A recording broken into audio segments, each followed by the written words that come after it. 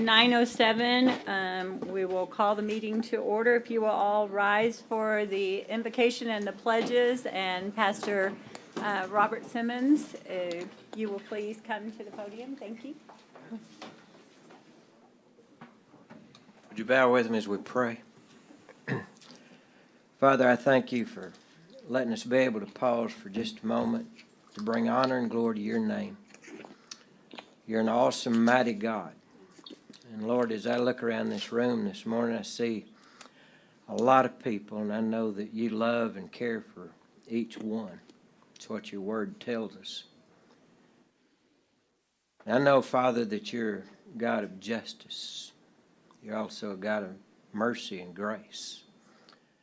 And I'd ask you, Father, to give this court wisdom. You've told us in your word that when we ask for wisdom, that you grant it. And so I pray, Father, that you would give them that wisdom, Father, that just comes from you. And I pray that justice would always be done, as I know you love justice. So we want to honor you. We want to give you glory and praise and just start the day thanking you for loving us with such a great love. In Jesus' name we pray. Amen. Amen. I pledge allegiance to the flag of the United States of America and to the republic for which it stands, one nation, under God, indivisible, with liberty and justice for all. Honor the Texas flag. I pledge allegiance to thee, Texas, one state, under God, one and indivisible.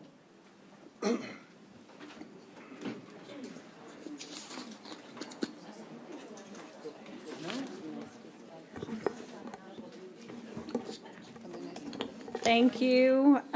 We have a quorum. All commissioners are present. It is 9:09. We are at the Nueces County Courthouse, 901 Leopard, and I certify that a quorum is present.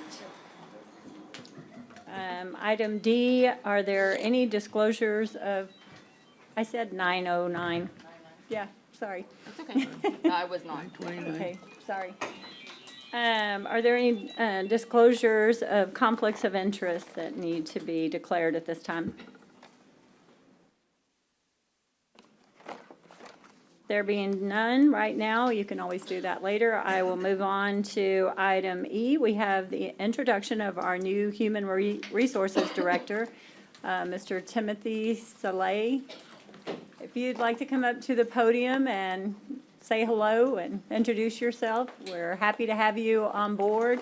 He just started yesterday, so it's, Monday.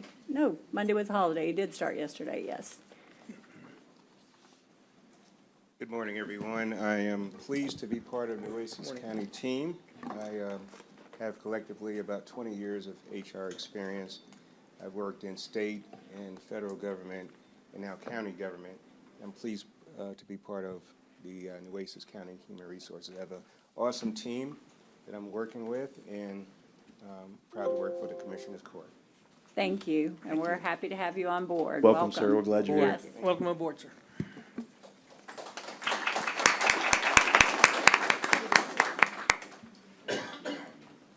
Moving on to item F, the certificates of recognition, F1, and recognition of Zelda Oliveras, 18 years of service to Nueces County. We are so very thankful and so grateful for your service. I know we have a certificate somewhere. Who has it?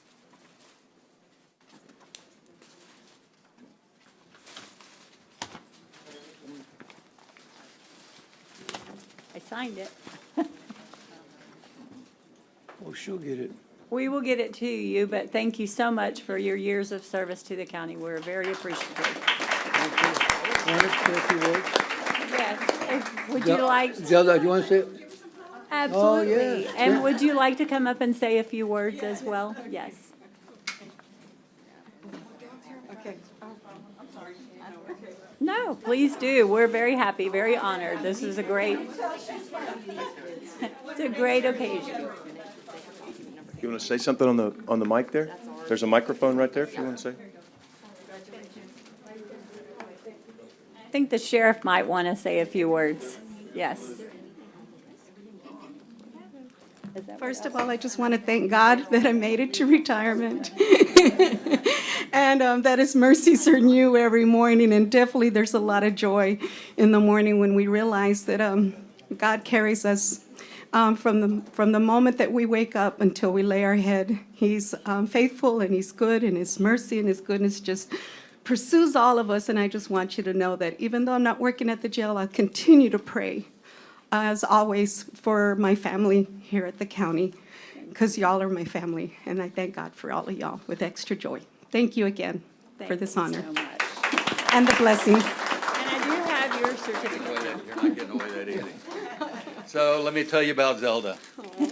So, and she's gonna push back on this because she is so humble.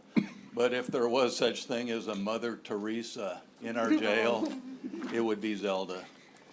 So we have today 175 female inmates in our jail, and Zelda was there for them.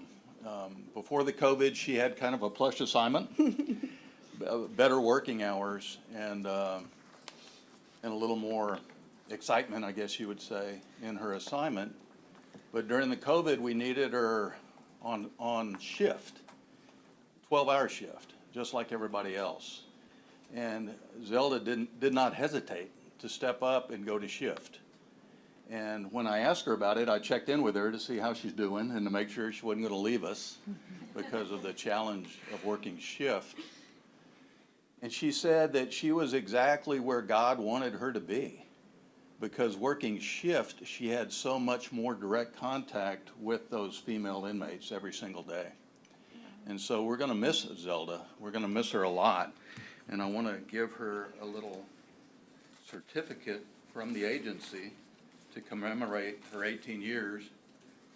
And I also want to, because I mentioned the Saint Mother Teresa, Not even close. I have to use at least one of her Way too one of her quotes, and that is, some people come into our life as blessings, some come into your life as lessons.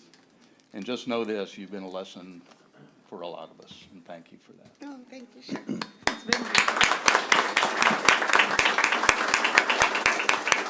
Thank you very much. Another picture? Those of you who don't know, Miss Olivares got a beautiful, beautiful voice. She sings, Thank you, Commissioner. and tell you what, she has been our singer at our functions, and wants to invite you back again this year.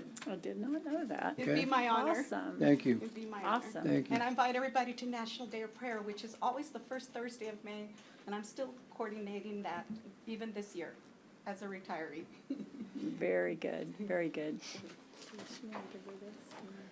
Let's, can we get one more? Congratulations. Going up front, yeah. You want to give commissioners one bring her up here? Yeah, please. Judge, want to take her, bring her up here? Yeah, you want to come around up here to do it? Or we have these things in between us. It's like, yeah, we'll go down there. Yeah. Down. Or you can stand there if you want to. And we're like, we're back there. I think it's just allergies, but I'm not sure. That's fine. Staying over here. I'm just warning everyone. I'll do the fist bump.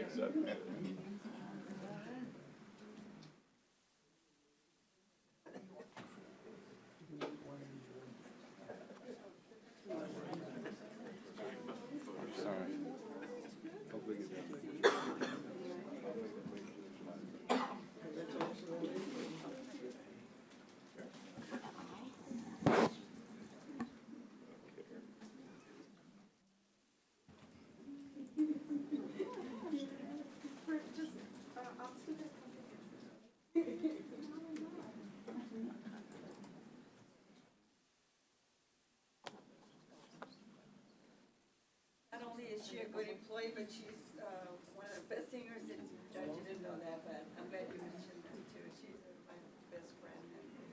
And I really, she retired from 13 years. I retired 8 years ago, yes. I was a magistrate, with a magistrate court. Ready? 1, 2. Judge, thank you so much.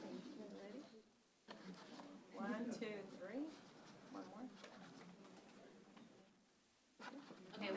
One more. I'm so sorry. I'm late to the party. 1, 2, 3.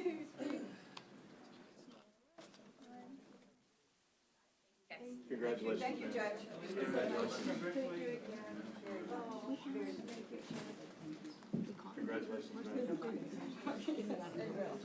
National Day of Prayer. 1, 2, 2, 1, 2, 2, 1, key 2, or 1, key 1.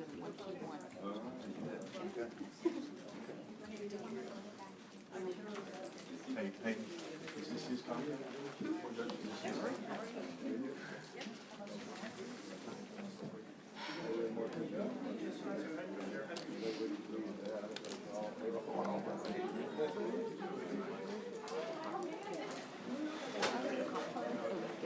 Yeah, I'm gonna give it that one.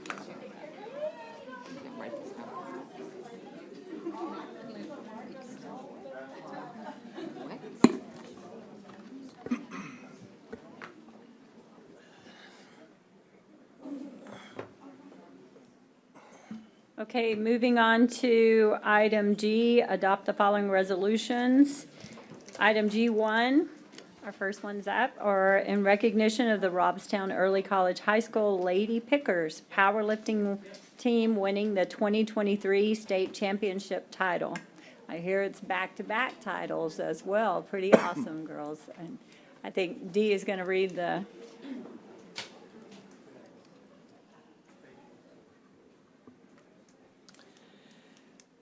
Okay, Commissioners Court Resolution in recognition of the Robstown Early College High School Lady Pickers Powerlifting Team 2023 State Championship. Whereas the Robstown Early College High School Lady Pickers Powerlifting Team finished the 2023 season with their second straight 4A Division II State Championship title at the Texas High School Women's Powerlifting Association State Meet, making them the first ever girls' team to bring home back-to-back state titles.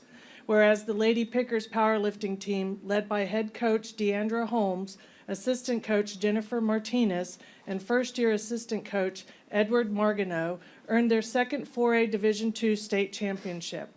Whereas the Robstown Lady Pickers powerlifting team members include seniors Josanna Rodriguez, Jamie Casas, Lorena Paredes, juniors Janessa Vela, sophomores Leia Alanis, Amelin Olguin, Gianna Olguin, Jaylee Larave, and Olivia Morales, freshman Jalen Fernandez.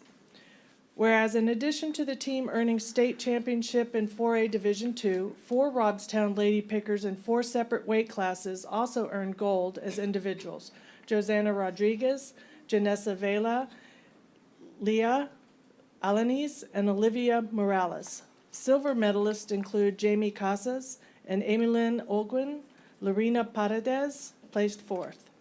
Now therefore be it resolved by the Commissioners Court of Nueces County, hereby congratulates the Robstown Early College High School Lady Pickers powerlifting team on their 2023 state championship title, and further encourages the citizens of Nueces County to join the court in celebrating the Lady Pickers powerlifting team for their accomplishments this season.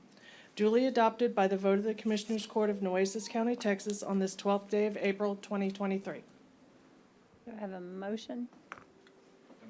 Second. A motion and a second. All those in favor, say aye. Aye. Aye.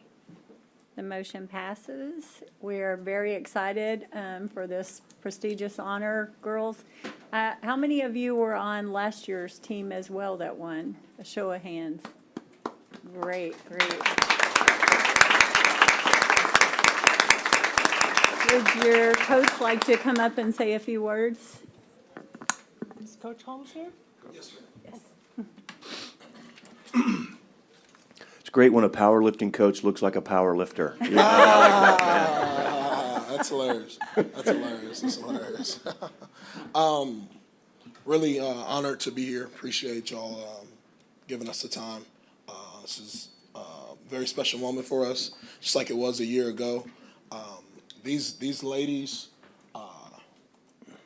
their accomplishments that they have accomplished throughout their careers as powerlifters only tells a portion of the story.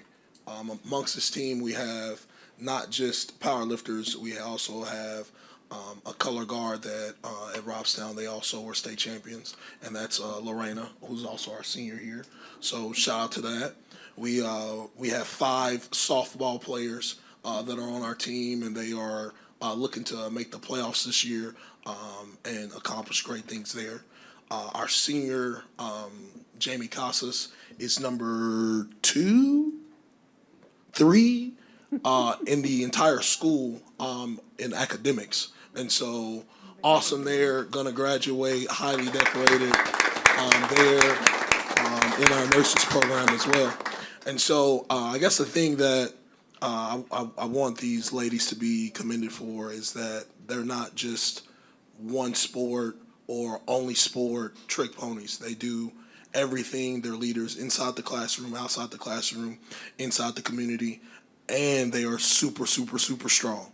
And I think that it's great for them to be honored and that to be displayed, that it's not just a physical strength, it's a mental strength, it's an emotional strength, and they're leaders not just on the girls' side, but in all of Robstown athletics and Robstown community. And I just very honored and appreciative to have the opportunity to coach these young ladies again. So. Very nice, thank you.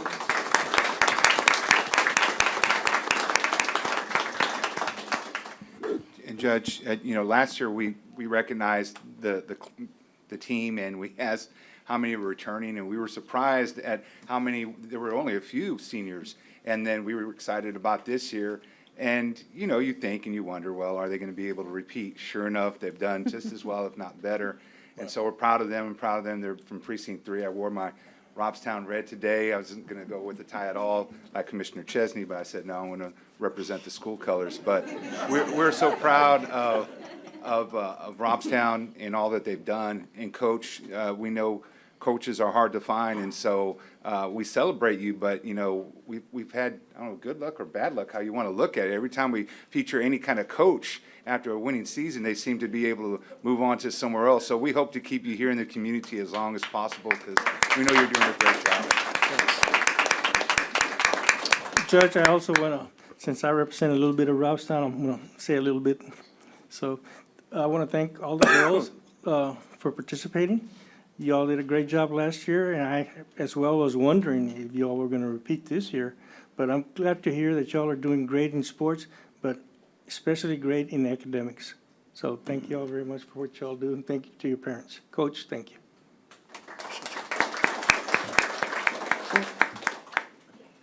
Congratulations to y'all Yes, and can we everything you get you?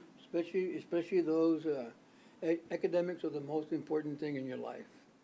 You can be a power lifter, but you got to have academics. Because if you don't have that education, you'll be lifting weights in your garage forever. So I want you to know that, you got to go out there, be a power lifter, but also work hard on your education, move forward, and be somebody, because you can be anybody you want to be. Okay? Thank you, and God bless you, and congratulations, Coach, for everything that you do with the team. Very good.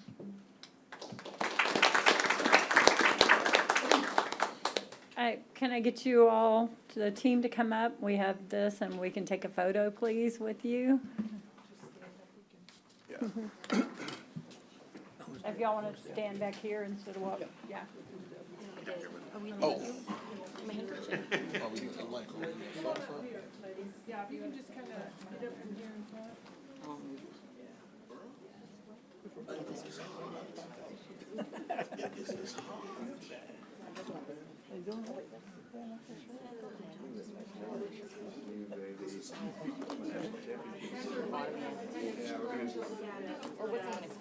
Okay, hold on.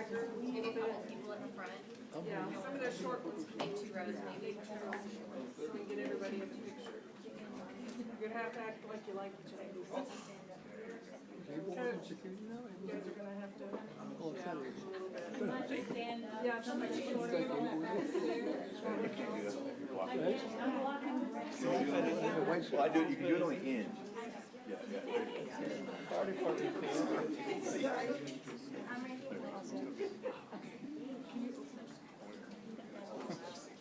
Squeeze like it's pre-COVID.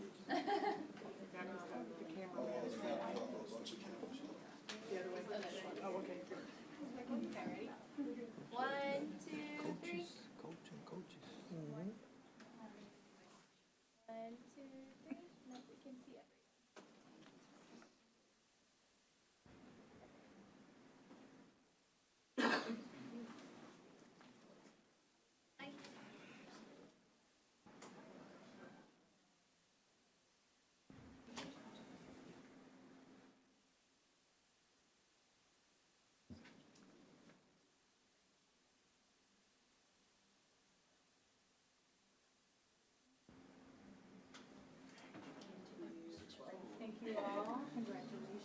Congratulations. Congratulations, Coach, congratulations. Congratulations. Hey, Coach, how many curls you gotta do?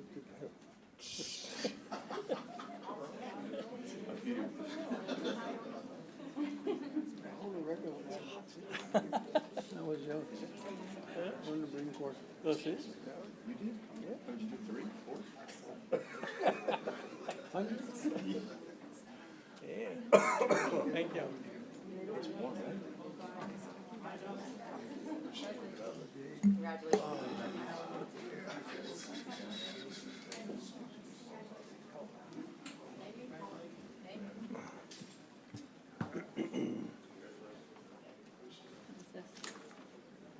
Huh? What's that for? Okay.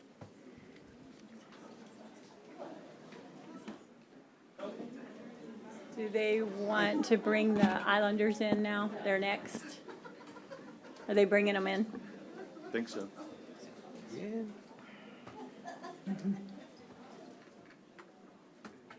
Item G2, in recognition of the TAMUCC Corpus Christi Islanders basketball team on their successful season. I hear it's an awesome season this year, girls.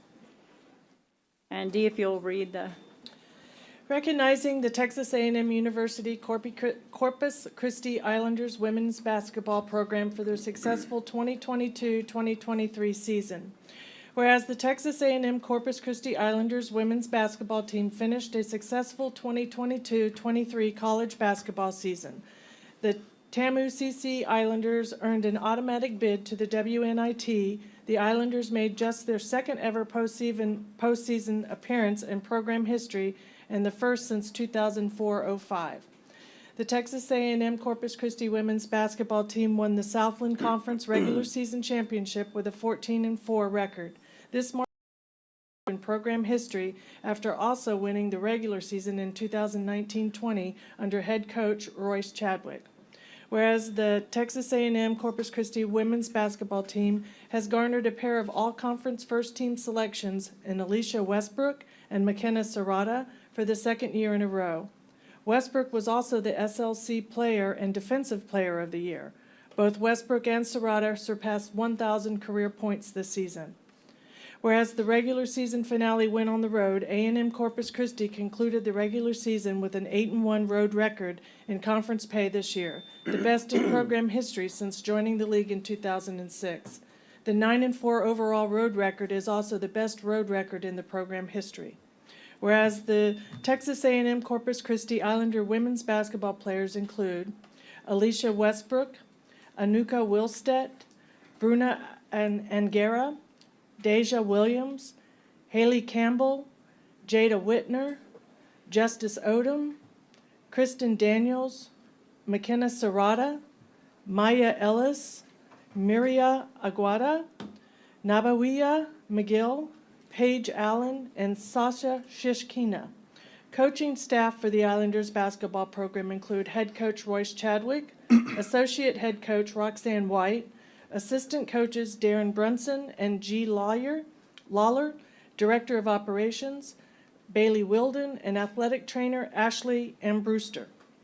Now therefore be it resolved by the Commissioners Court of Nueces County and that the court hereby recognizes the Texas A&M Corpus Christi Islanders women's basketball program for athletic accomplishments and achievements and historic success for the Texas A&M University Corpus Christi. Duly adopted by vote of the Commissioners Court of Nueces County, Texas on this 12th day of April 2023. So moved, Judge. Second. I have a motion and a second. All those in favor, say aye. Discussion? Aye. Discussion, okay. I figure it's a resolution. Yeah. Nobody's gonna do. You can talk. No, yeah, okay. Judge, thank you very much. It was, and I've got to say this for Commissioner Mottas again, it is great to represent the Island University. His alma mater, which he'll probably tell you in a minute, I'm going to steal a little of his thunder, but it's always been a great honor to represent the Island University and the success that your program has had under this outstanding coach and his staff and you ladies has been unreal. I had the honor this year, thanks to Coach Chadwick, to be an honorary coach, and I didn't mess it up. I stayed out of the way, sat in the back row, and let Coach Chadwick and his staff do his thing. But it was really cool to go in the locker room and watch what they did and see how they strategized, and that was a real treat. So if anybody ever has an opportunity to do that, I would tell you to do so. If anybody has an opportunity to go watch the game, do so. If you didn't watch that women's Final Four game, or championship game this year, then you were probably one of a minority, because it's phenomenal, the progress and the way that the women's game has evolved and continued to be just outstanding to watch. So it's really been a lot of fun. I would like to know whose side, Caitlin Clark or Angel Reese? No, I'm kidding. It was a joke. But that was fun to watch. I mean, that was part of the game. That as someone who's been around basketball, you know, trash talk is kind of part of the game, and that is what it is. And it's just fun to watch. I mean, you ladies have been great, and you've been great on the court. You've been great off the court. You've been an outstanding representation of this community. And we all wanted to bring you in here and recognize you. We didn't want to bring you in here with the guys, because we wanted you to be on your own, and we wanted you to feel like this was about you and all about you, and that's what this is today. So super happy with your success, and I'm hoping Coach Chadwick and maybe one of the ladies would like to speak, because we'd sort of like to hear from them. But, you know, you're fortunate to have, obviously, you know, the winningest coach in the history of the Southland Conference, and I got to continue to throw that out there, too. That's quite an accomplishment in the history of the Southland Conference. And it may be some other honor, too. He's won so many games I can't keep up. But, Coach, thank you for always including me in this court, and we're happy to continue to honor the ladies here. I don't know how many times y'all been down here, but you keep doing what you're doing. We'll keep bringing you down here, so we're thrilled to have you. So thank you very much, Coach. Yeah, just real quick, I'm a proud Islander, always proud of anything our university does that gets us on the national scene, and the men's team and definitely the women's team did that. And it's always exciting for the invitationals as well, because we know that the postseason gets continued for our teams. And that's one thing that I'm always asked is, well, when do the Islanders get to play postseason in Corpus Christi? And they say, well, there are opportunities for that, right? It doesn't mean that you have to go play away when you get invited to March Madness. There's March Madness with the CIT, and there's a few other NIT and others that you have chances to be able to play at home. So just to be able to have you all with a team the caliber that you have brings recognition to us, and we know that there's always interest. And I always follow on social media and see all the excitement as far as tweets and likes and retweets and what is the Allen University and all of that. So we know between you and the men's team have really put us in national attention again. I hope that helps with recruiting, hope that helps with retention of our team, and just brings school pride to us. So thank you all for all you've done for Corpus Christi and Nueces County, and go Durs. Thanks.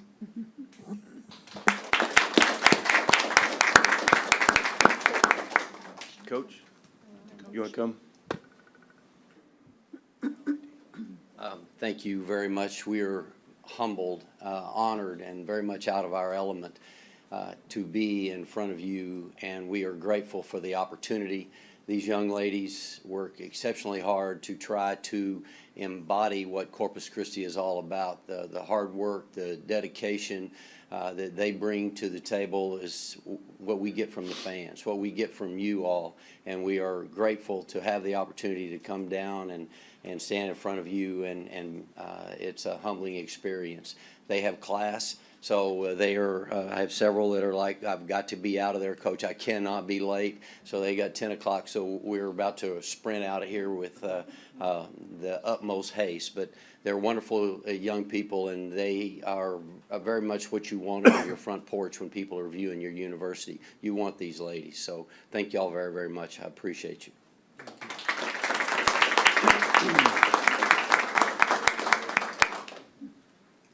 Hi, my name is Alicia Westbrook. I play on the team, obviously.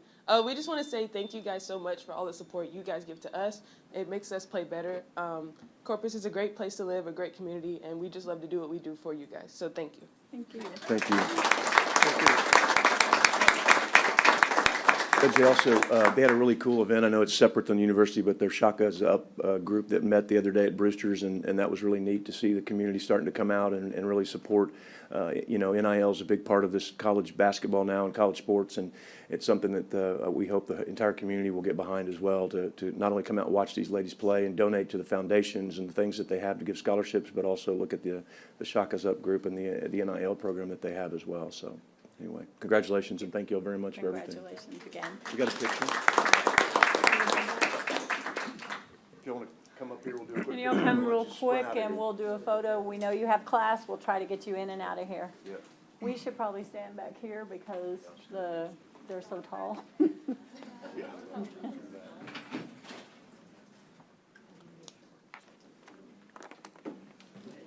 Move the chair out of the way. Yes. Go ahead. You're an islander. You get the middle.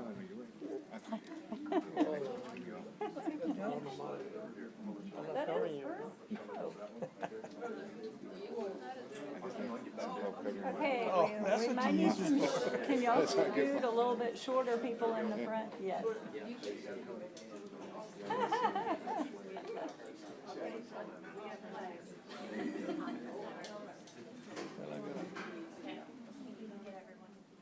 One, two, three.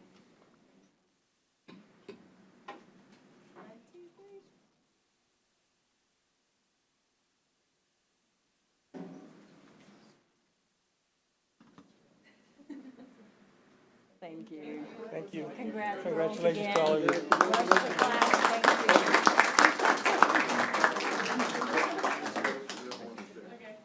Thank you.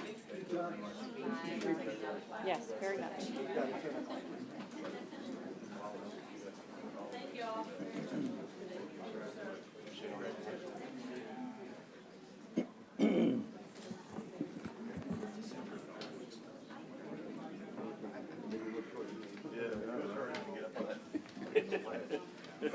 I'm fine with that. Show the judge where she can Yeah. stand on that ledge. Yeah.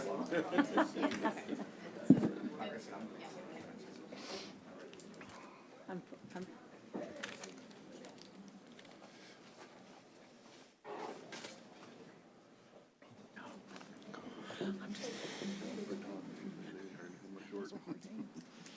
Okay, item number 3, in recognition of AgriLife Extension Volunteer Appreciation Week. I believe it is week. It was a misprint that it said month in here, but thank you all. We do appreciate you very much. Yes. So in recognition of the Texas A&M AgriLife Extension volunteers during Volunteer Appreciation Week.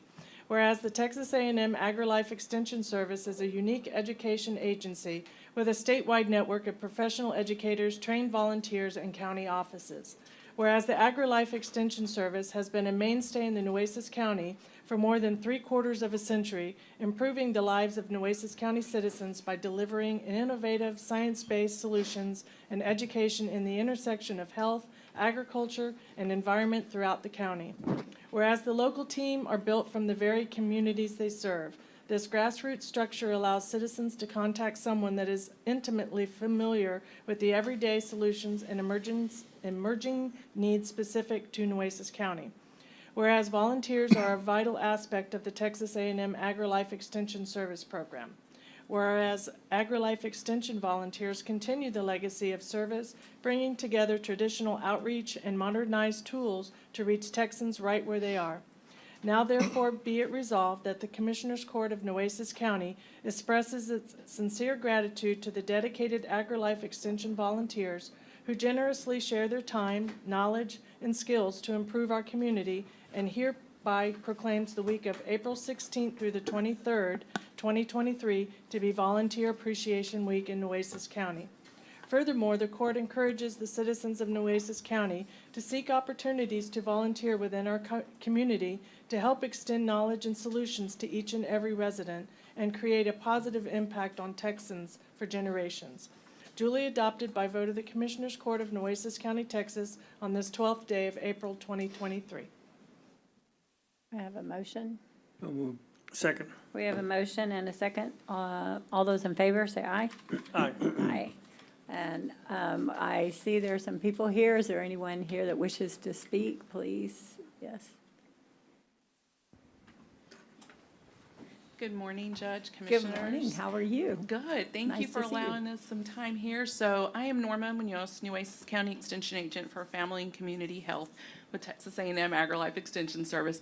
Before I get started with our volunteers, I do want to introduce, I have some coworkers here. So we have Nueces County Extension Agent for Horticulture, I missed him, Kevin Gibbs.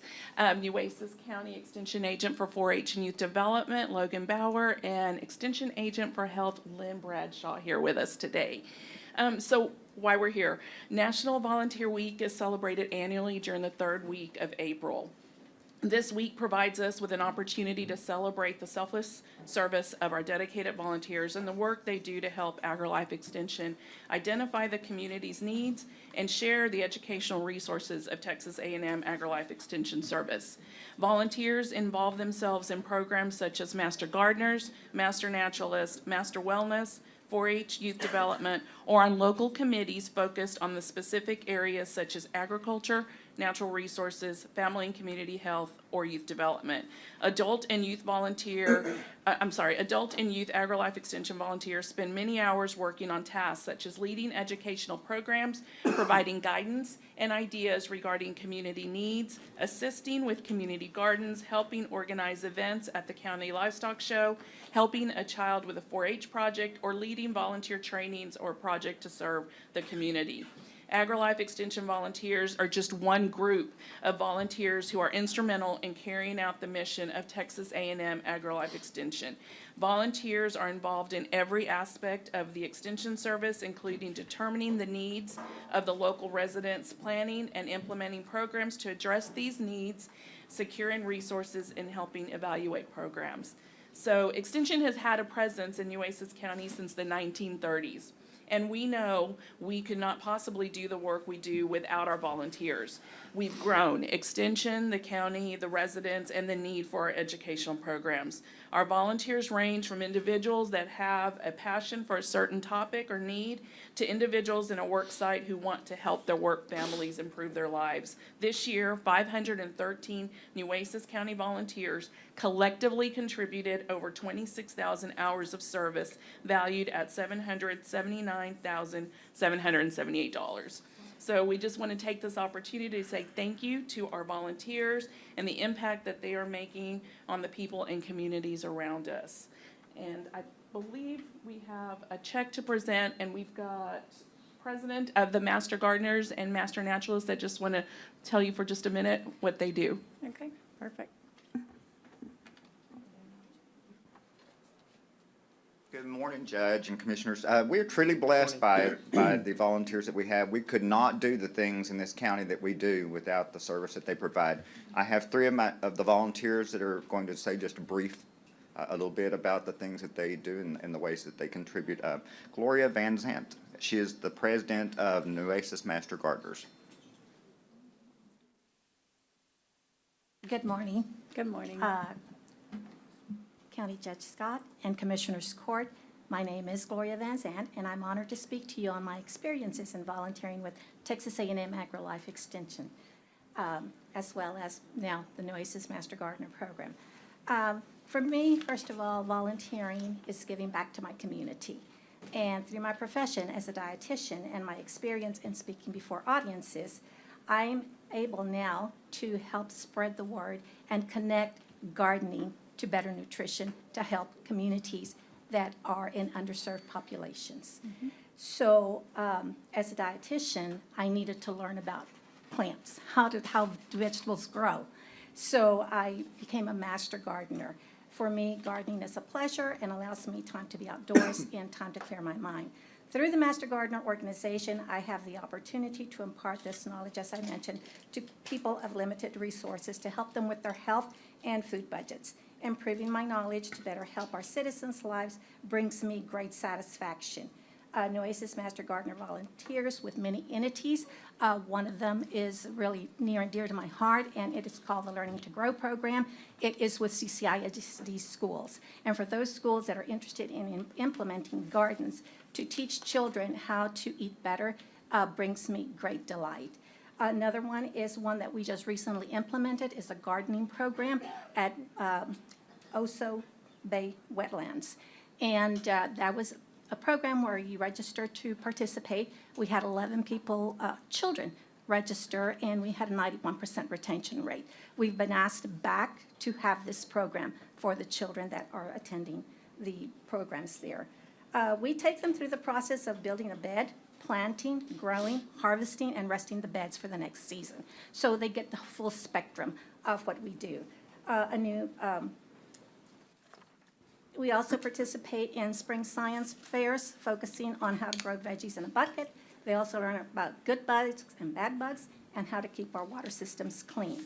It is important for you to know that Master Gardeners complete special training in horticulture to be able to impart that education to our community. And by being successful in the completion of the program, we earn the title of being certified Master Gardeners. But we are charged with maintaining our education in this field. We have to have at least 30 volunteer hours and 6 continuing ed hours a year in order for us to maintain our certification. By maintaining our certification, we improve our skills in gardening that allow us to directly teach or facilitate educational program in our community. Another program that I'm very proud of is our plant sale that's coming in on at the end of the month. And it is held at the JCC, which is the Jewish Community Center, from 9 to 2. And those funds help us underwrite of the programs that we provide to the community. So thank you very much for your attention.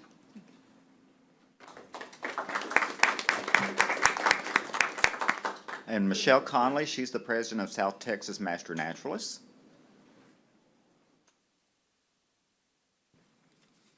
Good morning. I'm Michelle Connolly. I'm the president of the Texas Master Naturalist chapter here in Nueces County. I have some brochures for here. We've been here for 20 years, and we just celebrated 20 years of being here in Nueces County. And basically, we're a group of well-informed volunteers that do a whole bunch of education, outreach, and service within our natural resources here within the county. I personally have been a member since 2020. I do a lot of work out at the University of Texas Marine Science Institute with their wetland tours, the newly reopened patent facility there, and the Amos Rehabilitation Keep. I both feed the turtles and walk all kinds of people through tours that we do of that facility. I also work at the Nature Preserve there, doing trail work, which a lot of us do with not just picking up trash, but rebuilding, clearing, planting native plants, etc. And then a lot of us work down at the Padre Island National Seashore, doing turtle patrols and stranded releases. It's a privilege to work in such a wonderful area here with so many opportunities for our volunteers to work. We have grown from 30 members to now we're at 100 within about 3 years. And our class sizes to train new volunteers to be certified used to be about 3 or 4. Now there's a wait list, and we have about 20 each year. So we are growing. It's, I think, in part a result of COVID and people really starting to appreciate the great outdoors and wanting to be involved with it.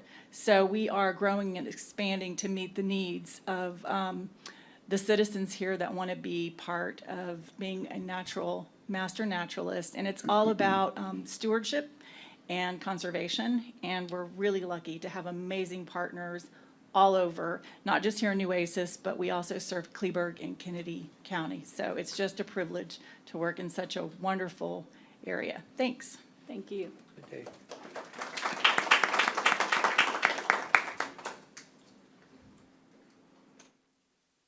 So we have a check to present to y'all. I think Kevin's gonna get that. But also, next month, we have an upcoming Water Awareness Day for youth in 6th grade, and it is a volunteer-led program. We are very proud of that, and so we've got invitations for you, your assistants. So I'm gonna leave those here for y'all, and we would love to see you there.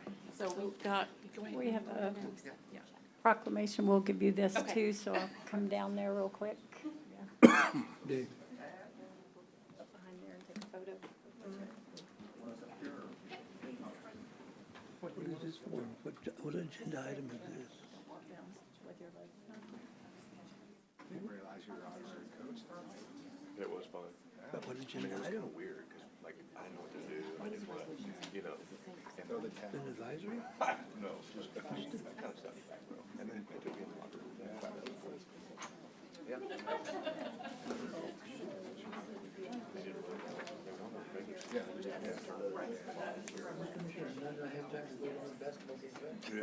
wish you did too. Hey, man, I'm taking care of the drainage. Yeah. God. I know, I don't get a chance to watch it. 1, 2. I hear it. The other guy needs to bring in your Steve. Yeah. That's been a real, I don't know if we've ever, he's the best program and really beats. Thank y'all. Thank you all. Hey, guys, thank you. Thank you. Hi, how are you? Yeah, the beach ball. That, you know, this last week or 2 weekends ago, first time we went to go somewhere for the women's tournament, the beach ball. Oh, yeah. I've never been there. Gail, I got to know Gail because I sat on that selection committee with her. She's a really nice lady. I need to know. It's still bad. Yeah, I'm just gonna.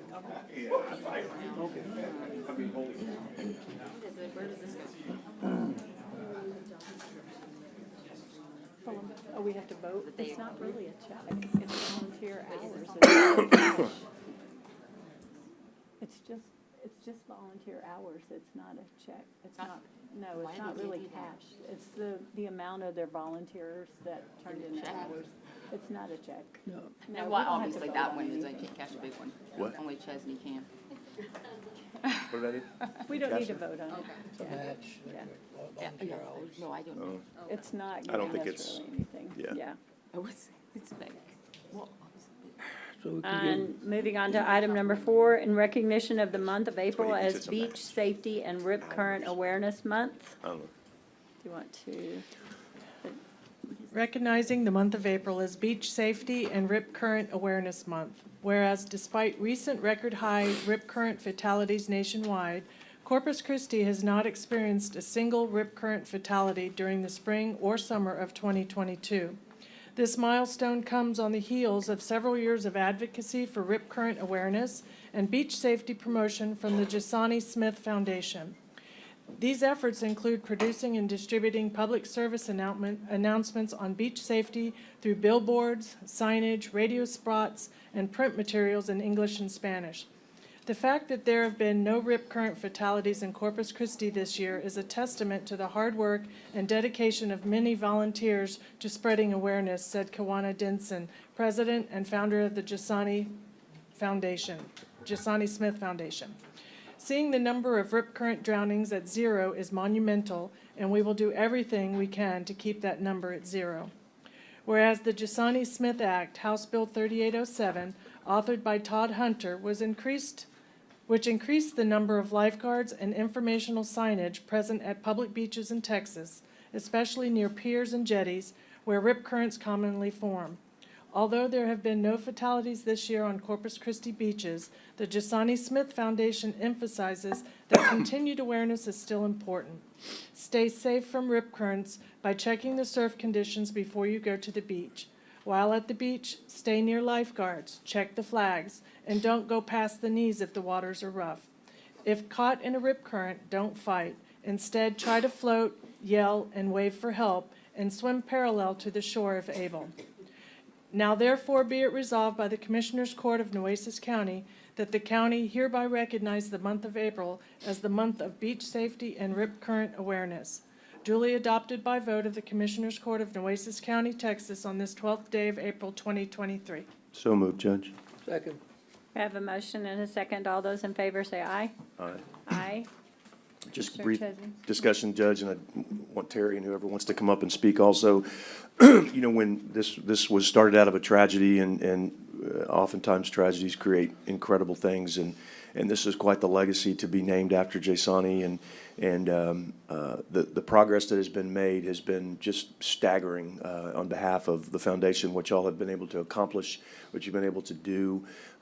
This county has tried to be a partner with you from the beginning, and it's been an honor to be a partner with you. I also have today to give you, Terry, the check that I allocate out of my outside agency funds, but that the entire court supports for $5,000 for the support that we continue to want to be a partner with you in this incredible incredible cause. The work that this foundation does on the beach needs to be applauded and really recognized, because they spend hours and hours and hours and hours that we could never do getting out there and volunteering and passing out information and making sure people know about the rip currents. And that's what has to happen. We've put up signs, and we've had flashing signs, and we've passed legislation, or Todd did, and we were all involved in that. But that is like great stuff, but what you do at the grassroots level is what saves lives. The rest of it is supporting your efforts to save lives, and people need to be aware that there's nothing better than someone walking up to you on the beach saying, hey, look, let me explain to you how a rip current works. You get out there, you get caught, here's what happens. And I know that the countless hours that this foundation spends is unbelievable, so it's an honor to be a part of that. Helping get this started. You know, y'all did all the work. I just, kind of was around, and we're very appreciative and very supportive of these efforts. And thank you very much for all you do. It's greatly appreciated. I know your wife's in Houston today, I believe, and couldn't be here, but we appreciate you being here on behalf of the family, and take it away. Thank you, Commissioner Brent. Good morning, Court. My name is Terrence Denson. I am the Vice President of the J. Sonny Smith Foundation. Y'all give me a second. My wife is usually the one up here. For and foremost, I'm just humbled to be here. We have a great community that really knows how to come together. I watch a lot of news, and I just see a lot of different people that deal with tragedy, and one of the first things they always speak of Corpus Christi is that Corpus Christi sticks together. Even if they don't know you, they will come out and help you and support you. Our main objective has always been, since we lost our son to a rip current, was to do what we can do to not allow someone else to have to go through what we go through daily. We've received a lot of support. We have a lot of volunteers that take time out of their day to because they feel obligated. There's just a certain obligation you should feel when you go through things, or someone that's going through something. And I just want to say thank you to the court. I want to say thank you to Corpus Christi, the community, all the people that come out and help us.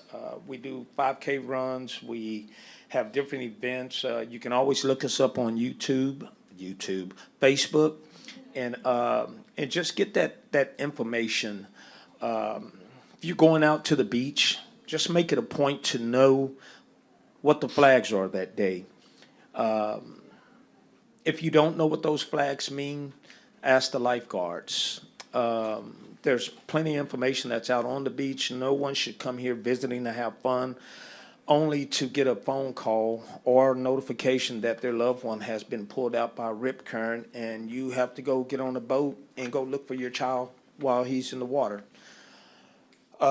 So yesterday was the anniversary of our son's death, and we're in this for the long haul. This was not an in-the-moment thing. So I just want to say thank you to each and every one of you that are actually here. Some of you just being in this courtroom today, you're going to learn about rip currents.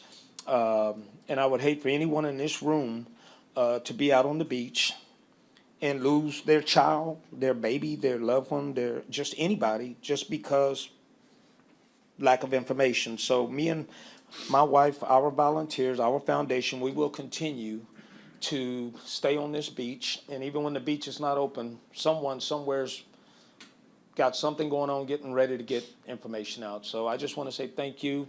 And also Judge Connie Scott, welcome. You wasn't here last time I was here, so it's an honor to meet you. And just thank you guys. I really appreciate you. And real quick, I will let Miss Mary have a few words. Judge, Commissioners, it's great to see you all. I know you're used to seeing me, in another capacity. I'm not here for that today. I'm the treasurer of the J. Sonny Smith Foundation, and as Terry said, it's 4 years. I know Kawana's on the Zoom. I can see her on there. It's 4 years, and this year hits a little different for me because this year I have a senior. He's the same age as Sonny was when we lost him, and Luke is a lot like Jasani. He is more popular than he probably should be. He's very athletic, and he's a water baby. And Kawan and I were talking about that, and as a mom, we all have anxiety, but thanks to you, really, thanks to you and this community, Luke has something that Sani did not have, and Luke has information. He has knowledge about the flags. He has billboards. He has information. And that's because of my friends, the Densons, and because of this community. And it's not obligation, Terry, it's love. We love the Densons, and we love this community. Nueces County has some of the finest beaches in the world. We have soft sand. They are unspoiled. They are wild. They are free. They are beautiful places. And there's no reason in the world they can't be the safest beaches in the world. And so I thank you for your efforts and your advocacy, because, Commissioner, I agree with you that it is the grassroots, but without your support, it would not happen. So I thank you as a mom and as a treasurer of the Justani Smith Foundation. Thank you very much.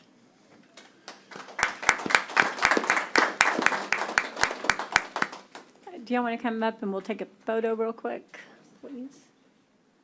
I want to go down for this one.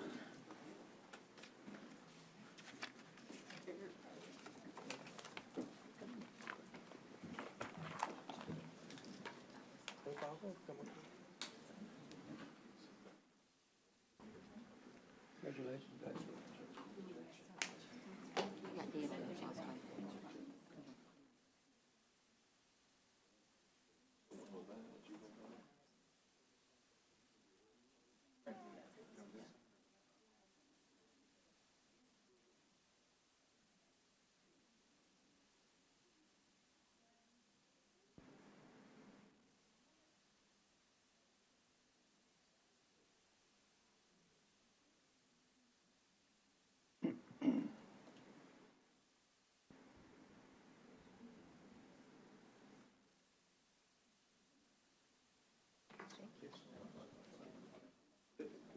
Yeah. Congratulations, folks. Ma'am. Thank you for what you all do. Congratulations.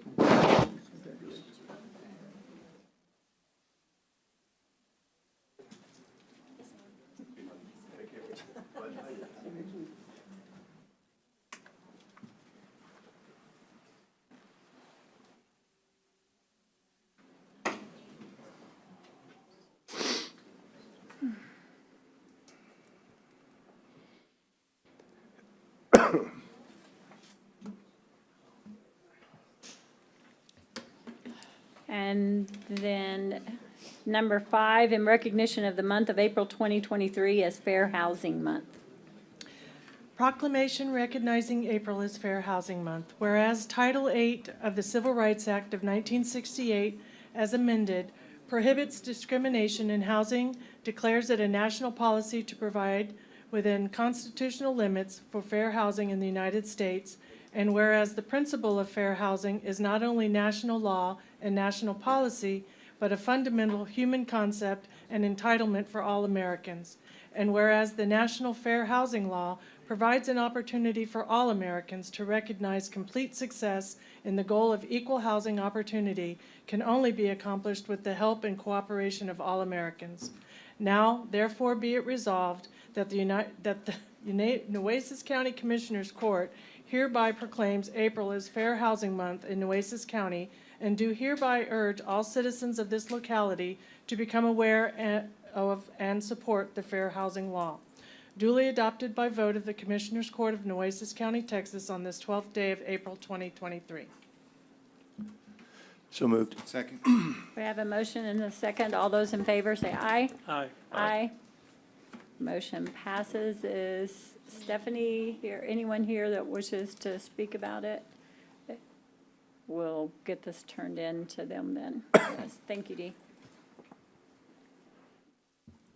Before I go into public comment, well, never mind, we'll go on in, because Jag may have some that he wants to. I was gonna see if there are any items to be tabled today. I have item H. Which one? Consent? or- I1, the board appointments. I2, sorry, the South Texas Water Authority. I want to move that to the next meeting. Sorry, I-2, you said, Jim? I2, and H2, I2, yes, sorry, I said it wrong again. I2. I-2? The South Texas Water Authority Board appointment, I want to move it to the next meeting, and I make the motion. Do I have a second? Second. I have a motion and a second. All those in favor? Aye. Aye. I'm abstaining on You're that item. abstaining, Yes. yes. And that's, Are there any other items that need to be tabled? Your Honor, there was a calculation error on E1, if I can table E1 indefinitely. Indefinitely? Yes. I still can't find the one you just did. E1. E1. So moved. A second. E1 to table. Second. Indefinitely. All those in favor say aye. Aye. Aye. If we're presenting anything that needs to be tabled, Commissioner, do you have any that you want to table? Oh, yeah.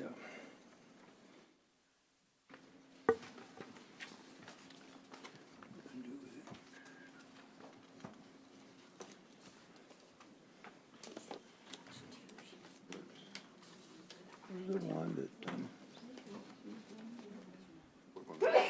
God bless. bless you. Where's Anna? Anna here? Anna, not here?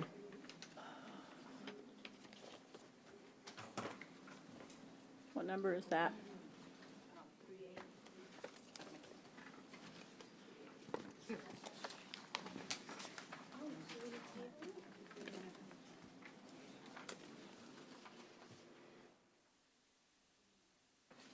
On item 3A3, I want to table to the next meeting as well. So moved. Second. We have a motion and a second. All those in favor, say aye. Aye. Aye. 383? 3A3.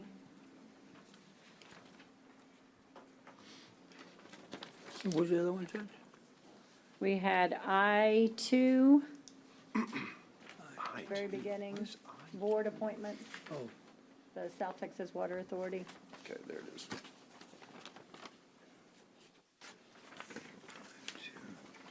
I've got one I'm checking on, Judge, but don't wait on me. I'll come Okay. back if I need to.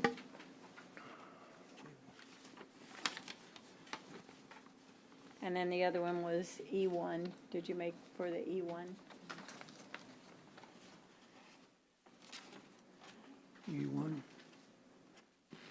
If that's all, You have any, you want any, Joe? No? I have the one on the one, what's the one that Anna had for the, Grants, hold on, B one, was grants, oh, this is grant, under grants, right? yes, that's correct. B1? Do you want to table that one? Yeah, I want to table that one for now. And make the motion to table item B1 to the next meeting, sir? Next meeting will be fine. Yes. Which one? I'm sorry, I couldn't hear. B1. B is under in dog? grants. Or B- Under grant, grants. under grants. B, sorry. There's only one item, it's B1. One. Yes. B, I'm sorry, Commissioner Hernandez, I wasn't speaking in B1. the microphone. B1.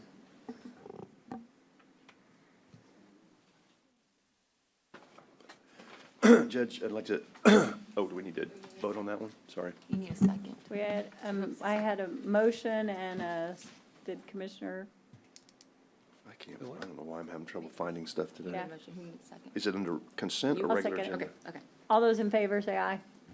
Aye. Aye. Aye. I thought we already did that. And then, Judge, I'd like to make a motion to table 3A7 till the next meeting. Discuss and consider dune protection permit for Admiral's Road project and all related matters. I'll second that. All those in favor say aye. To Aye. table 3A7 to the next meeting. Which one did you table? Which one did you table? One of the grants, but where is it? God dang it. What page?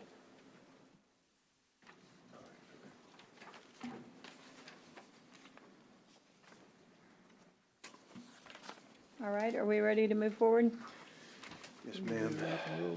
Okay, moving on to public comments. I have Tim Dowling up first.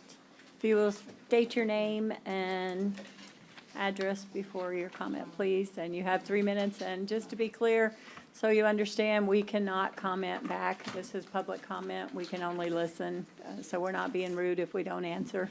Yes. Good morning, Commissioners. My name is Tim Dowling. I'm an attorney here in Corpus Christi for 41 years, live at 8017 Villafranche. I sure hate to bring the mood down after all these wonderful uplifting events we've had earlier this morning, but you, as Nueces County, and each of you individually are under attack. Your attacker is the state of Texas and some proposed legislation. It's HB 2127 and SB 814. It would preempt you from acting in any of 6 areas under 6 statutory codes: agriculture, finance, insurance, labor, natural resources, and occupation, unless the Texas legislature explicitly authorizes you to act. That's hundreds, maybe thousands of provisions. Under the current law, basically you can do anything you want as long as the legislature says, no, you can't. This switches it entirely around and says you can't do anything in any of these areas unless we explicitly say you can. So it totally reverses it. So what happens if you violate it deliberately or innocently? Guess what? You can be sued in any of 254 counties in the state of Texas, Nueces County, and each of you who voted for it. And even, not only that's not bad enough, Nueces County can be required to pay the attorney's fees if the other side prevails, and each of you who voted for it can also be ordered to pay the attorney's fees, each of you personally. There is no governmental immunity. So you could easily have this scenario. Somebody doesn't like something you did, it's a controversial measure, you get sued in 4, 5, 6 counties in Texas, and next thing you know, you're off to the races paying a lot of lawyers a lot of money, and you might have to pay the other side's attorney's fees. It's a recipe for intimidation of you in other counties and cities, and it will invite rampant lawsuit abuse. I think it will also make people more reluctant to run for these positions. You're putting your personal finances at risk under this bill. So what I think you need to do is stop the state of Texas from radically making this intrusion into local law. If there was a similar federal law that said, no, you can't act the state of Texas in any of these things, we would say that's an outrageous federal intrusion into state affairs. This is no different. The state of Texas is radically intruding into local affairs. So what I'd ask you to do, before I tell you what I'd ask you to do, one other thing I need to bring to your attention. There are 2 bills, SB 990 and HB 5331, that would ban countywide voting, which has been very, very successful, and I was pleased to hear in a very pleasant conversation I had with our outstanding clerk, Ms. Sands, yesterday, that she opposes that. And I urge you to make known your opposition to all of our legislative bodies, and especially Mr. Hunter. He's the only one of our local legislators who's in the majority party, so I think he's got more opportunity to influence things. And so I'd ask you to do that. And just by luck, when I was checking very late last night, I found some public comments about this bill, and you'll be joining good company, because Mayor Guajardo wrote a letter about this on March 15th. I'm sorry I did not have an opportunity to make 10 copies like I did for some extensive remarks that I handed out earlier. I hope you received.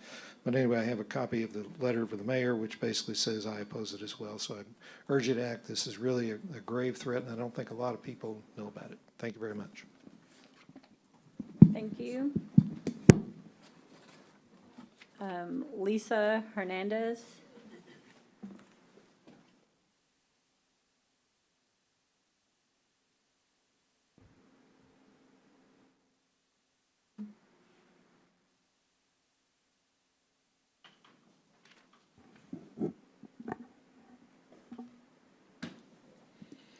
Hi, thank you for having this public comment time. My name is Lisa Hernandez. I reside at 5826 Llano Drive in Corpus Christi. I am a resident of Commissioner Hernandez's district. Before I get started on what I was going to talk about, I want to thank all of you for item K on the consent agenda. I wish it was 18 million. I do not want another 4-year-old to hear she's not going to live until she's 65. That's what I heard at age 4. So thank you very much. Mr. Chesney, I know you had a lot to do with it. Now, my purpose for being here.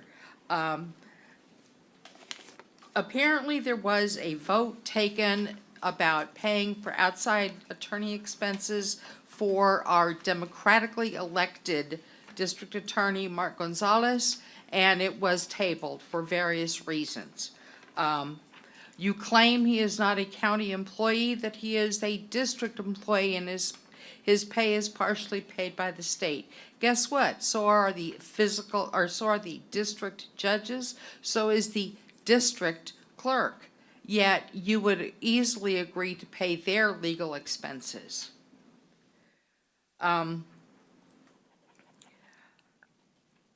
You claim that it is quasi-criminal under Section 1983 of the U.S. Criminal Code, Civil Rights Code. Everything brought under 1863 is indeed quasi-criminal. Yet you have paid for these before, not only for Mr. Gonzalez, but also for jailers who have abused inmates at the jail. There is another contention that there might be a conflict of interest due to relatives working in his office. That is an invalid complaint. When I moved down here from Austin, we did not move down here waiting for my husband's cousin to get off of the board of the school board, the school at which I worked. Once he retired, I felt ethically comfortable enough applying. Well, it turns out that in-laws don't count in Texas ethics or in Texas law. So that's an invalid complaint. You are paying the legal expenses for our criminally indicted medical examiner. Why not our, once again, twice elected, democratically elected in free and fair elections in Nueces County District Attorney? Thank you. Thank you. Carolyn Chiavula.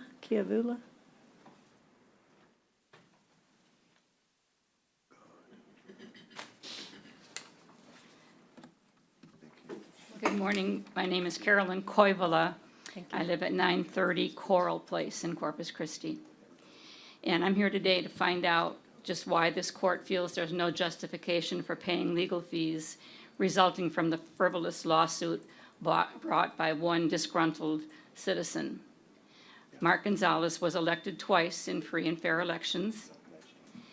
As Lisa said, the county is currently paying legal fees for a fired medical examiner and for the corrections officers accused of injuring inmates. Commissioner Hernandez says he cannot vote because he has a conflict of interest since his daughter-in-law works for the district attorney's office, but in-laws are not considered immediate family, so there is no conflict.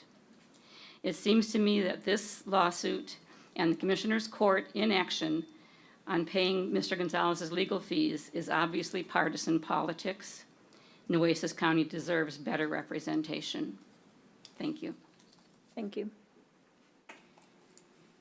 George Clower. I'm George Clower, 304 South Morningside in Corpus Christi. I rise to confirm what the previous two speakers have said in support of the county's paying for the district attorney's fees. And I don't need to repeat all of their reasons, but I stand by those two. Thank you. Thank you. Adriana Panther.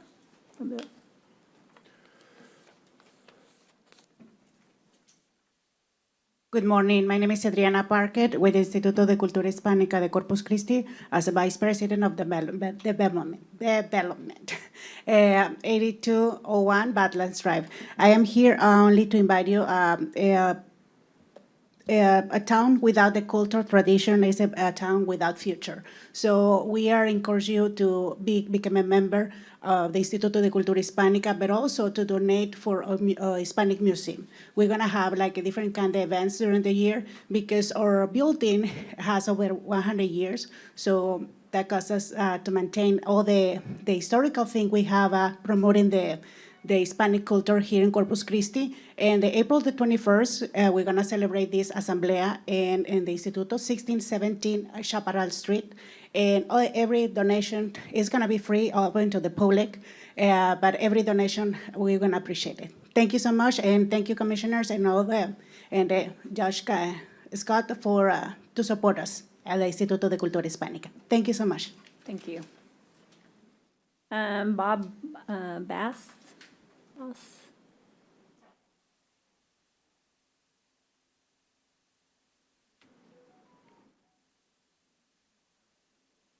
No? Okay. Renee Signs?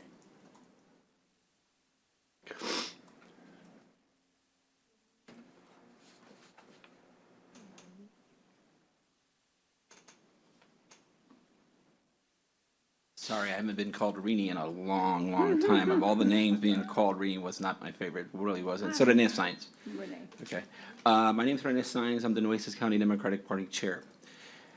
Rather than repeating what has been stated, I stand with those points that have been made. I want to add that it's unfortunate that we have to be here today to deal with an issue like this. This is not about Mark Gonzalez, the person. This is about Mark Gonzalez, the district attorney, okay? This law, I think, is being misinterpreted and being used the wrong way. If you do not give him this cover, which you have done before, then you subject yourself to this same actions as well. Yeah, we deal with issues through voting. That's the way these issues are resolved. If we don't like the performance of anybody, then again, that happens through elections. That's how democracy works. I don't agree with some of the people in here who've gotten elected, okay, on some issues. But I realize that, hey, that's why we have elections. So I'm urging each and every one of you to vote in favor of giving Mark Gonzalez his representation, because you've done it before, and at some point in time, you may need this because this law may be applied towards you and the decisions that you make. It's a smart thing to do, and you know it's the right thing to do, okay? I want to thank you for your time, and it's Renaissance. Thank you. Sorry about that. That's okay. Excuse me, Judge. Since I was called out by name, is it too late for me to sign up for public comment? No, we have a long list. I'll put you on there.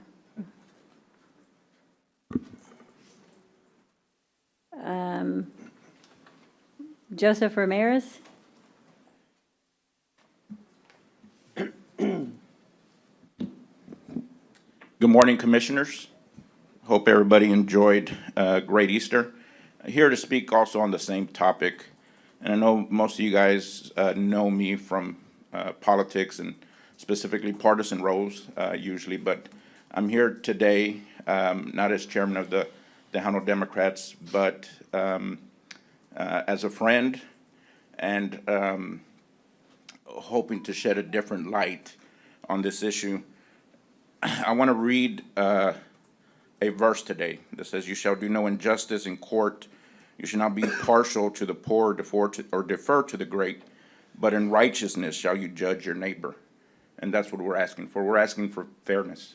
We're asking to take the partisan politics out of this situation. It's already flooded with partisan politics to begin with. But when it comes to our day in court, that's something that I think we all stand on. That's part of the foundation of our democracy as citizens, not politicians, but as citizens. That's part of our foundation. So we're asking for you guys to be fair, whether you think he's guilty or not guilty, or, you know, it's not that kind of case, but, you know, we all have heard that innocent until proven guilty. Let's be fair and let this man have his day in court, but let's be fair and do for him. And I'll tell you right now, Commissioner Chesney, Commissioner Scott, I'd be up here fighting for you as well, for them to do the same for you if you were wrongly accused of something, because I believe that having that fairness is just. And I'll close with another Bible verse. that says there's neither Jew nor Greek, neither slave nor free, nor male or female, for you're all one in Christ. But I'll change that. That's from the King James Version. I'll give you the Joseph Ramirez version. There's no Republican, no Democrat, no independent, but we're all citizens here of Nueces County, and we're asking you to do what's right. Thank you, guys. Thank you. Becky Moeller.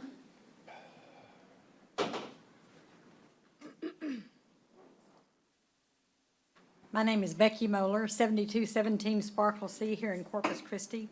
I have to say first, I'm probably the oldest person in this room, and I was so happy to see the Islander girls here because when I was in high school, there was no competitive sports for girls. So it does my heart good to see that something has changed, and hopefully it stays changed if we don't screw it up somewhere along the line. So thanks for letting us meet them. When the legislature's in session, you never know what's going to happen. But I'm here to speak on 4 and 5, more specifically 5, to hire outside counsel for our district attorney, Mark Gonzalez. I was gone from Corpus for a number of years, so I didn't have a personal relationship with Mr. Gonzalez until he was running for district attorney. That's when I met him and got to know him, and a more hardworking candidate I've never seen. But, you know, I think y'all have both a moral and a legal obligation to take care of this issue. As has said before me, it could be you.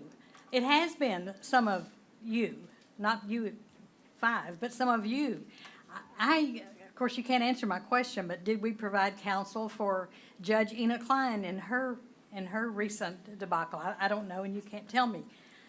But other folks we have. The history that they've mentioned that he's had his counsel paid for before too. This is not about Nueces County and our district attorney, Mark Gonzalez. This is a national problem, and after the Nashville 3, we're on the news so much. I've spent way too much time in front of the TV this last few days, but I've heard over and over that this is not a local thing. It's about progressive district attorneys across this country. And Mark Gonzalez, I think, has just been sucked up into the funnel and went after him. When I went to the court, the very first court thing, they had said he refused to handle a case on 2 issues. And the judge said, no, that's didn't come before him. So the petition was to be redone without those 2 things on there. So I think short-sighted. They didn't do their homework and went forward with the case. And I just don't understand why you would take one of your own elected officials in Nueces County and hang them out to dry by not providing them the same thing you've provided others and people in the same title as he has. Provide him outside counsel so he has a good legal defense. Thank you very much for your time. Thank you, Becky. Ray Madrigal, or, yeah.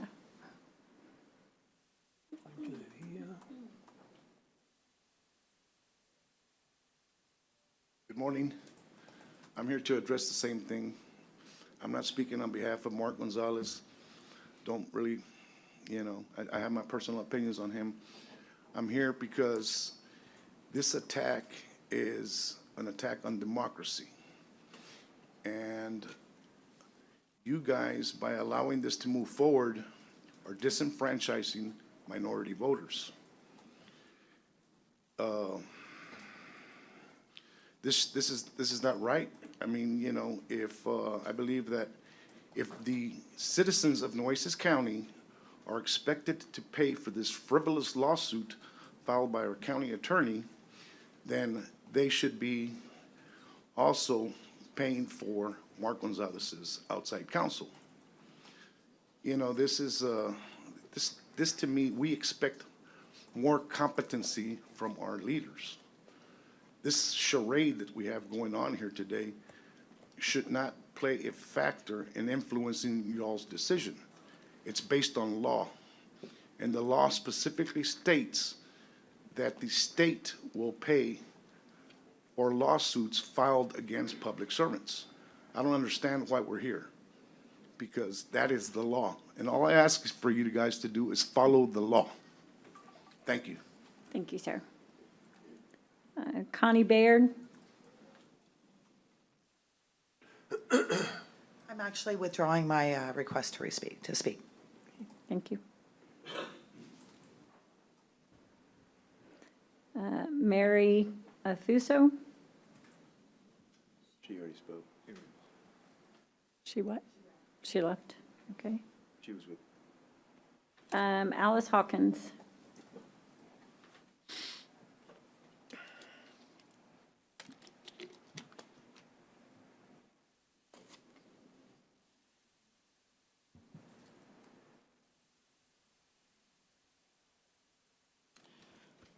Good morning. Judge Scott, excuse me, and the rest of the commissioners. I stand this morning in solidarity, excuse me,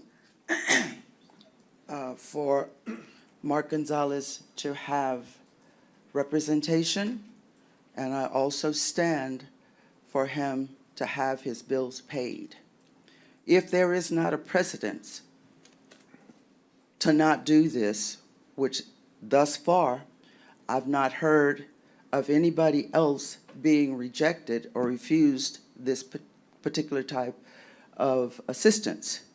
So if we are planning on setting a precedence to not allow him to have what the law requires, then we are setting up ourselves, because as the gentleman just spoke, if it can happen now, who's to say that it won't happen again to you or anybody else who is an employee of the state of the city? So I stand to ask you to provide attorney's fees and to take care of a duly elected official. We're not talking about a scam here. We're not talking about someone who got in by shoddy methods, but we are talking about an election that I voted in, and I voted for some of you. So I'm asking that you do your due diligence. If there is not a written policy that says that this should not happen, and it's just on the whim of someone who chooses to do this, just know that when you point one finger at somebody else, there's three coming back at you. So I'm asking that you do the right thing, that you support Mark, and that you pay his bills. By the way, I forgot to tell you that my name is Alice Upshaw Hawkins. I live at 3605 Cottonwood Street in Corpus Christi, Texas, and I was raised in Nueces County. This is my home, and I have voted in every election since I was 18 years old. And Becky, if you're the oldest one, I'm probably right behind you. Thank you. Commissioner Hernandez has withdrawn and going to speak when the item comes up on the agenda. Judge, I didn't withdraw. Oh, I thought they said you No, could. it was requested by county attorney for me not to speak. But we've spoken before. Yep. During public comment. And I would like to speak. Okay? I'll just let you know, Commissioner, that responses in public comment are to be limited to statements. Yes, ma'am, but in the past, just like everything else, we've paid their attorney's fees in the past. So why shouldn't it continue? Why do you want to change the rules? I'm not going to comment on that issue, Well, I know you're Commissioner, not. and there's an item on the agenda. I And understand as a that. commissioner, for this purpose, your I understand, comments but should be during the I was discussion. called out in public, okay? And I want my chance to defend myself, to speak my past, okay? You've always let us, You've never. been reminded, you do as you wish, but I you've been will. reminded of the I will. TOMA violation. I will, thank you. I'm Commissioner Hernandez, and one of the things I did when I first got sworn in was to obey and take the oath, protect the oath of the Constitution of this United States. Okay. So if we've done things in the past and it's been okay, and my understanding is, I wasn't here, my understanding is we've paid attorney's fees for Mr. Gonzalez in the past.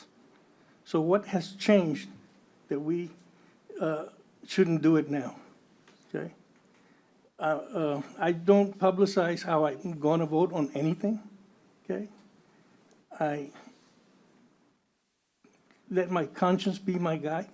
It's like several people here have talked about Jesus and God, and that Jesus loves justice, okay? Well, I want justice too, and I wanted to keep going the right way. The reason I'm here is I'm not proclaimed to be a Democrat or a Republican, okay? I'm just an individual that wants to do what's right. And if we've paid this for Mr. Gonzalez in the past and others, I don't think anything has changed that it cannot continue. Thank you. And that concludes our public comment section. Is there anyone here that I missed or wishes to speak? Jeremy, what is it? Did you sign up? Do you want to sign the list here? I'll get them afterwards. Yeah, okay. Good morning, Judge Scott and Commissioners. I wasn't going to speak on this. State your name and address, please, first. Yeah, Jeremy Coleman, 401 North Tonkawa. Our vision for the NAACP is to achieve equality, political rights, and to help those individuals who are in need. More recently, our national office has really taken a hard look at what we're doing in our local communities. Before I go into saying that, let me say this. I have a huge thing with decorum in a public setting whenever we're speaking to elected officials. So I just have to say this. Whenever we're up here speaking and we're coming during public comment, some of these individuals, including myself, we're taking off our jobs. We're coming to address issues that are matters for the majority of us of the heart. So whenever we're speaking during public comment, I noticed some of you all taking notes, and I was really thankful for that because that lets me know you're actually like listening, and I know you don't have to respond, and I appreciate that. And then I just saw a lot of distraction that was going on. So I'm just asking that whenever we're here in public comment, that those distractions that occur behind you are limited, because we're here and we get 3 minutes to say what we have to say, and sometimes when you're not looking or you're moving about, it just seems as if you're not paying attention. But back on what I wanted to initially say, I wasn't going to speak because the NAACP has a stance on we don't lean to the left or to the right. And in my official capacity, I try and hold true to that as much as I possibly can. But I want to go back to what the vision and our mission is. One of the core things, which you probably have saw with the individuals in Tennessee and them getting ousted, and all the dramatics that are going into and the drama that are going into individuals who have a strong voice in serving their community. I'm not going to, and I've never have, come to a court or a public setting to direct anyone to say this is what you should or you shouldn't do, because we elected you all to do the right thing and carry out your obligations through your oath and what you've been placed to do. But in relation to the district attorney, it is no secret that he has a relationship with the NAACP. And I just want the commissioner's court, whatever, and I haven't read the law. I know some individuals stated it, what it states, and I know you've read it. I know many of you personally, and I know you all study and y'all give feedback, and you're not just up here just to be up here. But whatever it does entail for you to do, I would hope and encourage you just to do that. If you do not want to support or pay for his legal fees, whatever, then just state it on record and just say, I'm not going to do that. Just stand on it, state on it, and move on from it. But right now, in this moment, regardless of what has occurred in the past, this is a moment right now that some of his constituents that have voted for him, and maybe some that did not vote for him, are just asking that whatever we have done or you have done as a county, as community leaders, as you're in your elected seats, maybe now or in the past, that you just continue that and just ensure that it is taken care of for our district attorney. Now, when saying that, I want to flip on the other side and just say thank you to Commissioner Hernandez and Chesney for your assistance that you all have given to the NAACP more recently. But I have 1 second. I just want to say the ARPA plan and the funding, I want to commend you all for really working with these nonprofits to ensure that they're getting what they need in, and you all are, tabling things and you're going through, and the staff is working really, really well, and they're communicating back and forth, Judge. So I want you all to know that they're doing their best to ensure that we're getting it and the information, and I just want to say thank you, and I appreciate that. Thank you. Thank you. That concludes our public comment section. I think we have one that wants to speak when the item comes up, but that's all. Moving on to board appointments. I-1, the Nueces County Beach Management Advisory Committee.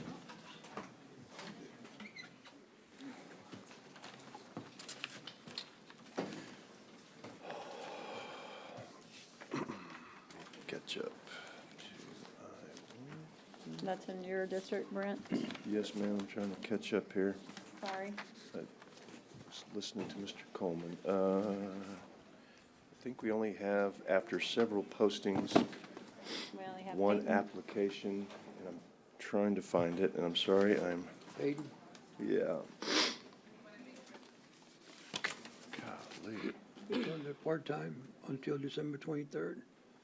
One applicant. After several postings, we only had one applicant Yes, for ma'am. that, and So- I would make the motion to accept the applicant, Second. Peyton Havelka. Second. We have a motion and a second. Is there any other discussion on this? All those in favor say aye. Aye. Aye. Two was tabled. Did you vote? John? Yeah. Aye. The motion passes. Thank you. We tabled the next one, so moving on to the consent agenda. Are there any items that any of you wish to pull for more extensive comments in the consent Yeah, agenda? I want to pull, I want to pull number D, special motions. D, D is in Uh-huh. dog.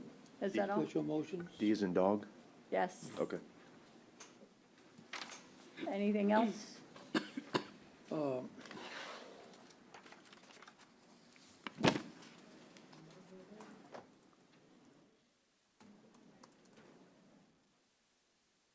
Number M, M as in to Mary, and N as in Nora. M and N. Yeah. So D, M, and N. Any other commissioners have any, they want to, John, you good with everything? So I'll accept a motion to pass the consent agenda excluding item D, M, and N. So moved. We have a motion to pass with the exclusion of those. I'll second that motion. All those in favor, say aye. Aye. Aye. Any opposed, same sign. The motion passes. Moving on to item D, authorize payment of bills, special motions list, American Rescue Plan Act. And Commissioner Gonzalez, you Yeah, have. I want to go so move that we approved everything on the consent agenda except for number 26, 27, 28, 29, and 30. And On the special motions? On the Special special motions, and 31 and 32. 26, 27, 26, 27, 28, 29. 30, 31, and 32. So moved. all except those. We have a motion and a second to pass all of the rest excluding item number 26, 27, 28, 29, 30, 31, and 32. All those in favor say aye. Aye. Aye. Any opposed, same sign.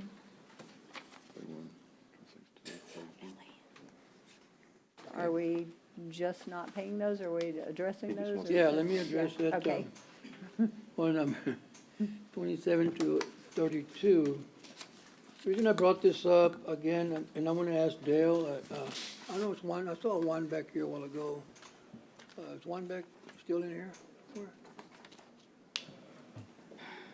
L-A-N.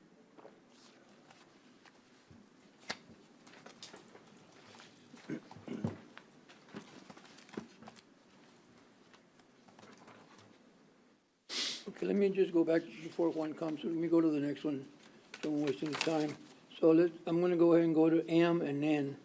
The reason I pull those out, because I just wanna be a little more transparency, like people want us to be. And I think when we do something like that, we need to indicate the amount on that special motion. So, people in the audience don't have the backup that we do. So I think when, like M, authorized contract with Robstown Area Economic Development, should be the $60,000 indicated in it, right? I think it's 60, right? Is that correct, Teresa? So we are on item M, authorize a contract with Robstown Area Development Commission. Oh, wait, what Yes. happened to, oh, I thought you were gonna go through the, He's waiting for I one. jumped to here because one wasn't here. oh, okay, so what did you, now you're on M? Yeah, Now he's on I just M. wanna make sure that that's the 60,000 we're talking about on the, Robstown RADC. That's correct, Commissioner. Okay, and my deal is, if we do this in special motions, on special, that we indicate that in parentheses, how much, so what, there won't be no question in the audience either. How much we're giving them, and they'll be surprised later on, say, Put it on the agenda? yeah, because they don't have the backup that we do, right? Okay. So, They don't This get is the backup basically at all? just the contract. The payment will be on the next court agenda with that breakout. yeah, but we're discussing right now, so it's good to, if we pass it, it's good that people know, How much? just a review, right? I mean, as far as that's my, I mean. So you all I make do- the motion to pass it So make a with that motion pass with- recommendation. To indicate that, we show the 60,000 from the future, agenda items, right? I'll second that, yes. Any other And, discussion yeah, I'm sorry. on item M? All those in favor, say aye. Aye. Aye. Any opposed, same sign. And same thing with N, of course, it's an amount there, so for future references, we just need to show that, that way there'll be no questions on the audience, or have questions on what, later on said, well, y'all didn't say that, well, So on item N, authorize a contract with United Corpus Christi Chamber of Commerce, Texas Windstorm Insurance Association for 2022-23. The commissioner just would like a little more information detailed on the front there so that we're being transparent with our. The dollar amount. Yes, with the dollar amount that we're planning to give to those, so if that could be included, but. We just need to do that on all of them, that's a great. On all of them, that's a great idea. In the that's what I'm recommendation. talking about, Okay. anything that has to do amounts. Amounts, put the amount on them. So You is can that put your it in your- motion, in your Commissioner Motion to go ahead Gonzalez? in future, list I'll all the second that amounts. one Do you want as to add well. that, the amount into your motion? And that think way he wants to I put it can in- reflect in the minutes. Right. No, my motion is to include the amounts. Say the amount now, that way I can have it in my The minutes. amount right now is 60,000. Okay, so Well, that's that was what, on the other one. That was the other one, and 25's on this one. 25 is on this one. that's all I'm saying, then it could be in the minutes. Yes, okay. Okay, Okay, It would be 60,000 included in the recommendation. 60,000 on going M, forward. 25 on N. okay, I'll add that in there. Okay. Yeah, Sorry. okay, that's okay. We had a motion and a second on item N. All those in favor say aye. Aye. Aye. Any opposed, same sign. Going back to item D, since Mr. Pimentel is back, I just want to Commissioner. ask one, and Dale, I think I brought this back up at the last meeting or meeting before that on the payouts on contracts, especially with land, since their contract was terminated on February the 8th, 23. But, we still get them contracts, invoices for December, November, and we're already in April. So, I mean, so those are backlogged, right? Those are back too, like anybody else's contract. So my question was, I think, Dale, I don't know if you were here or not, maybe Lisa was. Can you sit down with them and find out what really we owe them for November, December?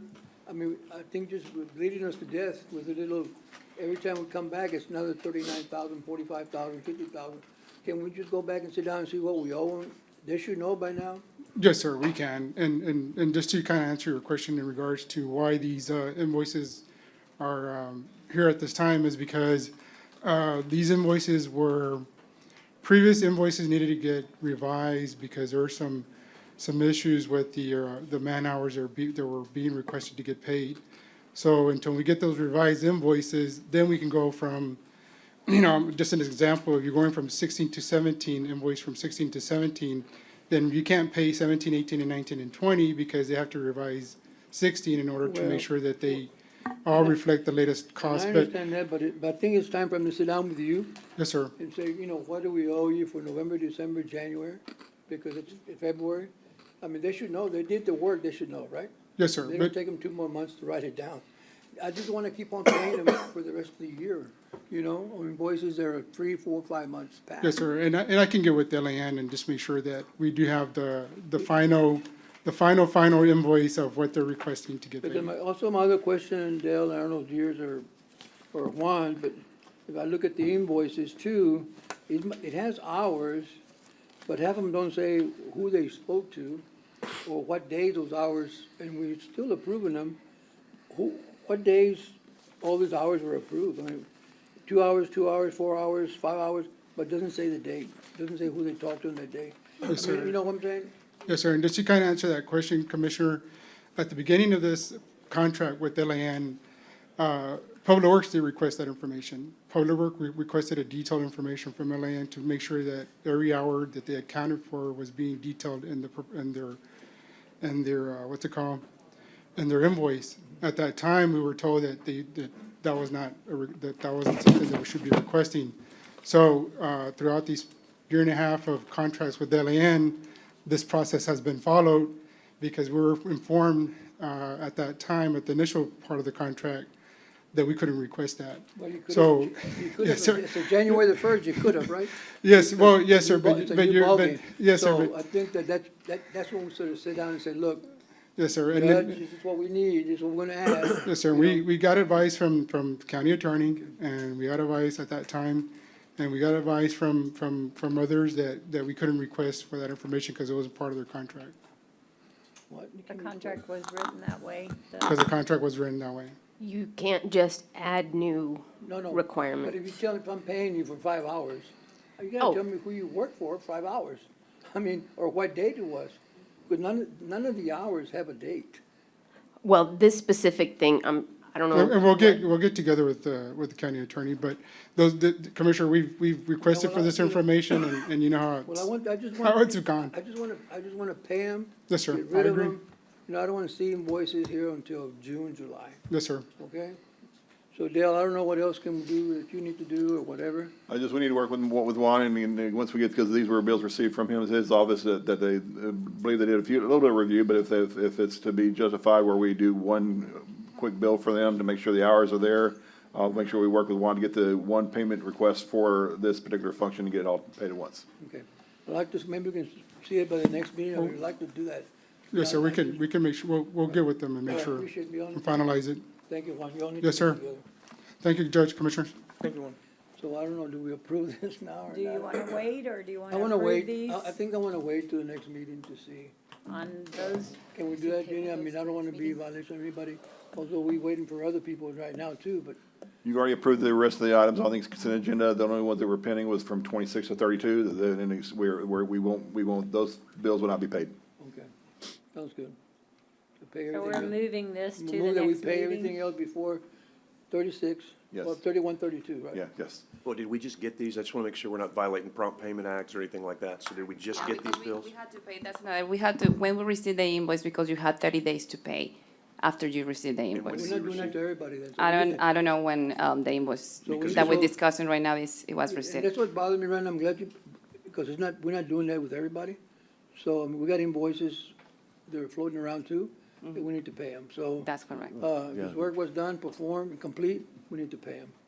So the next meeting, it'll be part of my agenda item, that we paid my project that was done, we need to pay it. So, but anyway, again, can you, Dale, work with Juan? We'll make sure we work with, Juan to get this paid as quickly as we can. Okay.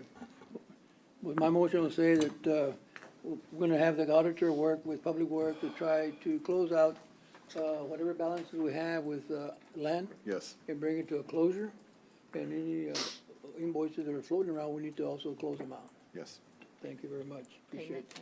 That's my motion. Payment of We have a motion and a second to, for Mr. Pimentel and the auditor to work together, but exclude, not today, we're not gonna pay these. He wants to bring these back to the next meeting.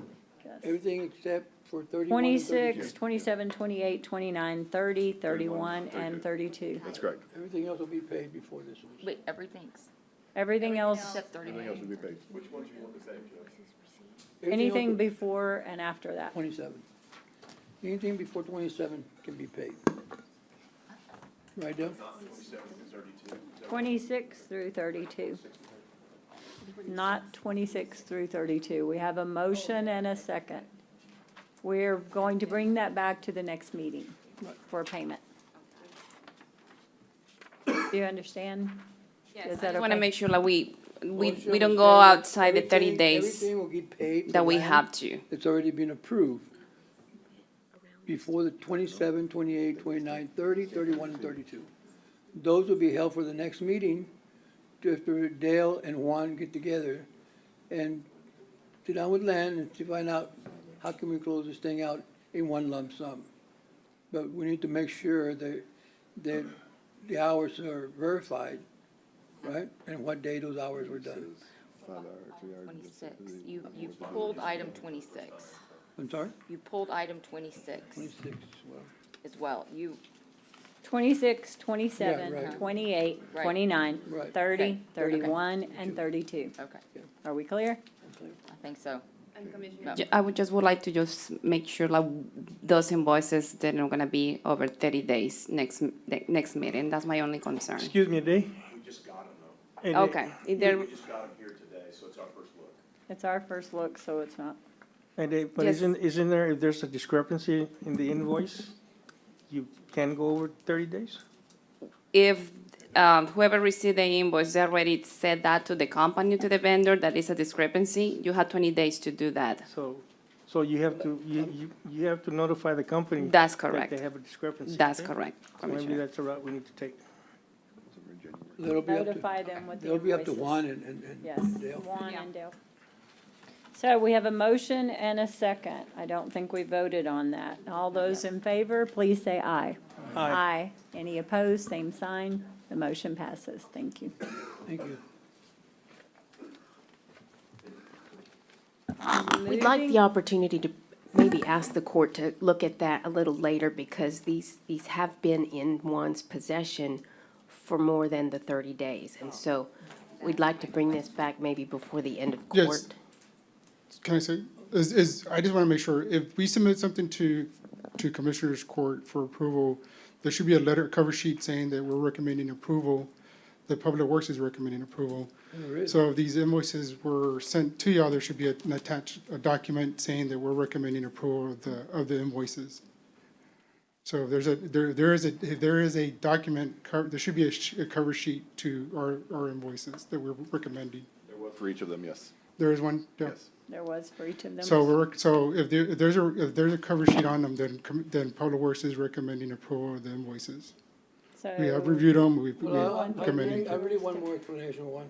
I want a clarification of those hours, the dates, and who they spoke to in those dates. I'm not Yes. gonna pay somebody that tells me you owe me 3 hours, I'm gonna pay it. You know, this is a problem we've been having, and you know that. So I think, it's time to say, I owe you 3 hours for what? Yes, sir. And And who did you speak to? and at that point, I would have to request advice from the county attorney to make sure we can do that, Commissioner.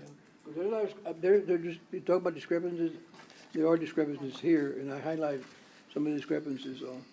I mean, it's not this is not check and balance, so we need to, pay what we owe, but we're not gonna pay more than what we owe. I mean, if I owe you 10 hours, I'll pay you 10 hours, but tell me what I owe you 10 hours for. And what day did you do them? I mean, if you just tell me you did 10 hours and you don't give me a date, how do I know you did 10 hours? So this is the only thing this is why I need for you to probably get with them, and they need to be more specific, you know? I mean, they did it, they should have it. Yes, sir. And you're right, Commissioner. Some of these, and going back to other invoices that we have, that we got invoices that are 6 months old and 8 months old, and this is the reason why we request invoices on a monthly basis. And for that reason, we have this issue. But I think if they're gonna roll over one for 30 days or 6, I think you need to go to discuss it with the judge and say, look, Judge, this invoices are 30 days old. Yes, sir. What should we do? You know, sometimes we have to communicate with each other.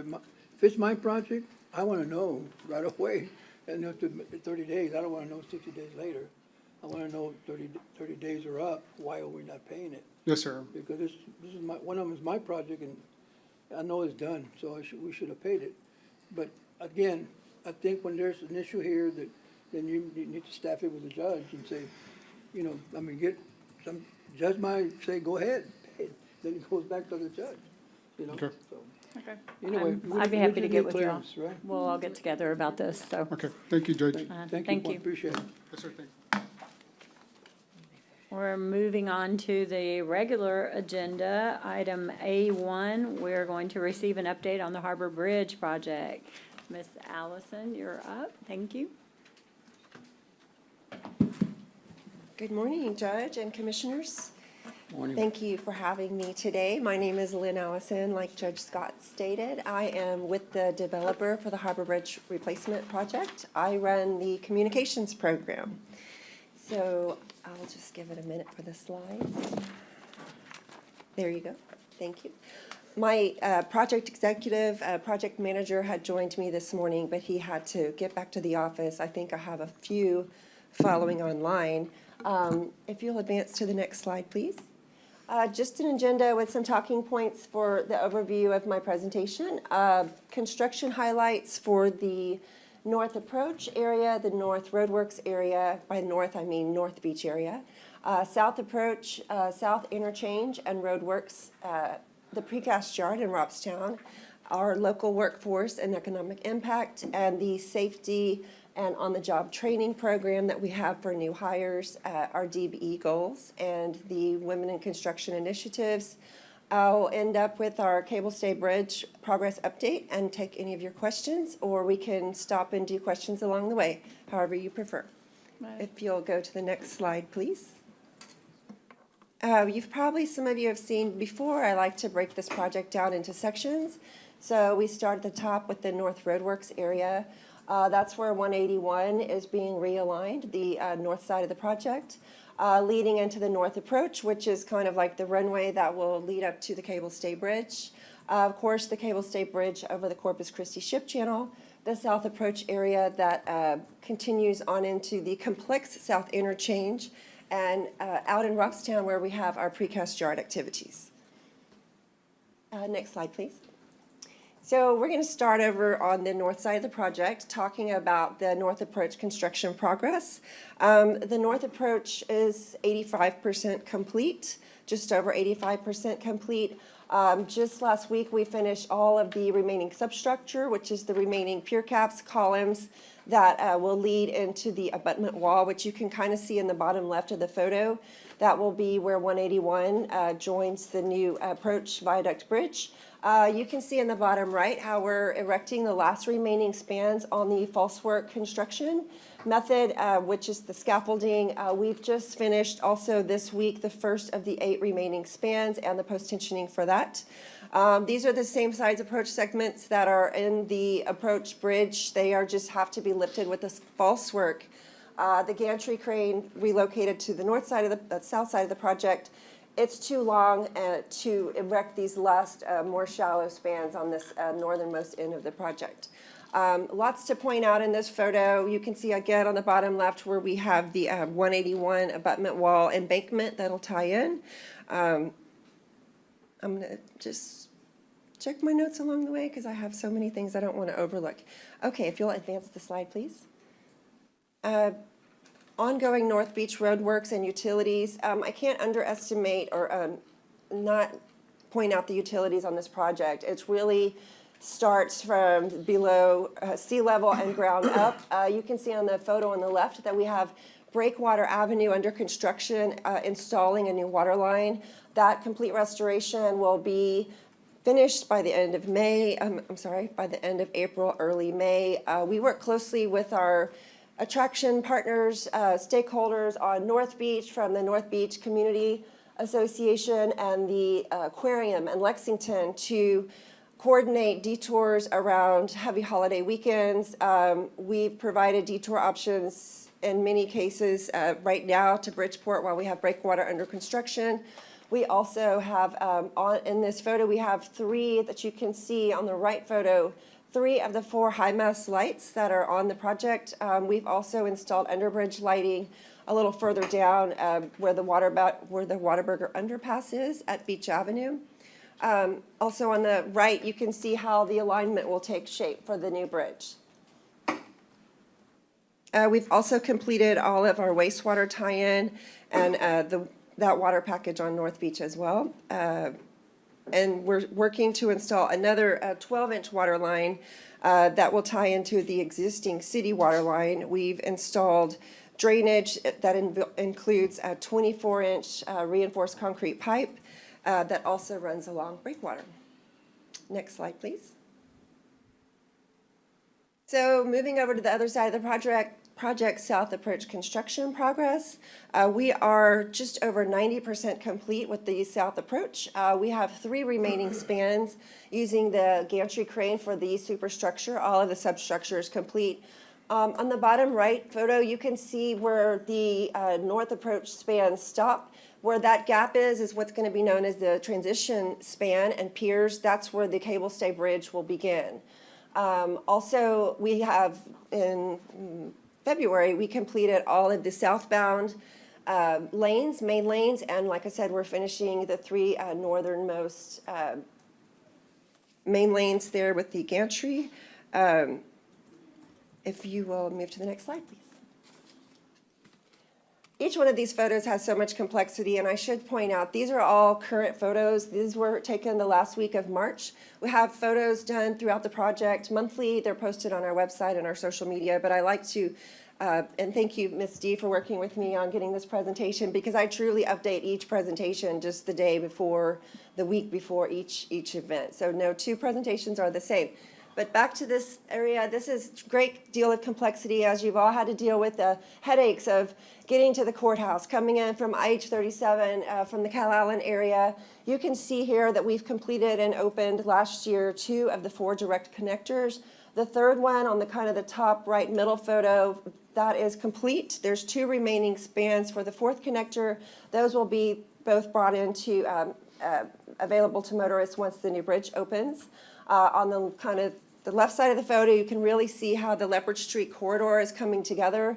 We're opening that connectivity route in October this fall, or trying to open sooner, but October is the date. That will also provide a route for motorists coming in to access the courthouse, City Hall from IH-37. You'll exit Port Avenue to Leopard Street, and there will be no traffic lights.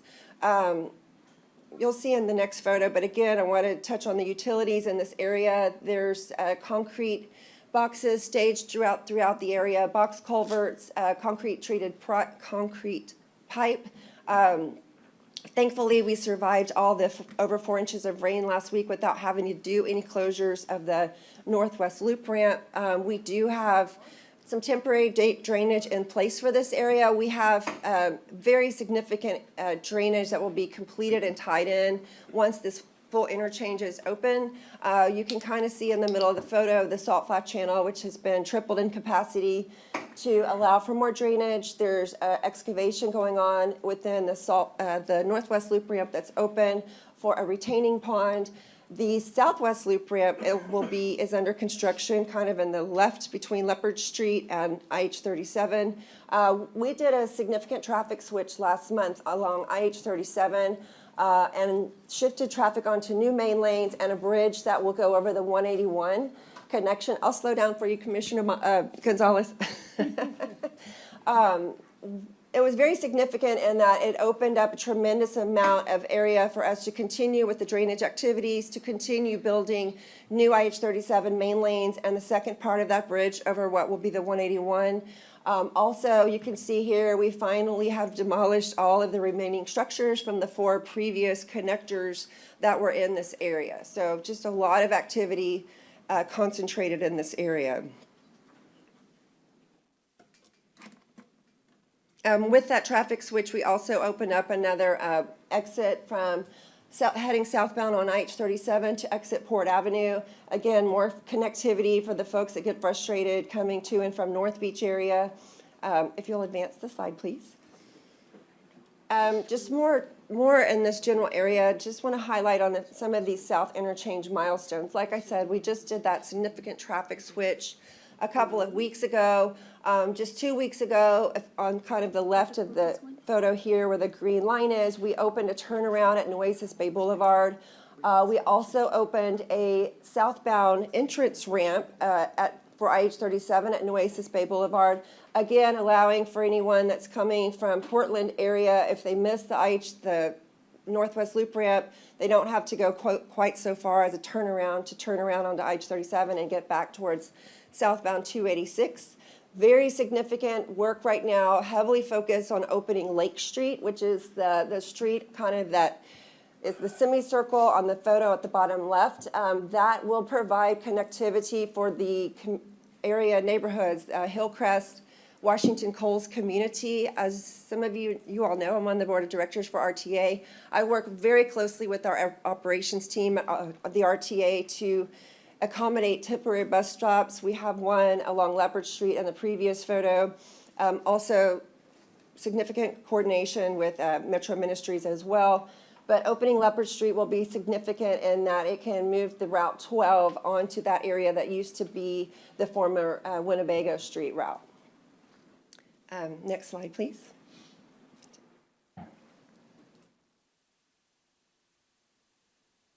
So I just touched on Metro Ministries. We've just, there's significant construction in the Leopard Street area from Port to our project limits at Crosstown 286, and alongside the city bond work that's underway.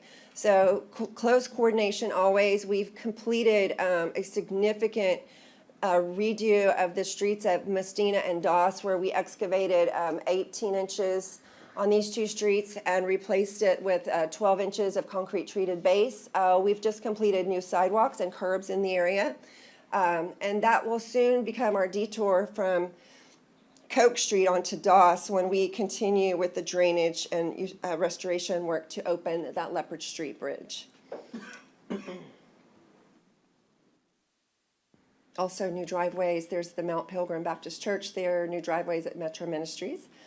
If you'll advance the slide, please. I want to touch on signage. I hear the frustration. I hear the comments on the radio. I read the comments on social media. I understand it's confusing.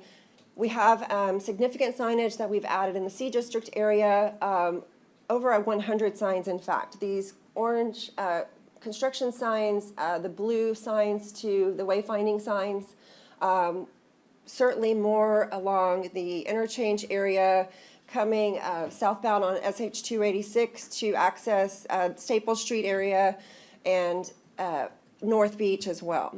And we've also painted these route shield pavement markers, which hopefully are particularly noticeable at night.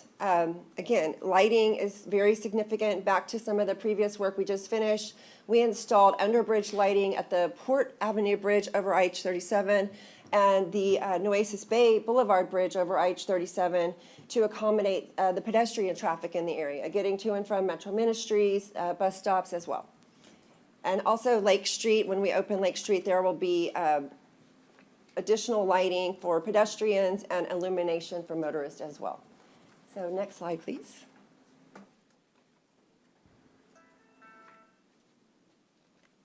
When I go out to Robstown and talk about our precast yard, really significant progress with our team out there. They are over 90% complete with construction.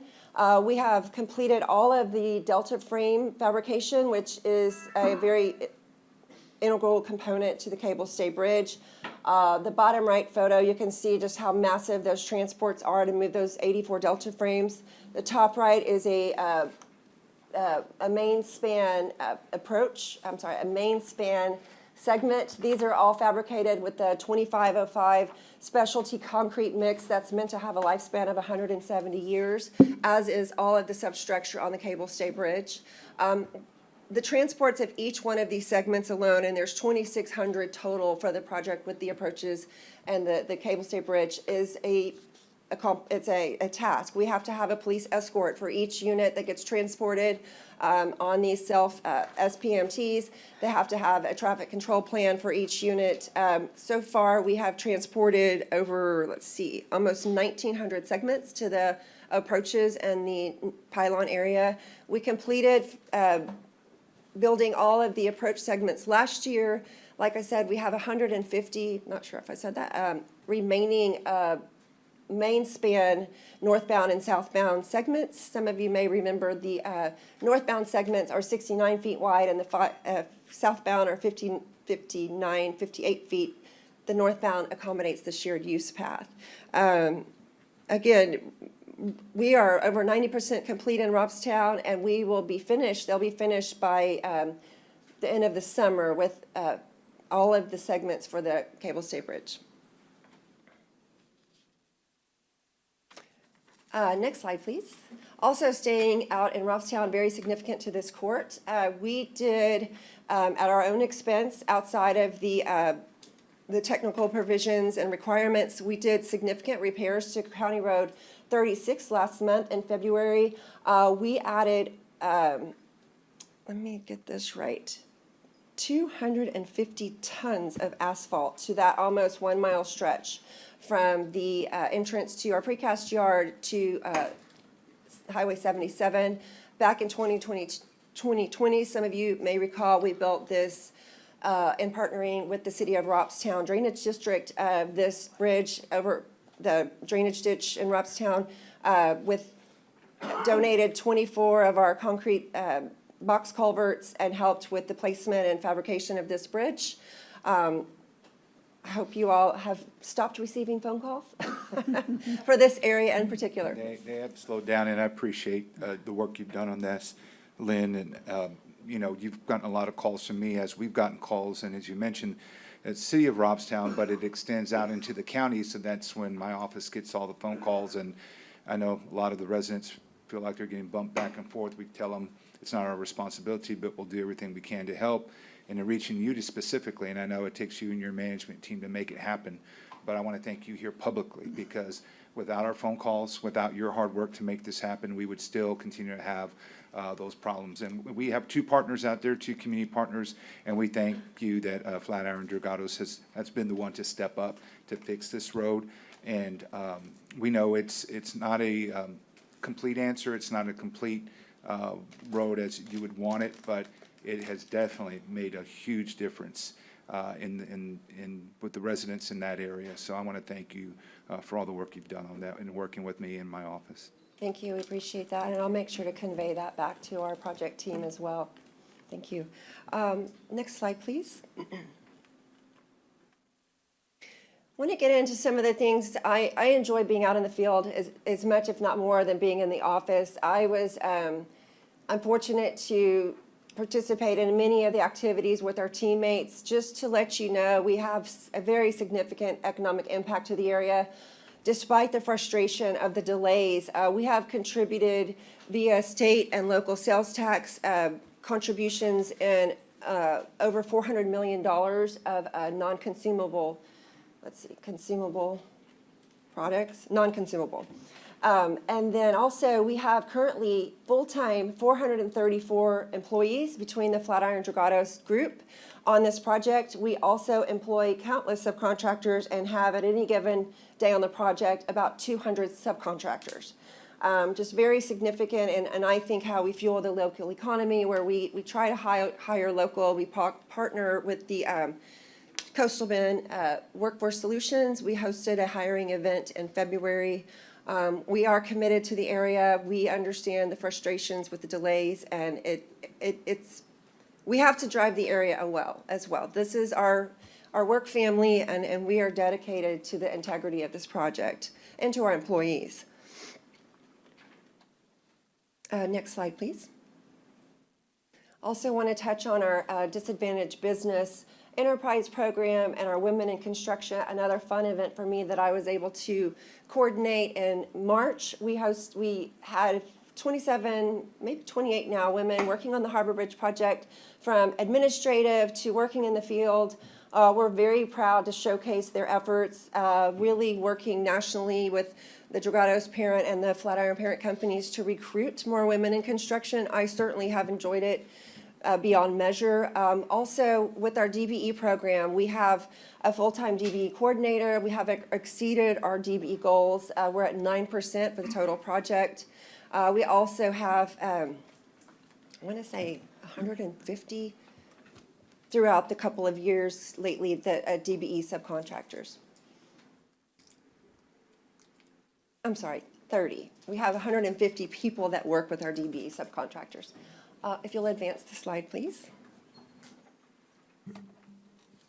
Also, very critical to the viability of our family at home and on the job. We have a very aggressive and recognized safety program. We do a monthly all-hand safety meeting at 7 a.m. every morning, where we offer rewards and recognition. We have daily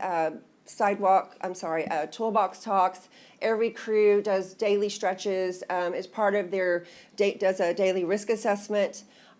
Just yesterday, we hosted a consultant on the project and hosted several sessions throughout the project in the field and in the office to get into the grit of talking about mental health and physical health and how it is critical to our colleagues on the project and making it home safely to our families. We also are partnering with the Coastal Bend Workforce Solutions and the Texas Construction Academy to train any of our new hires that are inexperienced in construction and get them with the OSHA 10 certification. Next slide, please. Now I'm going to get into the cable stay bridge. There's just so much to talk about here. You may have heard in the news, we've released a timeline for completion of the first to middle half of 2025. I encourage you to go to the TxDOT District Office website, and it outlines the design resolution that was just announced last week on the remaining cable stay bridge design concerns. We are working shifts 24 hours a day to try to catch up and meet this schedule. Certainly makes a beautiful backdrop for opening season of the Hooks last week. I certainly enjoyed showcasing some of those photos.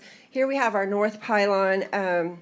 We have completed we're pouring lift 9 of 20 upper tower lifts. So the upper tower lifts is where the tower table deck starts going upwards, and we still have, so it's 20 total upper tower lifts. So we still have 11 to go on the north pylon, which is just about another 200 feet to go. They're about 17 feet each lift, so that just gives you an idea how much taller this bridge is going to be.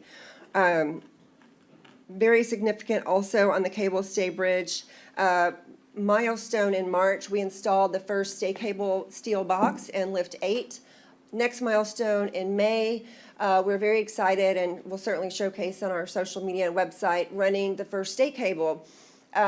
Lots of coordination, lots of subcontractors, third-party quality assurance, quality control, and working with TxDOT, their contractors, and of course, our team, ARIP CFC, on the bridge design.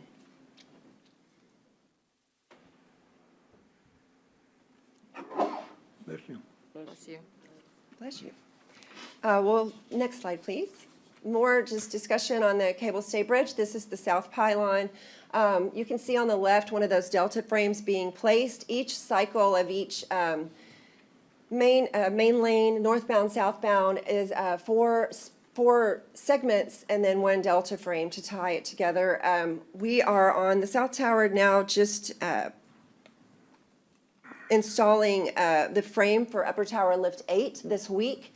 Then next week, another milestone for the South Tower. The first stay cable steel box will be installed in that upper tower, lift 8. You can see the activity on the ground. Again, I encourage you to go to the TxDOT website. I won't go through and read them all, just to talk about the resolution from the footing extension to the delta frames.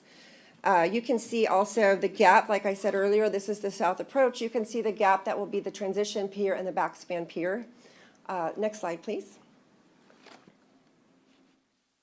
So just to get really technical, to talk about the cable stay sequencing and the erection, I mentioned the first stay cable box is in place on the north tower, and in this week on the south tower, we'll begin running the first cable, like I said, in May. So each cable will be run to the back span and to the main span, which is the center. The main span is considered the center, and the back span and transition pier will have the cables as well. So they'll meet in the middle. You can really see a lot of the crane activity in some of the previous photos.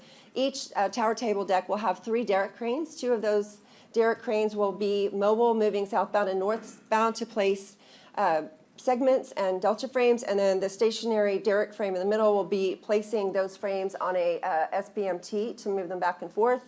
You can really see how this is going to start taking shape over the summer. Let's see, make sure I didn't miss anything here.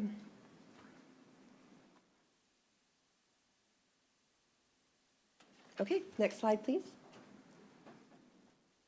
Just want to touch on the lighting of this bridge. Now that you can see this coming together and we've overcome these headwinds, really truly a phenomenal display to look forward to in this iconic bridge. Just to remind you all that it'll have unlimited lighting features. The RGB LED programmable lights there will be tubes placed inside the tower, and then there will be lights shining upwards from the delta frame areas. They are all incorporated in the design of the bridge. So there's not going to be an issue with any erosion like we've had with the existing bridge. That will be another feature that, like I said, there will be opportunities for themes, patriotic themes. And we do have the lighting contractor procured and on site. They're also doing the lighting for several of our other bridges. There's 21 total bridges on this project, plus the one out in Robstown at the precast yard. Next slide, please. Most of you have my cell number. I encourage you to please call me anytime with any questions. If you would like to coordinate a tour of the project, I really also want to encourage you to go to our website, read the project monthly status report, sign up for our newsletter. You can click on the main menu of our website where it says About the Bridge for a project overview. We have a monthly drone photo of the entire project placed on our site each month. I didn't put it in the presentation today, just in the interest of your time. With that, next slide, please.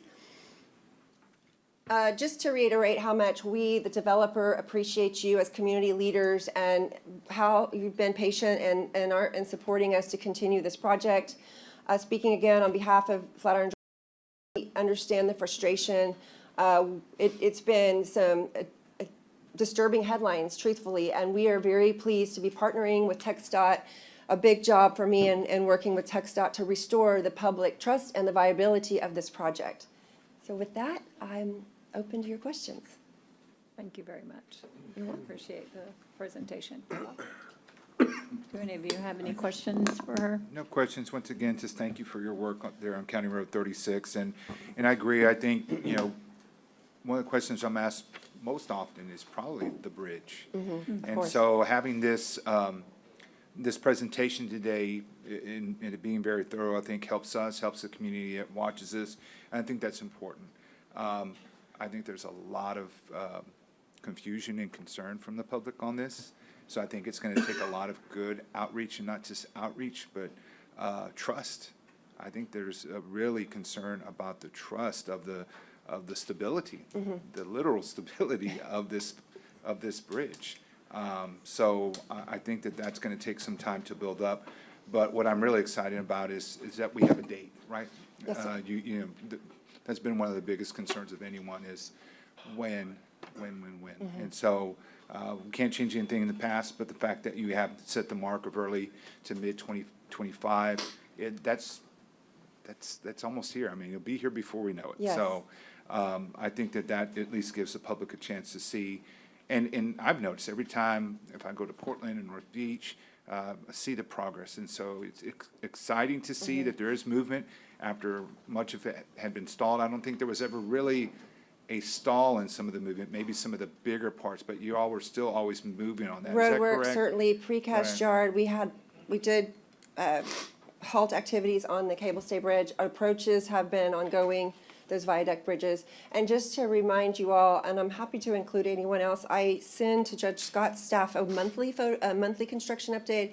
I'm guessing it gets maybe disseminated by Tyler or someone else to all the commissioners. If not, I'm happy to do that myself. But just, it's a technical report, but it really shows you from one month to the next where we're at and where we're going. Thank you very much for your report. Thank Good. you, Commissioner. Appreciate it. We ma'am. appreciate you being here. Thank you. Of course, I get to stay again.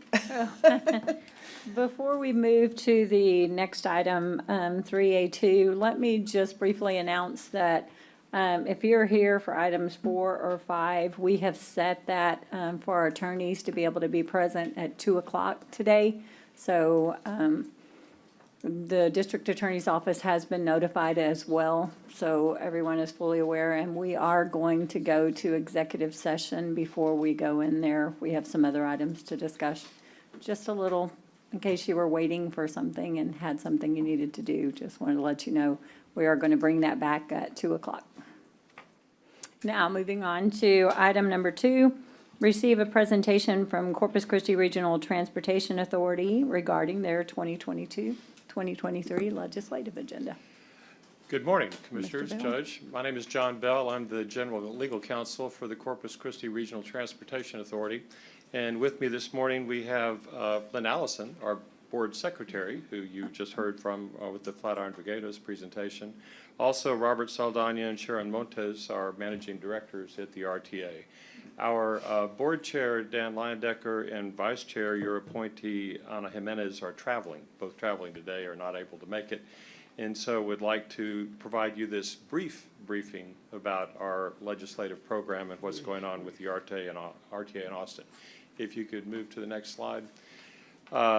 In a spirit of transparency and cooperation, the Regional Transportation Authority wants to make the other governmental entities in Corpus Christi and Nueces County aware of the issues that we face. You as a county have limited legal authority under state law and are in many ways subject to what the legislature does. The RTA is a creature of state law also, in that we're solely governed by Chapter 451 of the Transportation Code and can't do anything unless we have legislative authority to do that. Next slide, please. We have a couple of issues that are critical to us.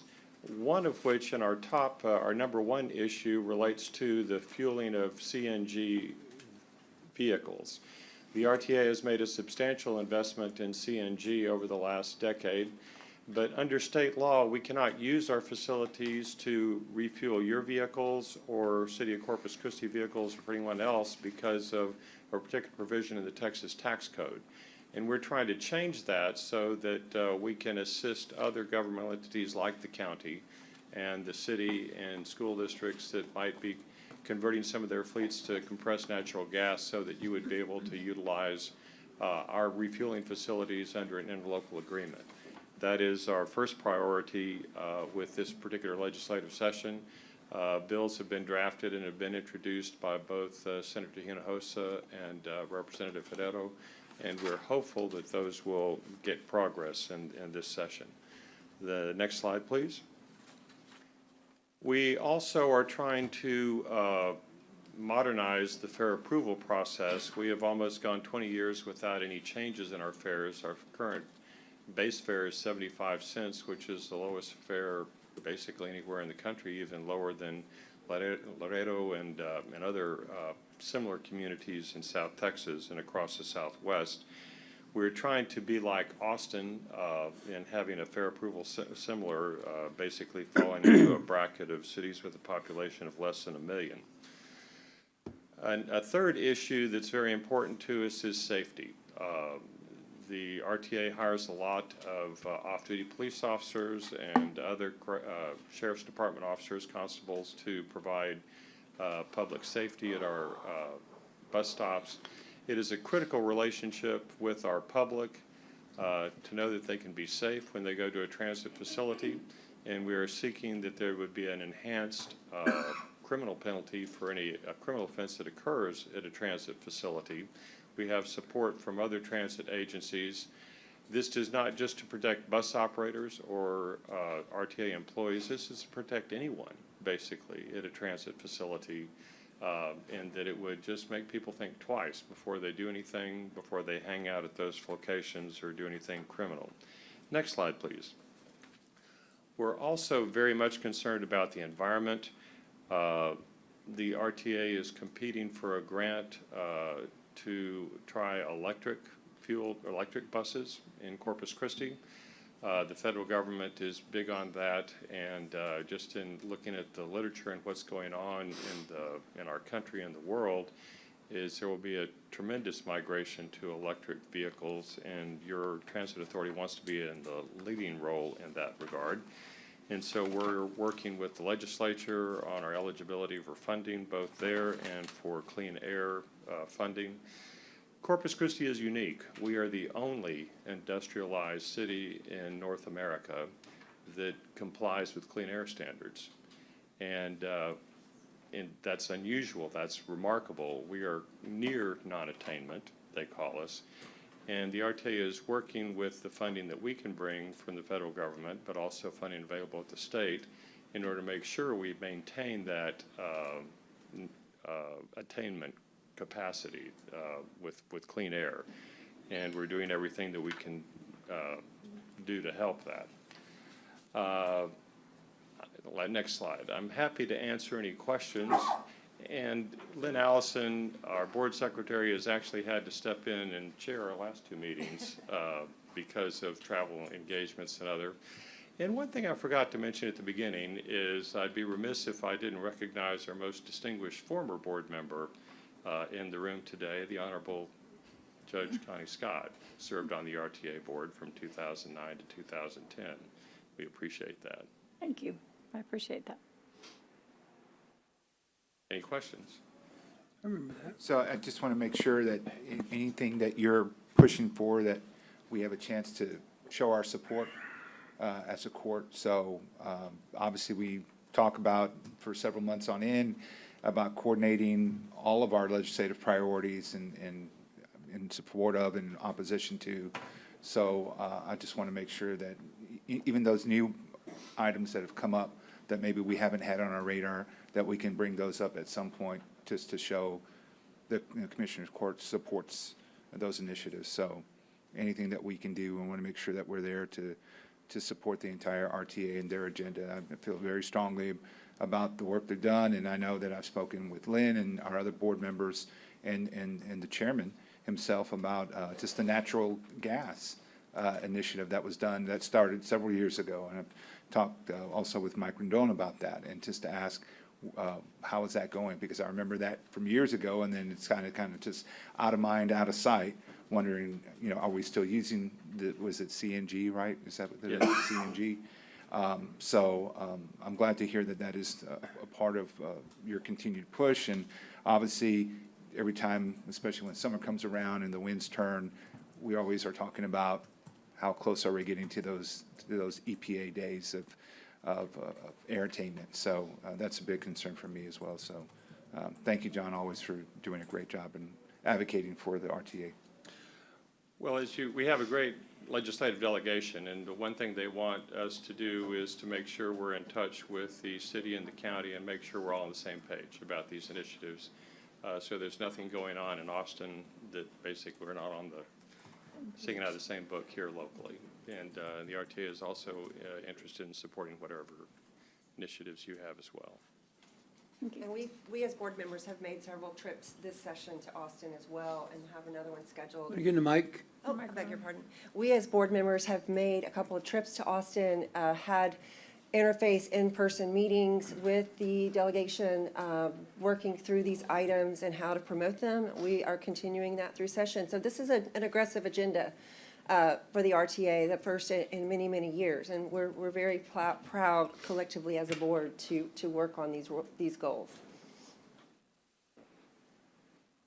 Thank you. Great presentation. We appreciate it today. Thank you very much. Thank you.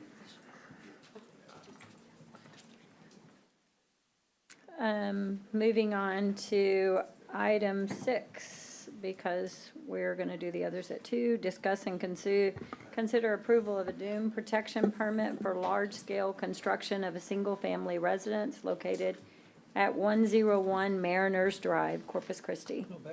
Judge, yeah, can you, I need to hold on, I don't want to table, I just need to hold on this for a little bit. I'm trying to get Come some. back to There was it. back up in the agenda, but I'm getting some conflicting signals on this one, so if we could hold on this one for just a little bit, I'd appreciate it. Okay, come back to 3A6. Have a couple. Yes. Why are we tabling 6? We aren't tabling, he needs some more time. We're gonna bring it back up. We have a couple of minutes. He's asking for some information. I'm getting conflicting reports, and I'm trying to figure out what's going on, so. It hasn't been tabled, though. No. We're not, yeah, we're not tabling, I just need to figure out what's going on. We will come back to it. Moving on to item 3A8, discuss and consider approval of change order number 9 from Mako Contracting to provide additional concrete repairs and the relocation of AC condensing units from the roof to an elevated platform underneath the building to pass windstorm inspection. Judge, this is and Scott's out there somewhere, I think he's working on that. Coastal Number Parks, 6, but yes. I believe this was a already budgeted change order, but I just need him to come and verify that, to tell me that that's No one I cost. believe I asked him on, and I went through with him.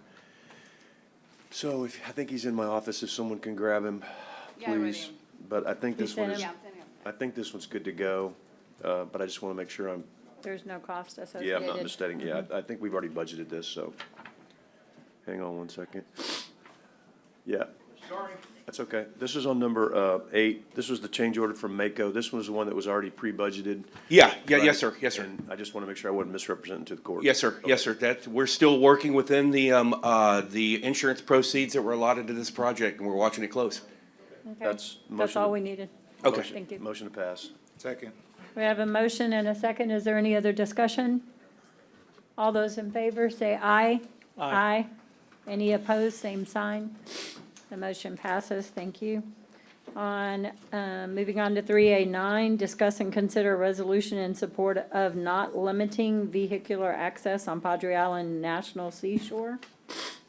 Judge, this was, we're doing this resolution in conjunction with the city of Corpus Christi to make sure that we restate the strong position of Nueces County that we have strong support of the Sea Turtle Science and Recovery Program, and that we do not in any way, shape, or form support anything that the Padre Island National Seashore is doing to take any beaches off any vehicles off the beaches. And it also has language in here about opposing Senate Bill 2550, which was provided to the court. It's a Mays Middleton bill. I believe that it's almost moot because I think he's heard loud and clear that this bill didn't come across the way it was supposed to, and it looked as though if it was limiting vehicles on the beaches. And I think he's redone it in another bill. So, but we still feel it's important to get our opposition on record on this. And this is, if you remember, Judge, you and I met with the city on this. And this was this is the mirror resolution that the city is also doing and will be submitting. And so I would move approval of this resolution. A second. And so I think there might be one or two just for comment in person or maybe on Zoom. I know Cliff Schlabach is online. I'm not sure if he wants to comment. And then I'll follow up and ask you a couple of questions, Commissioner, once he's done. Yes, Cliff Schlabach, 122 Whiteley Drive, Corpus Christi, Texas, current chair of the Nueces County Beach Management Advisory Committee. Very interested in this item. Yesterday at the City Council passed a very strong resolution in favor of, keeping the beaches open to not only pedestrians, but to vehicles also. And also, they were very strong in their opposition to Senate Bill 2550, which if that bill passes would change the amount of space on our beaches where the public is allowed to access. And we feel that that's just wrong. And so very much in favor of the commissioners passing a resolution and, opposed to 2550, even though it may be rewritten at some point.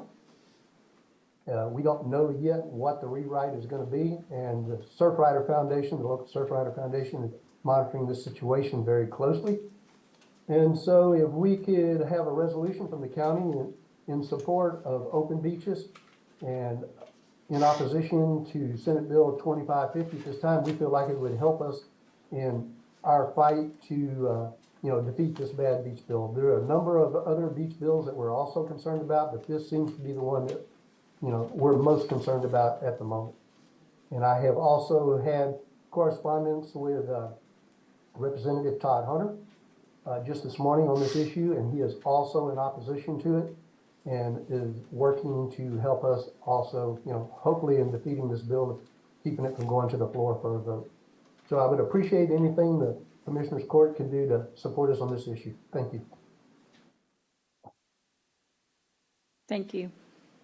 Commissioner Mottos, you said you had some questions? So this, just to clarify, I know you mentioned it, but this is to oppose any beach closure and also in opposition to SB 2550. This Yes, is sir. exactly what the city council took action on. Correct. This is we asked them to draft resolutions so it would mirror each other, and they sent this over, and all I did was put Nueces County instead of Corpus Christi in it. Same resolution, same strong resolution, and it's definitely, as Cliff said, very important to get the word in, no matter what we think the bill might have already morphed into. We want to still oppose it. No, it sounds good to me. I've been contacted in different ways, and some people were, when it has not or does Right, not I have the know. word not, it kind of maybe throws people off. Well, are y'all in opposition or in favor of closing the beach? Like, no, the way I read it is we're in opposition of any beach closure, and that's what it says. And so just to clarify it so anybody that's listening understands that that's what we're voting on today. So, Yes, sir. Thank you, Commissioner. Absolutely. It is also have very a- supportive of the sea turtle program as well, and we want to make sure that we send a strong message. Don't take any vehicles off our beaches. We have a motion and a second. Any more discussion? All those in favor, say aye. Aye. Aye. Any opposed, same sign. The motion passes. Moving on to item number 10, discuss and consider approval of contract amendment by Coastal Bend Council of Governments, Area Agency on Aging, AAA regarding the meals program. So move. We have a motion Second. and a second. Is there any other discussion? There's no discussion. All those in favor say aye. Aye. Aye. Any opposed, same sign. The motion passes. Thank you.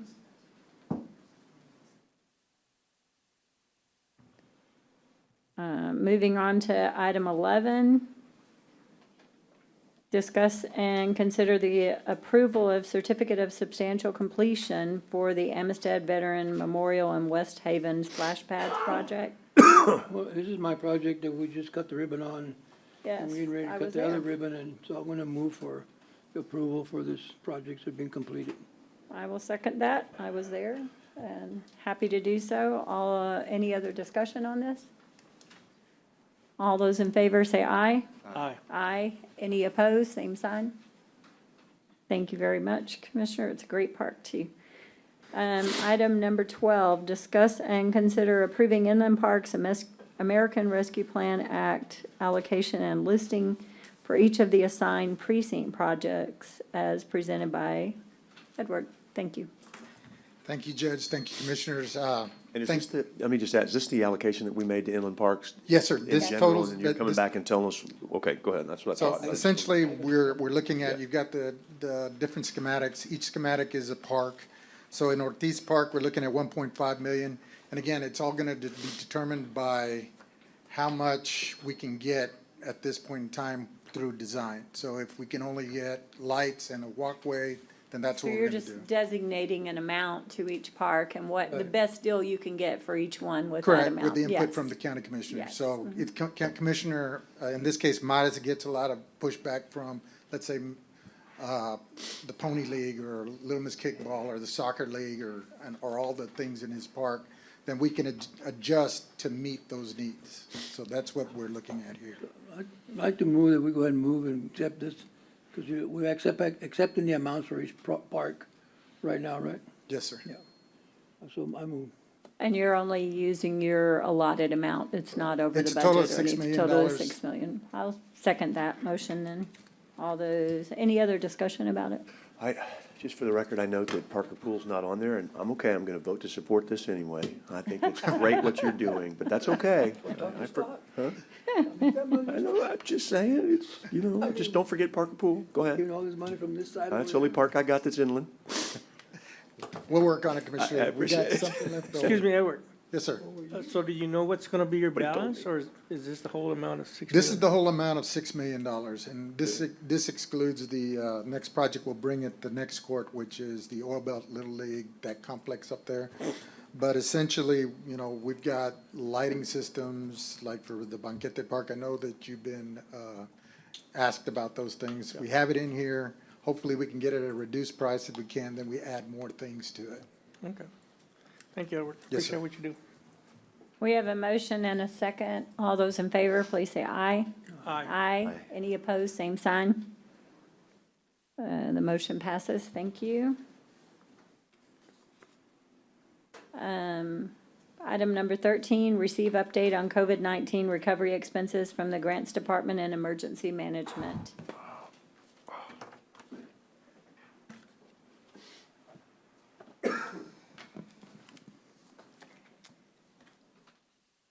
Good morning. Excuse me, Good Anna, morning, first, Anna. did we give everybody a copy of this? It should have been attached, It's back here behind. Yeah, Okay. it's in the All support. right, make sure Yeah. everybody got it. I just make sure everybody got it, so.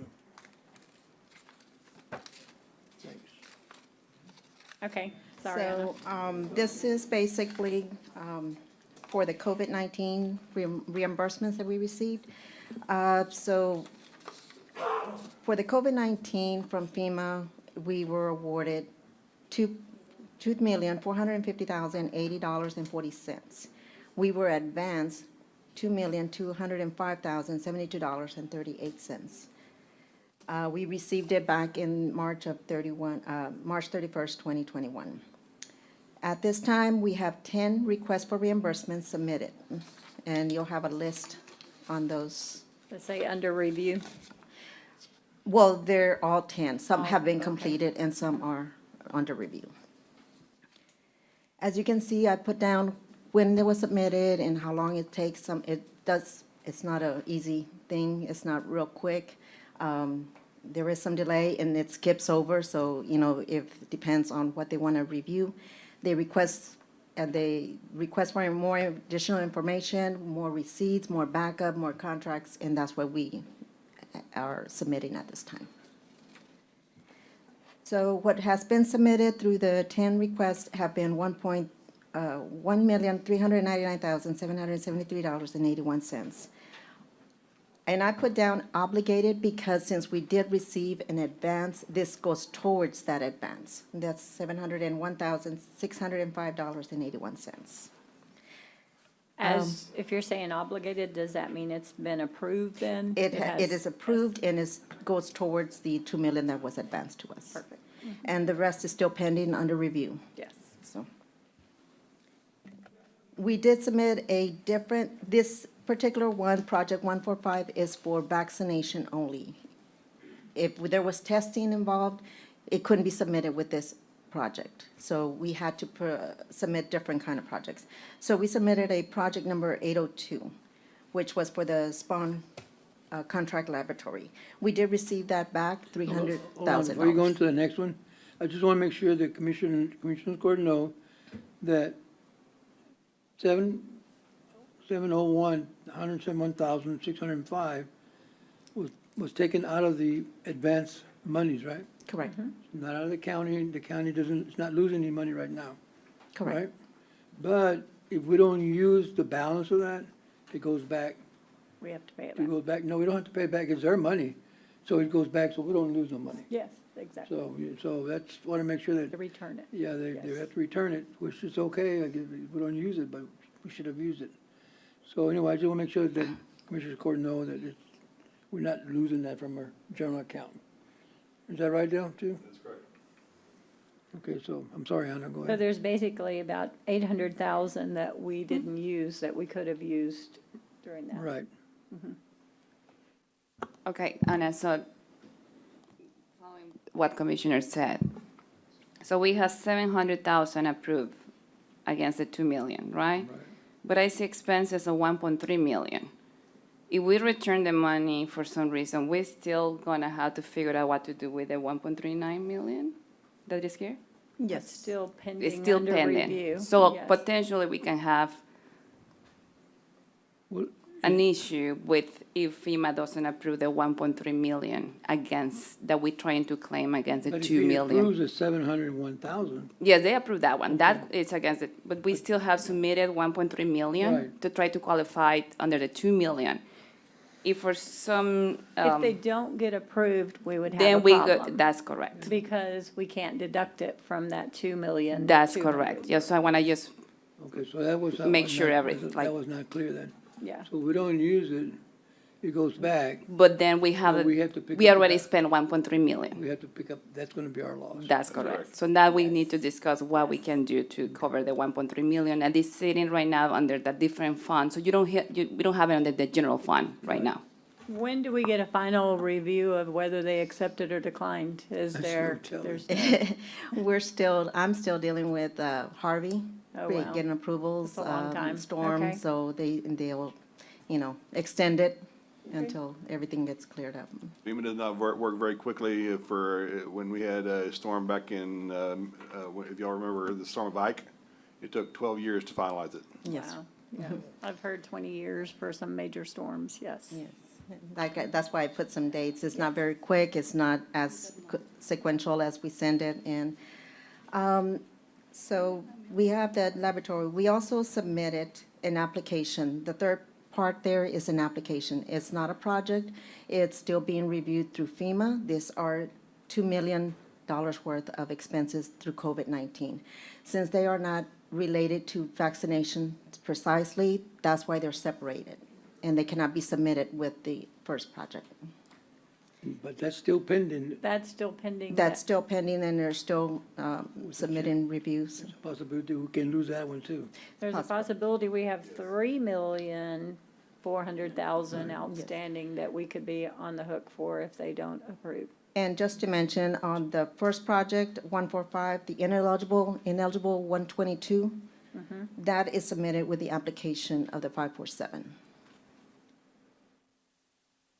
Because it was not vaccination directly, and so it got submitted with the application through for COVID-19. I'm sorry, say that again.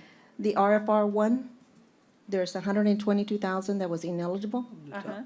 It was not Yes. vaccine related, so it was still COVID related. So we have submitted it with the application, the 547182. Okay, It's included in that 2 million. so that's 100,000 off of there, so it's still, could be 3.3 Yes. And- instead of 3.4. And the listing underneath is just other COVID. We had several COVID related awards. These were all reimbursed. Yes, we all received reimbursement through all of these. 300,000 is really close, right? We used 300,000 county expense, but we got reimbursed 300,000. On the laboratory Yes. testing, And yes. that was for the spawn lab, Yes. okay. And then the second sheet was just to give you an update of the winter storm Uri. We did get that 305,438.63 returned, the reimbursed. And our share is the 33,937, which is 10%. Okay. I'm sorry if I'm being repetitive. I had to step out. I apologize. I'm not feeling great today. But tell me the total amount that has not been reimbursed for COVID that Well, Commissioner, since you weren't here, yeah, let me tell you, I just need the total amount. yeah, go ahead, Anna, I guess you can start for number one. Uh, Right now, what's pending, really? Project number 145, we submitted, this is vaccination-related expenses of $1,399,773.81. We did receive that advancement of $2,205,000. So far, they have obligated the $701,000 towards that $2 million. Since, like RFR number one, $122,000 was ineligible because it wasn't just vaccination, it was COVID-19. It was applied in, submitted with the application, 547182. That application is $2,092,000, which is also expenses towards COVID-19. And I'm not trying to cut you off, but I'm just looking for kind of a bottom line. What's the total amount that we have not yet been authorized to get back? In one way, shape, or form, whether it's the 2 million that we have, whether it's whatever, I just want to know what the total amount is. About 2,800,000. 2,800,000 Yeah. that, Is pending or we Could could be be responsible for. 3,800,000. Well, if you 2,800,000 is deduct the- pending, and then how much do we know of what we've submitted is not going to get reimbursed? Have we been We don't rejected? know We don't that. know We any of don't know that. that. Haven't been rejected of anything? Correct, it's under review. It's under review. So we still have $2.8 million that came out of the general fund, or that came out of that 2 million? Partial came from the 2 million. Well, but, right, either came from the 2 million or the general fund, because if. I think That's correct. So some Right, came right. from the 2 million, by the 1.3 million, that's straight from the 2 million that we received in advance. Okay. The other 2 million, it's the application 547182, that The counties. is the county's money. So do we have any idea of this 2.8 that's pending, when we'll find out, or when we'll know? Is this one of those deals we're gonna have to Same wait question. for the rest of our lives to get back, or? Yes, sir. Just like Dale mentioned earlier, Hurricane Ike took 12 years to finalize. And I believe the 2 million was deposited into the 0104 disaster account. That's correct. Okay, well, so we got $2.8 million of taxpayer dollars pending, of which we don't know if and when we'll ever get it back, when we were assured that it would be back soon and quick, and that hadn't happened. But Might be a little more I'll than just reserve more of my comments for later, I guess, because this is terrible. I mean, my opinion, we're sitting there hanging $2.8 million out, and who knows if we're gonna get it back, who knows if it was spent correctly, who knows, so. A lot of it is, there's a lot of receipts and a lot of backup documentation that they review and request additional information, so that. Hopefully we'll get it. It was coded wrong, probably, you know. Let's hope that's it. Okay. Any other questions? The winter storm, so we're through that, there's no more, what we did, it was awarded 16,968, so submitted that amount, and then we got obligated that amount. So that's close. That's close. Both of those, yeah. Okay, and the other one is Tatum, FEMA, we had to pay 33,000, that's from the general fund, right? Matching Yes, we already funds. did the allocation. We already brought that to court many months ago when this was brought in and received. So this has been closed. So it's gonna be part of the 2.8 million, so, you know, that came out of the county that we're losing right now. So it's gonna be about 3 million something by the time we get through, Close. close. Very much so, yes. Thank you. Thank you, Anna. I want to thank Anna, thank you very much. I know we put a lot of time on it. I really appreciate your time, yours and Lulu's and Jeff's. Really appreciate it. Jeff, Lulu, thank you for the help. So Very much. I just want to make sure the commissioner's court knows exactly where we at. I know Commissioner Jesse, one's gonna like it, but I don't think anybody up here likes it. the food, what happened to the food bill? Oh, I don't know. Did we clear the food bill that we were charged I with? think some of it is still in the 2 million being reviewed, Okay, so, R&B and Spectrum. okay. So I'll tell you, it's gonna be close to 3 million or something. Okay, thank you very much. Thank you. Moving on to item 14, discuss and consider approving payment of outstanding invoices from Haggerty Consulting for services related to disaster recovery management for the emergency rental assistance program. You're up again, Anna. Yes. I'm recommending payment of these three invoices. These invoices were for the emergency rental assistance program managed by the Haggerty Consulting Agency. These were submitted, these invoices are for January, February, and March of 2022. They were submitted back then, but they were neglected to be processed in that timely manner. So I'm requesting that be paid in. From January, February, and March 2022, they were Yes, ma'am. submitted but weren't processed? Correct. That's another issue that I have. Yeah. You know, Haggerty's another big animal here that, that, you know, just like land and things that we can need to put together. There's a lot of things that don't jive, don't mix. You know, again, a lot of invoices that are not clarifying, other than what they're saying here. I'm not in favor of paying those three that happened almost over a year ago. Again, Yes. we've been talking about that all day long. But if it were submitted and Grants overlooked it, or somebody, or judge, the previous judge overlooked it, or something, you know, now we're stuck with that, I guess. Yes, sir. And I did attach the agendas that they were being held during that time where it identifies the calls that were made, the clients that were seeing, the tenants. And during that time, I know it's a lot of processing that they had to do, case management. And the county did spend a good amount of money during that period, making those payments to the rental assistance and utility assistance. So you're saying that we actually ignored it in our part, we just ignored it, put it aside, ignored it? Pardon me? It sat on someone's desk? I believe so.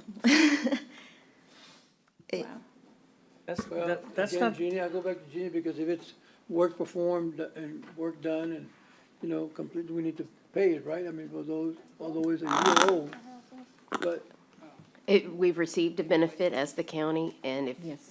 and my understanding was I don't know if it's on these specifically, but I know there was some back and forth on some of the Haggerty invoices, so I'm just making sure these are not the ones no, they're not. that were being discussed. Okay. These are just the emergency emergency rental assistance Well, they're not program. very clear either, but they're not.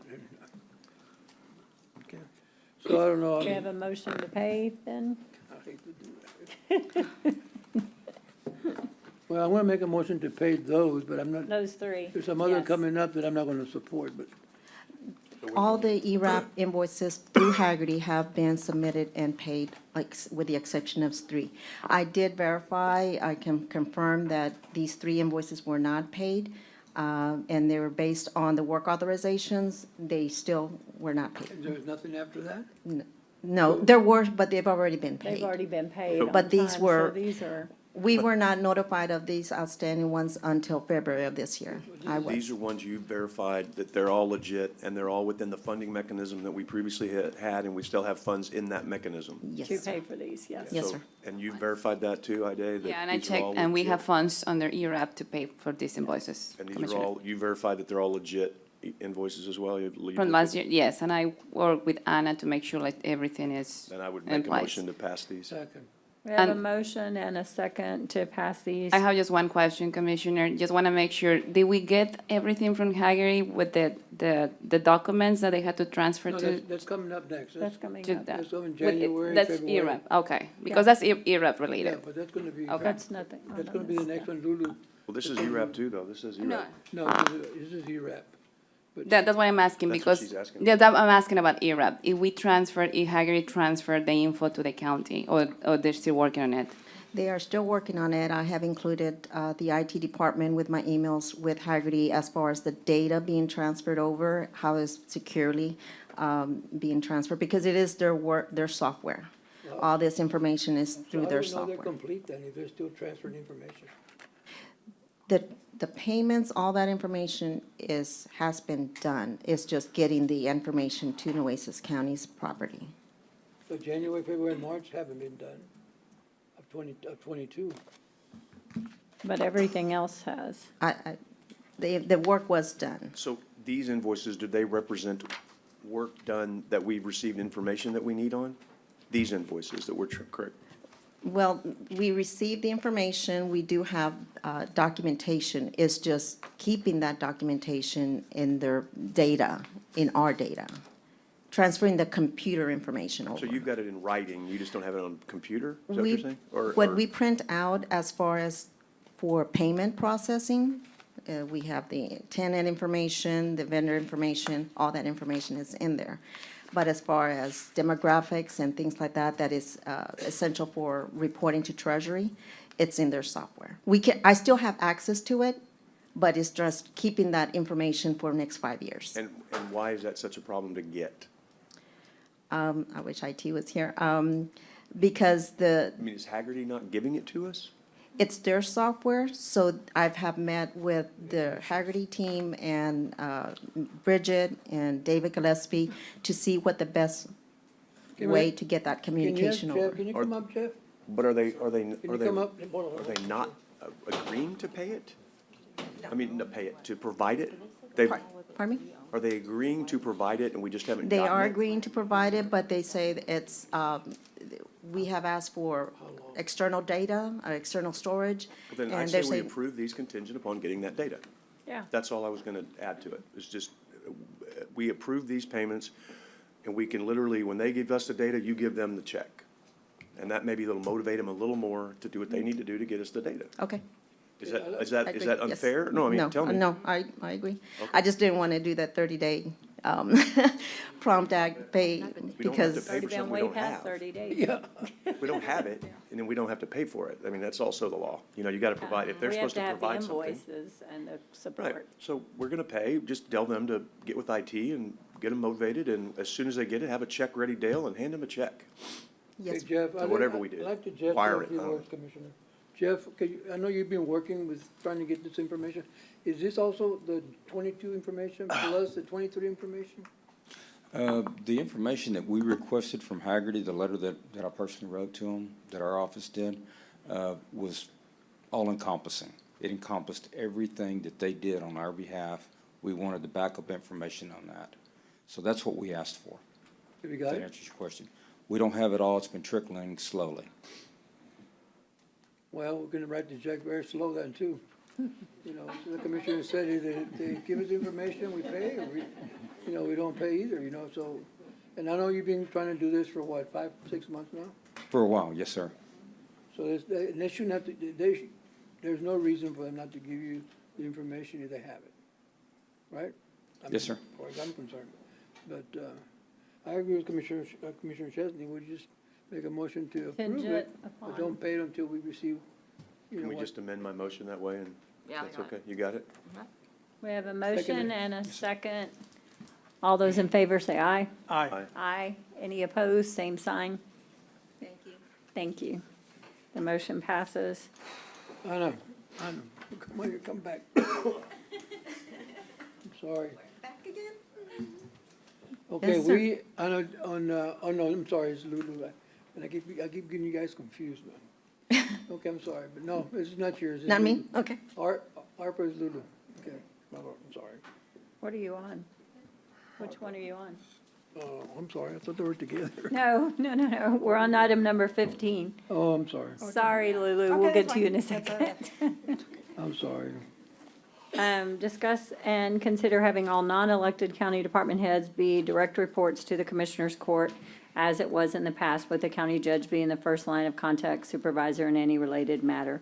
Just going back to the way it was years ago and with former county judges. Well, before the former. Yeah, former, and former former. before that. Always has been this way in the past, so. Motion to pass, or motion to, We have a motion and a second. Any other discussion? All those in favor say aye. Aye. aye. Any opposed, same sign? Judge, Yes, go I'm sorry, ahead. can we go back to 6 if that's okay? I think we're ready on that one. You're ready on 3A6? Yes.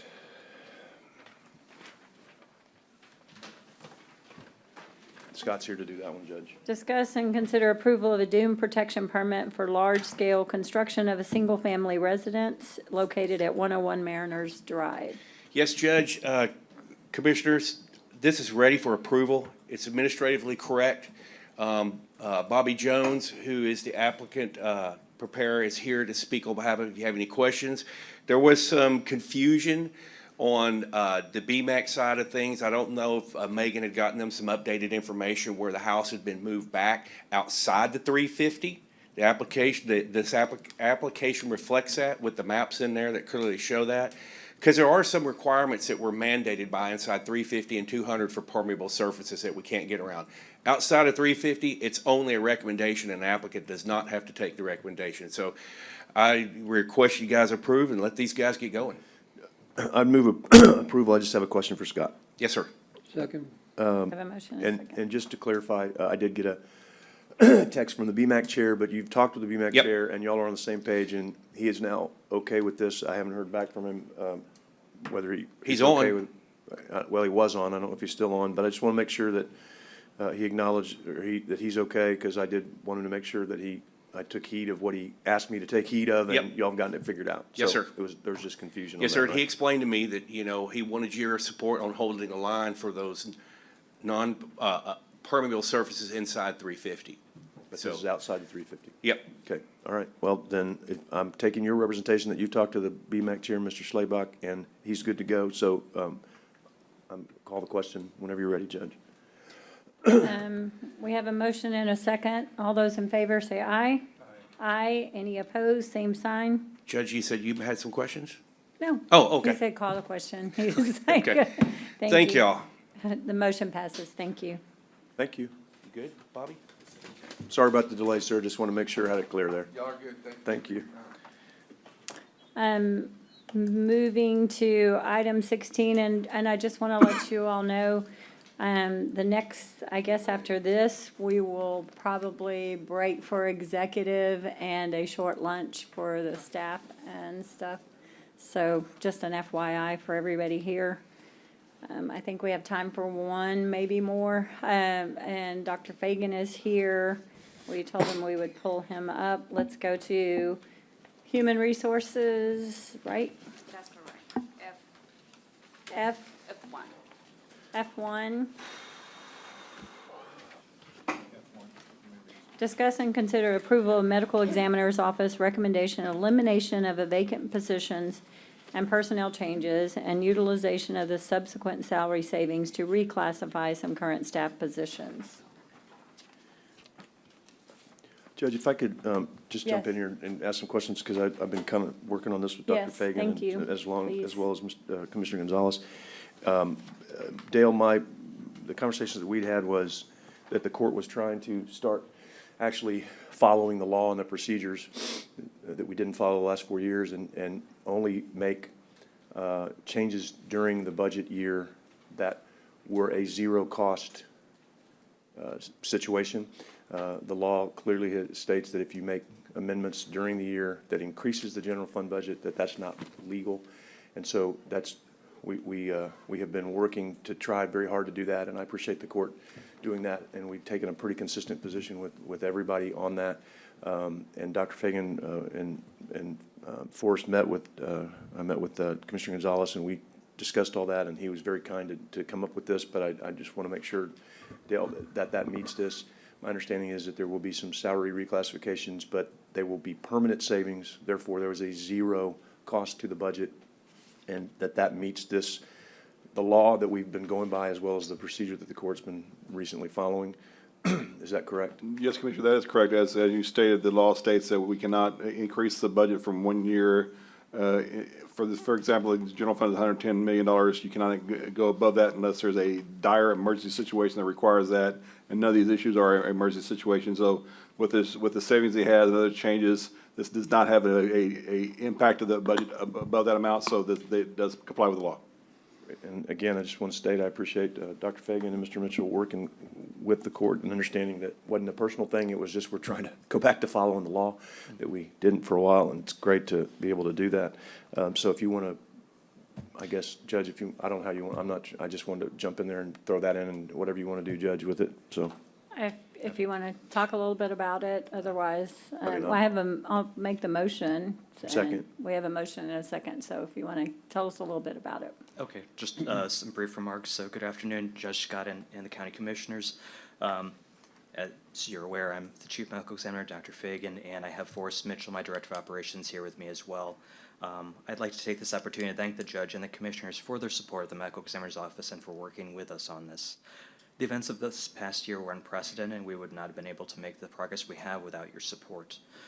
We have been working with the purchasing department to place orders of the equipment needed to prepare this office for reaccreditation. Now, with the approval of the case management software and the final disposition of one of our 2 civil service employment matters, this office can move forward with our plans to reorganize and recognize the great staff we have.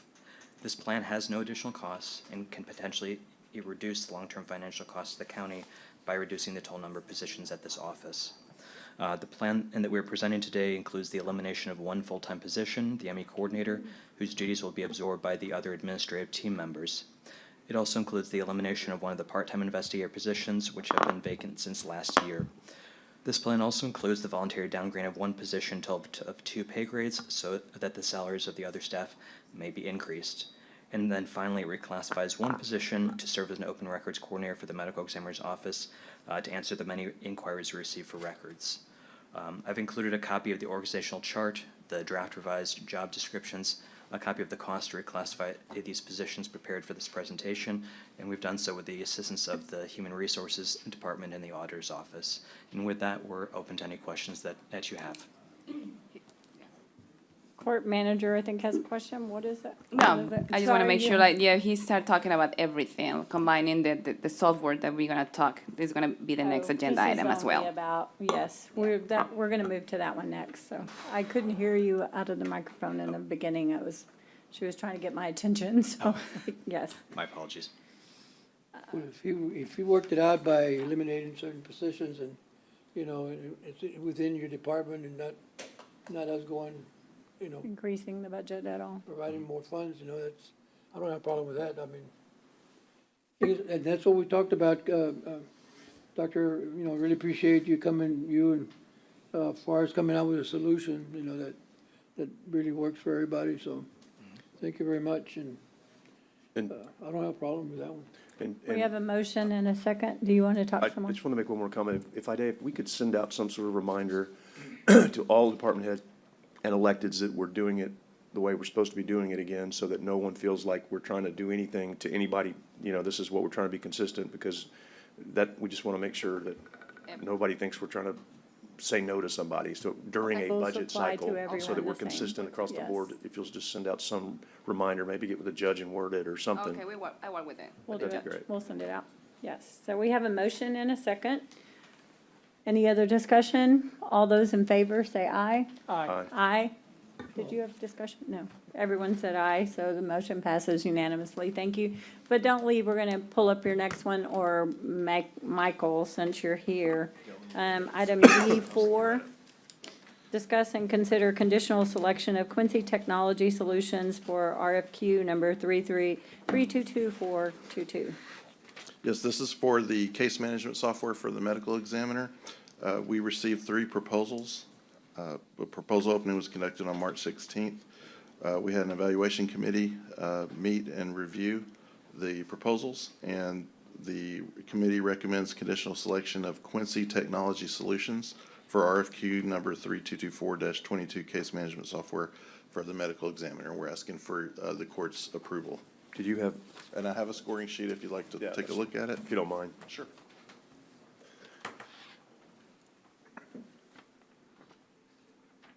Thank you. Thank you, sir. Okay. And is this just different than the first, same? Okay. And again, this is already, this software has been funded. We've already got funding for this, so I would make a motion to select Quincy Technology Solutions, Inc. Second. for the case management services for medical examiner. We have a motion and a second. Any other discussion? All those in favor, say aye. Aye. Aye. Any opposed, same sign. The motion passes. Thank you very much. And thank you for taking time out of your day, Dr. Fagan, to come over. Thank you, Doc. I think we have time for maybe one more before we go to executive and lunch. Item 3A16, discuss and consider installing automated external defibrillator AED devices in all county courtrooms and allowing emergency management coordinator and our risk management to assess the need and number of courtrooms and total cost. I think that was yours, Commissioner Right. Gonzalez. Yes. I kind of wanted the risk management to go out and give us a ballpark figure, what would it cost to have one in every court, you know, but, or have two at each floor, you know, instead of having every court, have two, because you might need one and somebody else might need another one. You know, I think we need to be prepared anyway, like central jury room, so we have a lot of people there, elderly people. Sometimes you might need one, I know we need one here, so, Great idea. I just thought maybe have a, Motion to discuss and consider installing and I know, allowing whoever to assess their need of courtrooms and the total cost and bring it back, because I think we all witnessed how much we needed that the other day. we did find out after that, let me just add, the risk manager, Timothy, we did find out after our incident here that there were 3 floors that did not have them on, and we have already ordered those. Those are in, and I think they're already up on the floors, I believe. Are they installed yet? Good afternoon, Commissioners, Judge. They are being installed right as we speak at this moment, so we're following up with that. So if there are any questions, Commissioner? yeah, so what do we have, one on each floor? Yes, sir. There's one on each floor of the courthouse, all 10 floors, all the way up to the 13th court. So there are 10 within the Nueces County Courthouse. Do we have one in the central jury room? There is not one in the central jury room. There's one immediately outside on the wall, outside of the central jury room. How about the JPs in the outside Yes, area? there are. I double-checked all that. There are seven JPs out there. In their location, they all have AEDs. We have a total of, double-check my numbers real quick, Commissioner. Excuse me. Thought I was going to go after executive session. So Sorry. we have a total of 59 devices throughout Nueces County. So there are, in the JP offices, there's a AED within 1 minute of every office, 2 minutes, 3 minutes, 7, the cardiac chain of care. So if we can get an AED to a citizen or a county employee who happens to be in cardiac arrest within the first minute, that's a 90% survivability rate. And each minute goes down, that's 10%. So I'd just like for it to check to see how much it costs to put 2 in each floor for the courtrooms upstairs. yes, sir. I've already got that cost estimated done as well. So that would wind up being a total of, one second, I have it right here. There are 22 courts in Nueces County. That's $42,240 just for the devices and the boxes for them. $42,000. Are we That supposed, would get one in every court? In every courtroom, yes, sir. I'm happy to, yeah, I think. What Can about we- every office? You said we have 59 total?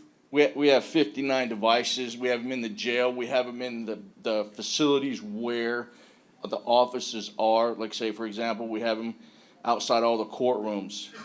We have them at juvenile. We have them at the Hilltop Community Centers. We have them at the Robstown Senior Centers. We have them at Parker Pool. We have them at the fairgrounds. So, Commissioner, they are dispersed. So, my courthouse is pretty covered, and we can always go more. I want to make sure every office, though, where we have staff, where we have personnel, has a AED device. I would want to see that first before we kind of start doubling. Do we have that at every single one? You know what, Commissioner? I will double check that. However, I know every building that we have employees in, I know there's a Add that device. into your analysis, your study that you're going to do when you come back. It's just, I mean, I'm thinking all the yards, 83 yards. Yes, sir. 4 They're yards. already there. There's Agua Dulce, there's All Bishop. of them. All of them have that. I know. I have a master list of where every one of these AEDs. I'll be happy to provide it to you. excuse me, Timothy? Yes. Are we supposed to, do we have people qualified to utilize those? We're working that process right now. There are some of us who've had CPR training in the past, and have AED training, but we are currently working to rectify that situation as we speak. But will you also make sure there's people on each floor? Yet that is also our objective in our training process, to ensure that that occurs as well. Very good, thank you. So just give us a report back maybe by the first week of May. Give us know what we have, give us a list and what we need, Yes, sir. you know, and, I just want to make sure everybody's covered, especially the outlying areas. Understood. Commissioner might have mentioned that too, but I think we need to really make sure everybody's covered. Very well.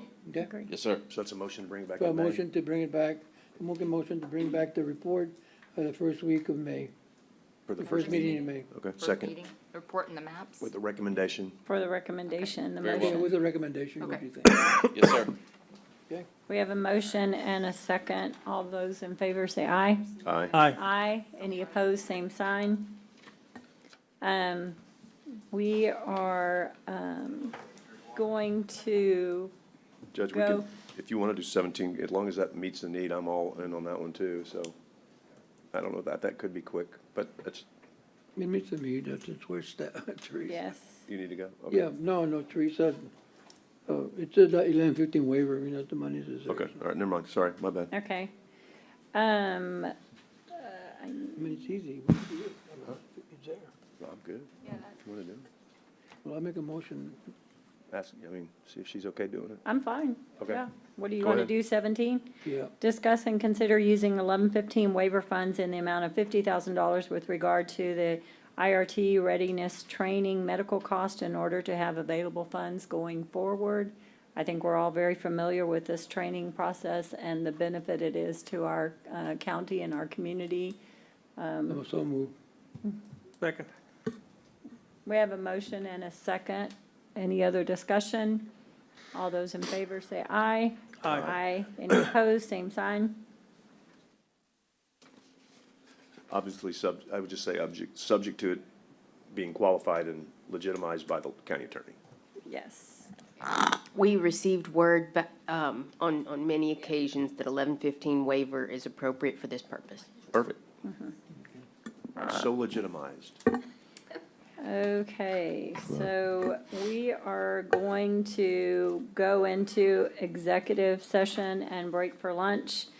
I am also going to pull, I know there's much discussion, but pull item 3A4 because one of the commissioners has a question for our attorney before we bring it back out into open session. If I can find it, get back to it. Executive session, public notice is given that Commissioners Court may elect to go into executive session anytime during the meeting to discuss matters listed anywhere on the agenda when authorized by the provisions of the Open Meetings Act, Chapter 551 of the Texas Government Code. To the extent there has been past practice of distinguishing items for public deliberation and those for executive session, the public is advised that the court is departing from that practice and reserves the right to discuss any listed agenda items in executive session when authorized by law to do so. In the event the Commissioners Court elects to go into executive session regarding an agenda item, the section or sections of the Open Meetings Act authorizing the executive session will be publicly announced by the presiding officer. In accordance with the authority of the Government Code, Vernon's Texas Code, Section 551.071, 551.072, 551.073, 551.074, 551.0745, 551.076, 551.086, 551.087, the Commissioners Court will hold an executive session to consult with attorneys, including matters relating to litigation, deliberate regarding real property, prospective gifts, personnel matters, including termination, county advisory body, security devices, and/or economic development negotiations, and other matters that may be discussed in an executive session. Upon completion of the executive session, the Commissioners Court may, in an open session, take such action as appropriate on items discussed in executive session. Item A, consult with the county attorney regarding legal issues and hiring of outside counsel, Ricardo Navarro with Denton Navarro, Rocha, Bernal, Hyde, and Zach, PC, attorneys at law regarding issues related to Padre Valle Park, provide status update, discuss legal issues and related matters, Texas Government Code 551.071. Item B, consult with county attorney in regards to support of a resolution relating to the governance of the Port of Corpus Christi and all related matters. I don't have the government code on that That one. can be Judge 551071 or 072, we believe. 551.071 or 072. And then item C, consult with the county attorney regarding legal issues and hiring of outside counsel to represent Nueces County in case number 2022 CV 61337-4, Maria Krostoff, and Nueces County, Texas, and related matters, Texas Government Code 551.071. And item D, consult with the county attorney relating legal issues of hiring outside counsel to represent Nueces County in case number 221 EV 00235, Margaret Mary Smith versus Nueces County, Texas, in the Southern District of Texas, Corpus Christi Division and related matters, Texas Government Code 551.071. Item E, consult with the county attorney regarding cease and desist letter relating to Padre Valle Park, provide status update, discuss legal issues and related matter, Texas Government Code 551.071. And then, as per one of the commissioners having a question with our attorney, from 3A4, discuss and consider paying attorney's fees relating to the district attorney removal proceedings. And Judge, just for the record, I would like to reiterate that that is not from your county attorney's office. That is a separate attorney that has their own relationship with the Commissioner's Court. Our attorney will be here at 1:30, we're told, and this was brought in by a commissioner who requested to ask a question before we go into open session, so. And that would be under what government, can you tell me the government code, what I would put it? It would It would still be 551.0. Because you're communicating with Yeah. your counsel, so. 071. 071. Yes. So it is, oh, I'm sorry, I was supposed to do this before, 12:38, sorry. And Judge, could, I'm gonna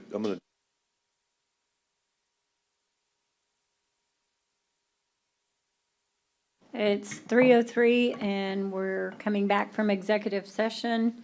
I believe I have another item that I was going to pull up, but he doesn't look like he's in the room yet, so we'll go ahead and finish with the action items from executive session.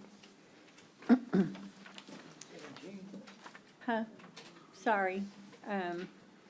For item 5B, executive session, discuss and consider support of a resolution relating to the governance of the Port of Corpus Christi and related matters. Hello, Judge. Sorry. Discussion of that, I think that, I'd like to remove the sunset. Oh, can you talk to the microphone? Yes, sorry, yes.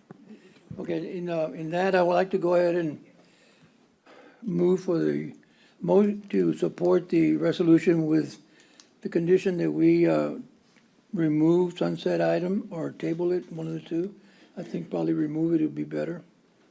And just go with the other four items on there. Okay, we have a motion. Do we have a second? Second. We have a motion and a second to move forward with the resolution, with everything excluding the sunset item on the resolution. Is there any other discussion? Just real quick, Judge, I will be voting for this for the greater good. I do think there's nothing to be afraid of sunset. I understand why people are concerned about it. It's truly just a review, and it's a very good set of eyes. And I get the realities are we need to get what we can get done. And I appreciate Commissioner Gonzalez working on this in good faith, and everybody else doing the same thing. This has been a very tough issue. I do still support the concept of sunset. I hope we'll revise it one day, and it's not at all punitive. It's just a good way to review things. But at the same time, I also understand the realities of the day, and I do support the other good things that are on there, and we'll be supporting Commissioner Gonzalez's motion. Okay, we have a motion Thank you. We have a motion and a second. All those in favor say aye. Sorry. Oh, sorry, did you want to Yes. discuss too? I'm sorry. I didn't see. And I agree. I think sunset is very valuable. I know sometimes issues pop up that are immediate, that maybe aren't on our radar, and then become on our radar and should be addressed. And so I don't want to pass it off as this should have been brought up earlier, but this is something I know than the examples we were given that have been done for other port authorities, and so I wouldn't have a problem supporting that for the future. I definitely think that that's something worth having a discussion on, that each political body that appoints to the Port of Corpus Christi have that chance to discuss, and maybe even in a joint meeting sometime in the future. I think it's worth preparing for. I do not have a problem with the resolution in supporting an additional port commissioner by San Patricio County. I think that it shows good faith. I hope that San Patricio County does take this in good faith. The one part that I do have a problem with is establishing the rotating chairmanship. They're a quasi-political entity. They operate by statute and rules and the laws of the state, but they do get their money from the customers that they have coming into the port. But with any entity that I've been a part of, very rare cases have you seen a chairmanship rotating amongst members. If you talk to anyone on the Port of Corpus Christi, you know that the chairmanship is something that is worked up over the years, that they prepare themselves by maybe the vice chair being prepared for the next opening once the president or chairman rotates off. On a rotating basis, I have a little problem with how that's worded, but that's something that they can work on internally. But that would be my only concern on any of this. But I do support the other items. I don't know that there are anything that is a concern, as long as all commissioners are being held to the same standard, right? That Nueces County is not saying that we want to operate by these standards and then say City of Corpus Christi or the San Patricio Commissioners Court operates under something different. So as long as it's understood that this is not something that we are unilaterally supporting or will take on our own, that this is something we support for the greater good that's been brought up, then I'm fine with supporting that. Can you address that, Commissioner Chesney? Which part specifically, Commissioner? Just in general, that this is just a resolution in support of these general issues, and it's not Right. something that we're going to be using to hold ourselves and handcuff ourselves to one standard compared to the other entities that appoint to the Port Commission. It's going to be all or nothing on this. Right. Okay. Right. I mean, obviously, the law won't change unless all entities are on board. San Patricio County has passed this resolution in full, including the sunset. I did relay to them the possibility of where, sunset might be heading over here, not knowing what everybody felt, but kind of, reading the tea leaves, I guess. And they certainly were very appreciative, of the fact that we're doing the rest of this. Talked to the mayor of Portland the other day. I don't know. I'm hoping the city will put these now back on the agenda to vote, because I think the sunset was the real controversial one. Again, I think it got blown out of proportion controversial, because it really isn't, but it is what it is. So I'm hoping that the city now will put these other 4 or 5 back on and vote them, because the folks I've talked to at the port don't have any real objection to any of these. So obviously the law is not going to pass unless all the entities are on board. So we'll wait for the city now to see what they do. And these resolutions, these were suggested by the port itself? Was this how we came across No, this? No. These were just things that collectively we met with representatives from San Patricio County and the city of Corpus Christi, and just kind of visited with people and said, okay, let's come up with some things that we think our bodies might be willing to consider favorably, and then take them back to our bodies and let them make a decision on. And that's where these came from. Because most of them, like I said, 3 to 2 years, that varies on the appointment. There's different bodies that we may appoint to shorter terms or longer terms. So I don't have necessarily an issue with that. You look at city council, they appoint differently on different bodies that they appoint to. So that's not a big issue to me. I've always been a supporter if you have one commissioner or one member of the body being able to bring up an item for the agenda. I think that that's worthy because it's difficult. You may be an advocate on one issue and at least want to get it to the table. So I support that. The last one, though, is one that I have a little bit of heartburn with other than the first item, which was the sunset. And if you can just help me with this one, Commissioner. What is the standard right now in with the acquired property not being placed into public service within 3 years? Is there a number for that, or is that? That was just a suggestion that the port's been buying a lot of property, as we all know. And then the concern, especially, and a lot of this came from San Pat County, the concern there is they're buying a lot of property over there, and then it's just sitting there. They haven't put it into use. And so nothing's getting put back on the tax rolls. And so they're basically just trying to, incentivize the port to say, hey, look, we get that you have every right to go out and buy property if you see fit.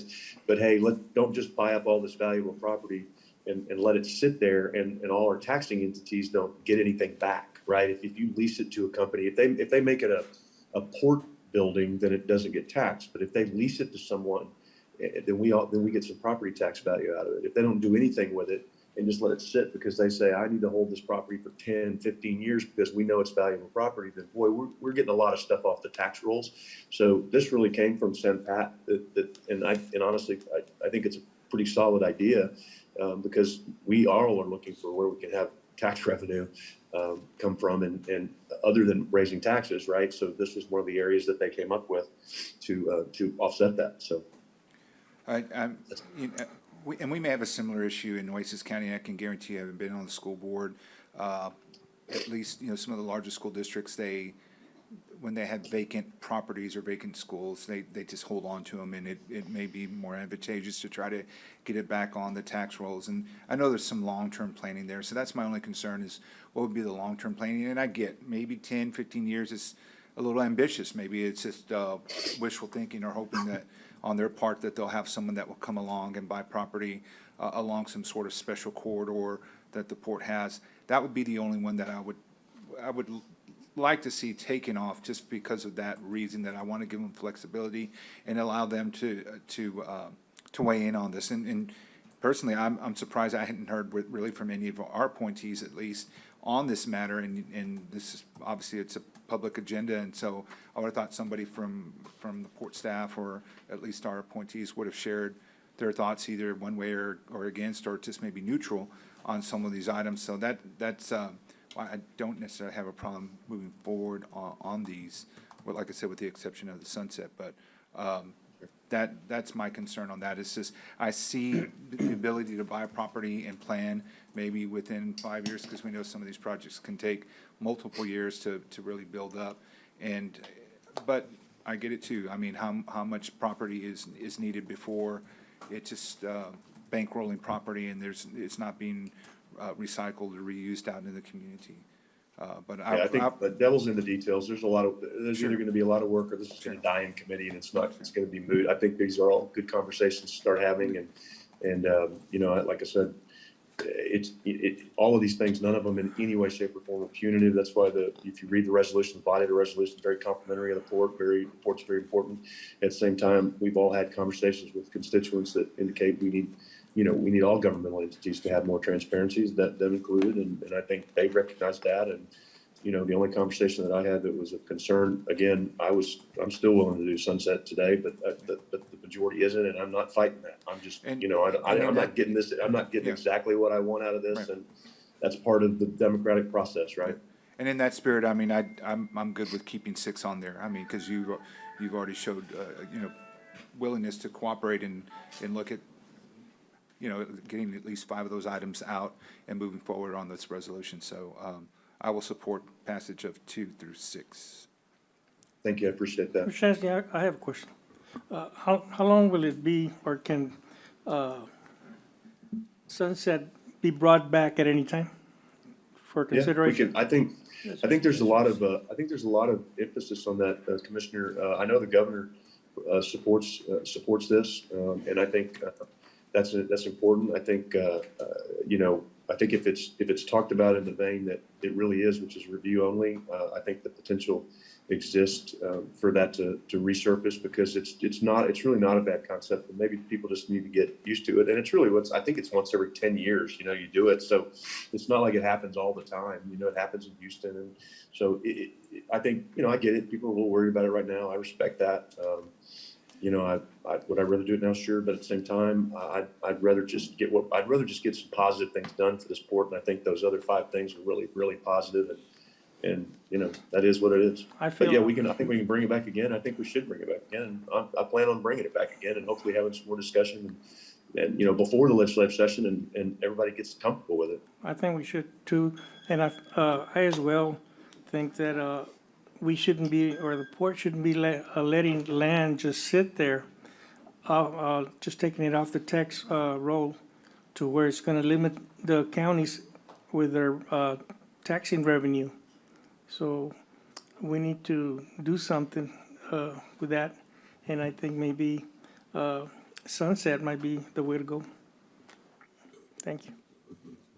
In the future. So we have a motion and a second to approve all in the resolution from 2 through 6, excluding sunset. Is there any other discussion? Excluding sunset. Excluding sunset. I'm sorry, did I say including? I said excluding. But all in favor, please say aye. Aye. Aye. Any opposed, same sign. The motion passes. Everything except for item number 1, sunset. So I see that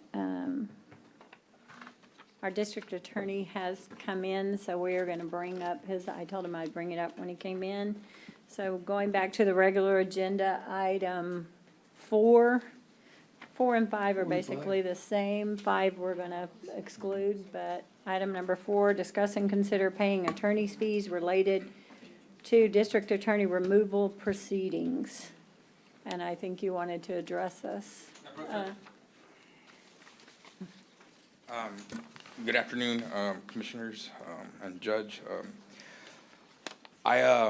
My attorney is actually on Zoom, and so Okay. I would like maybe you guys to hear from him, so that Yes. way he can go ahead and let you, obviously there is Chris Gale, and I'll turn it over to them, and then you can ask him questions or me questions, so that way you can be fully informed. Okay. Mr. Gale, do you want to address us, please? Judge, yes. real quick, can I want to apologize for not being there in person. I'm really not feeling Oh, I good, meant so I don't want to get anybody sick. So I'm still here, but I just didn't want anybody to think I'm not there. I am, but I just am feeling terrible and don't want to not get in there and make people sick. I'm sorry, I gave them your message before we went online, I guess, so Okay. you didn't see me do That's it. fine. Yes, Ma'am. Mr. Gale? Can y'all hear me okay? Yes. First of all, my best wishes to Commissioner Chesney. I hope he feels better. Now to the point at hand. Under the local government code, there is a provision under 157.901 that requires that the county provide representation for county officials when they're sued for something arising out of the performance of their duties. Now, that is a provision that's in place to protect everybody. This is a suit that was brought by one individual citizen. Keep in mind, it's not some kind of criminal complaint. It's not some kind of judicial complaint. It's not some kind of ethical complaint. It's nothing that's quasi-criminal in nature or anything of that nature. It is a lawsuit brought by a citizen, which could be brought against any of you. Tomorrow, there may be a petition to remove the county attorney because she's spending too much money on outside services for attorneys for jobs that she should probably do herself. We don't know. But if those things happen, of course, there's going to be representation by these commissioners. And there should be. You've received, I believe, at least if it mirrors Ashley's request for an AG opinion, some AG opinions which surmise and opine that district attorneys are not officials within the county policy for 157. And that's absolutely not true. If you actually look at the opinions that are cited to, just because something's cited to is saying something doesn't make it so. I actually did sort of an analysis of every single one of them. And not a single one of them that's the originating opinion in regards to that is actually state that opinion. In fact, it all stems from a case involving road districts, not district attorneys. I can tell you this much. The Attorney General's opinions, even though they don't have any basis in fact and they haven't done any analysis, they're not something that relies upon by the court. I have done a thorough search and I have found not a single case in the state of Texas that has found that a district attorney would not be an official for the purposes of 157.901. Accordingly, this is not an option, but a mandatory right for Mr. Gonzalez to be paid and have his legal fees paid just as any of you would in regards to this case. And so I anticipate, although he's informally requested you pay for his attorney's fees, and then he's formally requested that, I'm going to in writing inform you that I'm demanding that you do it. And if you don't do it, then I'm going to file a writ of mandamus in regards to this issue. And we're going to take it as far as we need to, even if it goes to the Supreme Court, to make a determination that public officials, much like yourselves, are protected when people get a hair up their butt and decide to file a petition against you. And that's what it's there for. I just don't see how you're getting around that. But even if you don't, if you look at the opinion that I'm assuming you received, there's going to be one particular opinion that was left out of that, and it goes through an analysis of this and talks about it. 157 is pretty much putting in paper that it's mandatory that you provide the representation, but it doesn't take away the common law procedure of providing that representation anyway. Now, that's discretionary. I don't think you have to get that far because I think you're obligated to do it. And here's another thing. You pay for the county attorney's salary. You make determinations on whether it's changed. You know, because you paid for representation in regards to Mr. Gonzalez and or other district attorneys in regards to 1983 suits involving civil rights law violations. And in every single 1983 case, including particular ones with the Fifth Circuit and the United States Supreme Court, they have determined that the county attorney acts on behalf of the county. The county attorney is a county officer or official, period. You can song and dance all you want around that, but if you're relying upon an opinion that relies upon these attorney general opinions, then you're relying upon an opinion that if written by somebody that worked for me would be fired. So I am trying to look out for everybody, and I stand up for the right of Mark Gonzalez to have representation in regards to this case and to have good representation because this is an important issue. He's a twice elected official who had a lawsuit that was brought against him mainly for political reasons involving things that are no longer part of this petition. Although the request for an attorney general opinion was requesting things and talking about official misconduct that would require some sort of intent element to them, keep in mind that the pleadings that exist in regards to this case against Mr. Gonzalez have been completely revamped and contain zero implications of official misconduct, period. So whatever the attorney general is being requested to make an opinion on is flawed to begin with, and everything else involved with the process is as well. So I'm trying to implore upon you to do what I think you're obligated to do and or do what you should do, which is right. This is something that came about from his performance of his official duties, and basically what it comes down to is a dislike of how he does that, much like there might be a dislike of anybody else that sits on this commission or assists this commission or anything of that nature. And so we're demanding that you pay it and or requesting it, but either way, we're going to make sure that we get this done, and we look forward to hearing from your decision. I will put something informal in writing by tomorrow morning, and I'm assuming I'll give some sort of timeline on it, and then we'll take action if necessary from then on out. I just don't want you to be caught off guard, and I don't want you to think that this is some sort of issue that is just slam dunk, easy to make a determination on, because I've looked at these attorney general opinions. They aren't worth spit, but even then, they're just advisory. And I can't imagine that the state of Texas is not going to say that you should represent and provide representation for an official who's been elected merely because one of the citizens has a disagreement on the manner in which they do that. So I appreciate your time, and I thank you.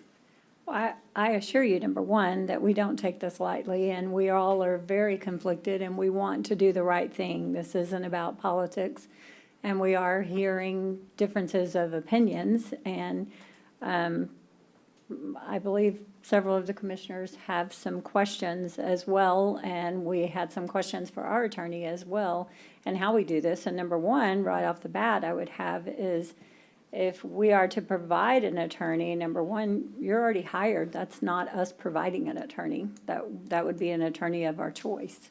And if I may respond to that briefly, Yes, please. I've been sued twice in my official capacity, and at that point in time, it was kind of the same instance, where I was we approached the commissioner's court and they asked, who would I like to hire? At that point in time, I really, I said, well, it doesn't matter to me as long as they're gonna do a good job, which they did. And I somehow had a few choices, and I ended up hiring Mr. Miller, which was something that I've done before. And so that's kind of how it happened the last time. There wasn't, in the last instance, when I was a suit in my official capacity, the court or someone in, at their, I guess, command didn't say, this is who is going to be your lawyer. So it would probably be, if we were to do what we did last time, it's kind of in the same. And I also understand, I have a question in that as well, and I'm the newest member here, so I wasn't a part of it. So I understand that the county was also included in those lawsuits. I believe so. I believe so. There were Where many this people is the difference, included. where we weren't included Sure. in that, yes. So it's about the county's interest, I think, yes. And I will just kind of answer your question. I'm assuming you're asking me, but, Mark Gonzalez did not have an opportunity to have appointed counsel. And when he's showing up at hearings and trying to defend himself, he needs somebody. So, I mean, I understand that I have been retained for the purposes of representing him. Y'all can make a decision that somebody else will do that. I will leave that up between you and Mr. Gonzalez. But, to say that he ran out to get somebody and didn't want y'all to help out is probably maybe a misstatement. He was willing to have y'all have his suggestion back at all. but he had to have somebody in his corner, and I'm thankful that it was me. Yeah, and that wasn't my suggestion. I was just, if we were to move forward, since you have already done so, when we are debating this, is like, we generally hire the attorney and they answer to us and bills come to us and everything. And this is new for all of us, so it is very different, because then the bills come here and we're the county and the county attorney. I think we've had all kinds of discussions that it is very different than a normal case. Yeah, and if I may address at least the employment last time of Mr. Miller, I believe it was Royce and Razor. He was my attorney. Anything that we shared was client attorney privilege. There would be no way that he would come in and report to the commissioner's court or to the county judge any discussions that we had or any legal theories that we had in defending myself. He was not your attorney nor the county's attorney. He represented me in my official capacity. And so I don't want there to be any mistake that Mr. Miller represented me as well as y'all. That's not the way it was, and that would be a mischaracterization. Okay, that's not the way I understood it, but thank you for that. And if you have any other questions for me, I mean, to the extent that I can answer them, I will gladly offer an answer. Please stay on, and we do have public comment that I failed to bring you up. I'm sorry, you signed up to talk during this. Sean Flanagan was the only one from this morning, so. Thank you.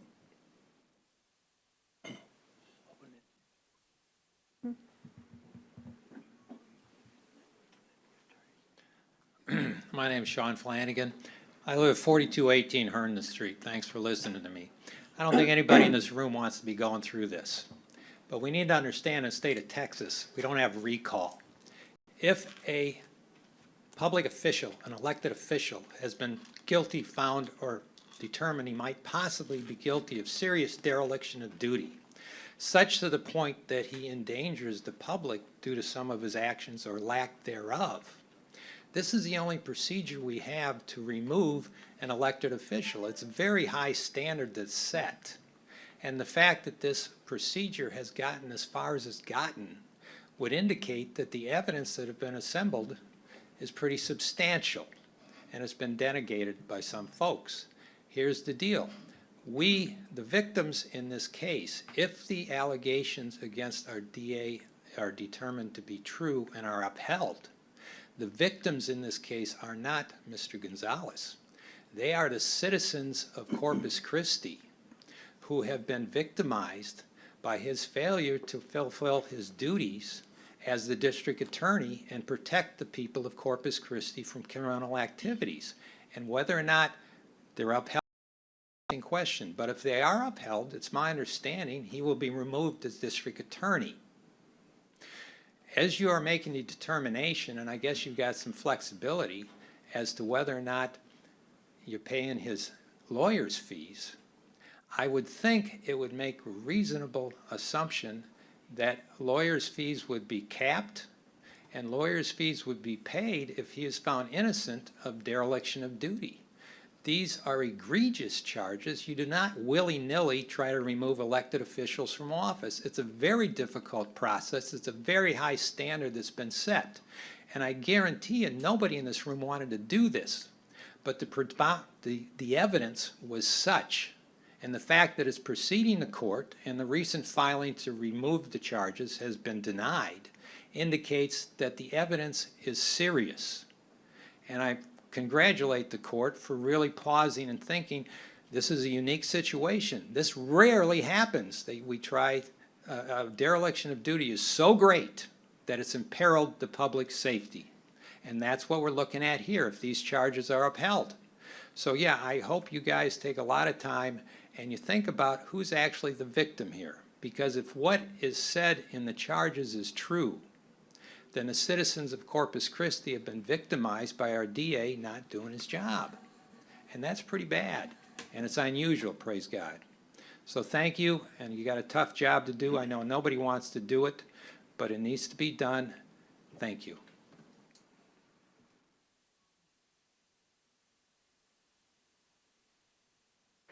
We have our attorney here. I'm sorry, Judge, Clarify. do we have anyone else that's going to comment before our attorney gives us some advisement? Anybody else wants to comment? Yeah. Did you sign up, or it's okay? I'm not a lawyer or anything, but I am a businessman. I am a precinct chair for 92. And I believe there isn't any victimization right here until, you know. Need your name and address first, please. Peter Melve, 609 Bradshaw, Corpus Christi, Texas. M-E-L, V as in victory, E. So, you know, it is the citizens of Nueces County that elected this gentleman twice in a row, and it's the citizens that should decide. And I don't see any victimization until the case is done, and he is an employee, just like he's an employee of the county, and we should pay for his legal expenses. I think we should. And I hope that we voted for you guys too, and we're your constituents. And we're going to remember these things too when it's time to vote again. That's all I have to say. Thank you. Thank you.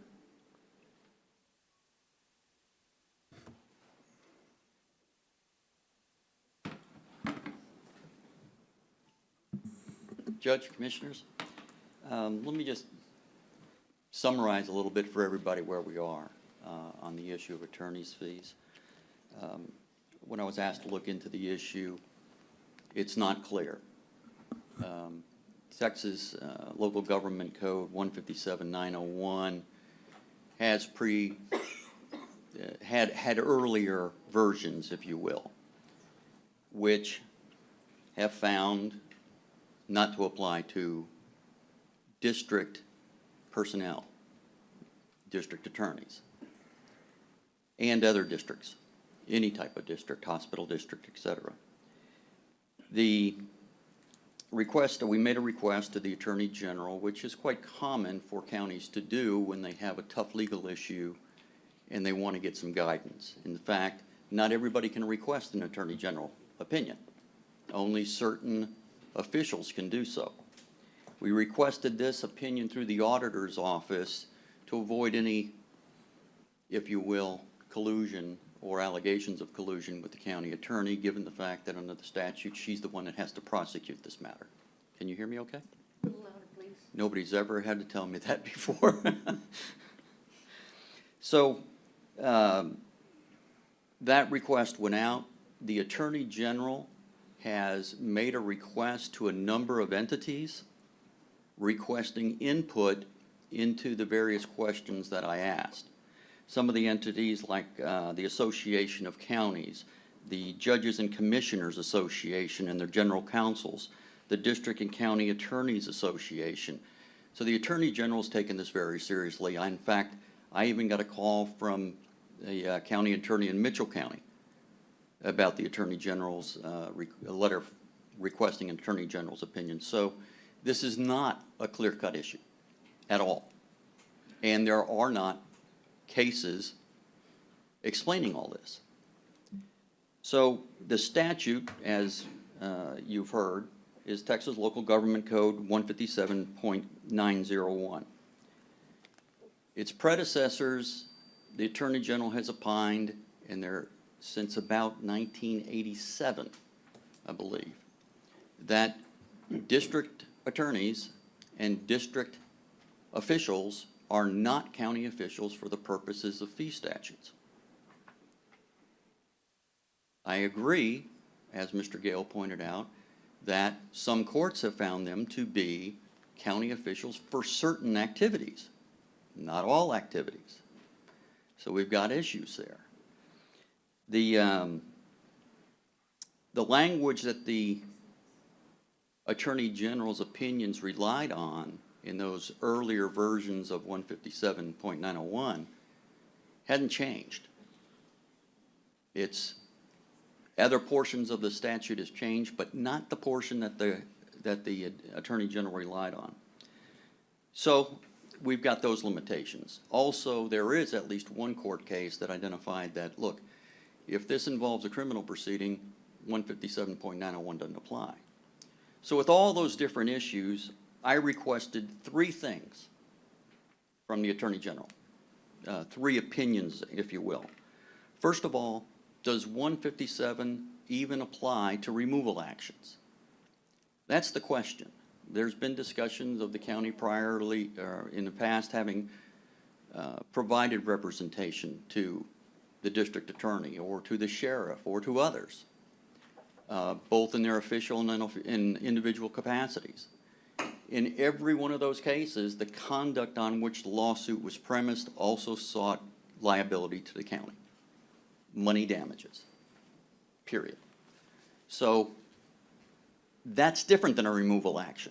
We say there's no victims, I've heard them said, and I've heard somebody say it's not even quasi-criminal. Well, according to the Texas Supreme Court, removal actions are quasi-criminal. That's what the Texas Supreme Court likened them to. The only issue is, was there misconduct that qualifies for removal? And if there is, that's it. That's the only thing the jury decides. If the jury finds that the misconduct that amounts to a basis for removal occurred, the only remedy is removal. There's no money damages, there's nothing else. So, in the sense that all the jury does is determine guilt or innocence, if you will, the Supreme Court has said it's quasi-criminal in nature. Because these things don't involve criminal liability, they don't involve personal liability on behalf of the district attorney in this case. There's no money damages against the district attorney in this case. Because of those differences, I've asked the Attorney General to give me his opinion as to whether or not 157 even applies to removal actions. Because as it's been pointed out, this isn't just necessarily a district attorney issue. Anybody here could be subject to a petition for removal. Does it apply or not? Or is this for normal civil lawsuits where somebody's seeking a money damage? We need to know. The other question I asked the Attorney General is whether or not the Attorney General continues to insist that district attorneys and district officers are not county officials for the purposes of the fee statute. I heard Mr. Gale talk about he doesn't believe that it is. I understand that. And in my opinion, or my letter to the Attorney General, I pointed out, look, district attorneys have been found to be county officials for the purposes of making county policy in certain instances, and in other instances not. But you're making a blanket statement that it doesn't apply to them. Is that still your opinion? We need to know that, period. The third thing I've asked gets to what Mr. Gale called your common law right to go ahead and decide whether or not to provide a defense or to provide an attorney in this type of a situation. I briefly covered that the last time I addressed the commission, and under common law, you have a constitutional authority to expend funds for the benefit of the county. In this case, you'd have to find out, determine that, look, the expenditure is not just for a personal benefit of the district attorney, but for the benefit of the county as a whole. And you must find that the conduct on which he's accused to have committed various issues was done in the course and scope of his duties. We've got a particular problem in this case, because one of the allegations in the removal petition, and I know it's been amended, but it's still there. Actually, there's potentially two.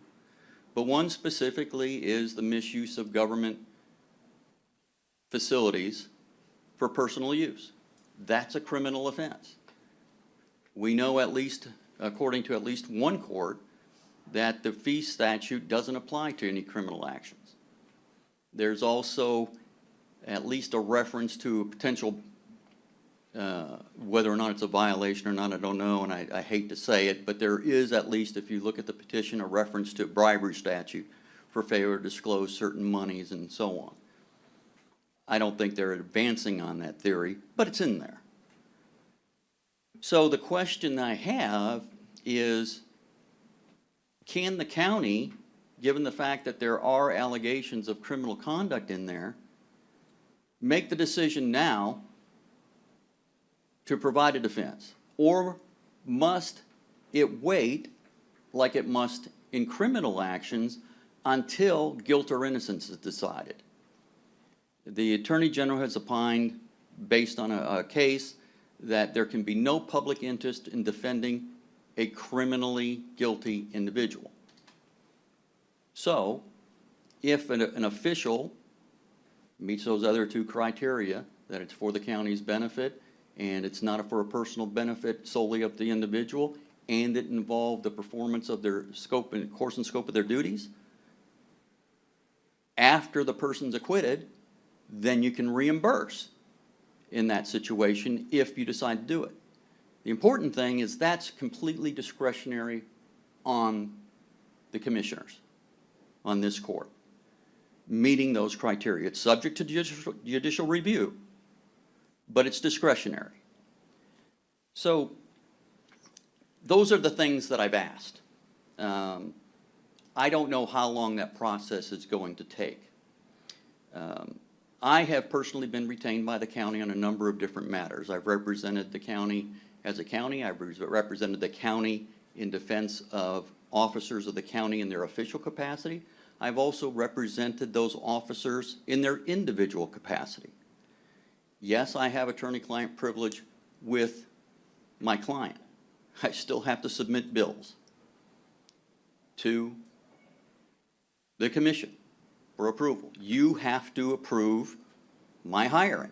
The way the system works, or has worked in the past, is something comes up, I'm contacted by the county attorney. We do a conflicts check. I do a conflicts check not only to whether or not there's any legal conflict, but we look for personal conflicts, business conflicts, etc. Then we get with the county attorney and discuss the terms of my employment. Because when it finally comes to you all, you've got to decide based on the proposed contract. What are my fees? How am I charging? What am I not charging? Are you going to charge me 25 cents a copy, or whatever it is, and so forth?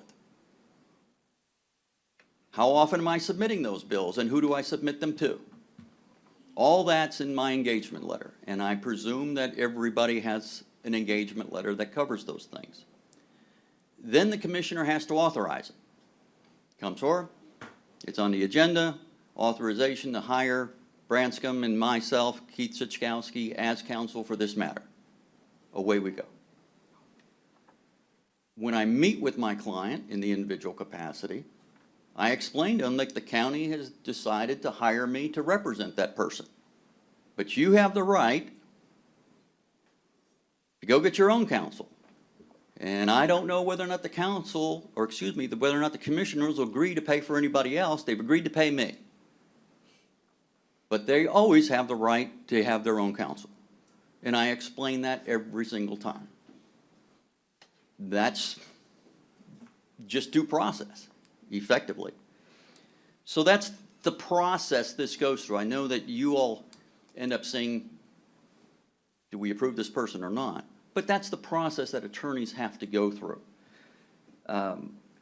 So assuming, if we jump ahead, if we assuming that 157 applies to this, a removal action, or if you even want to apply the common law, and the county chooses, or excuse me, in either case, the statute specifically says, 157, that the county can choose to hire an attorney.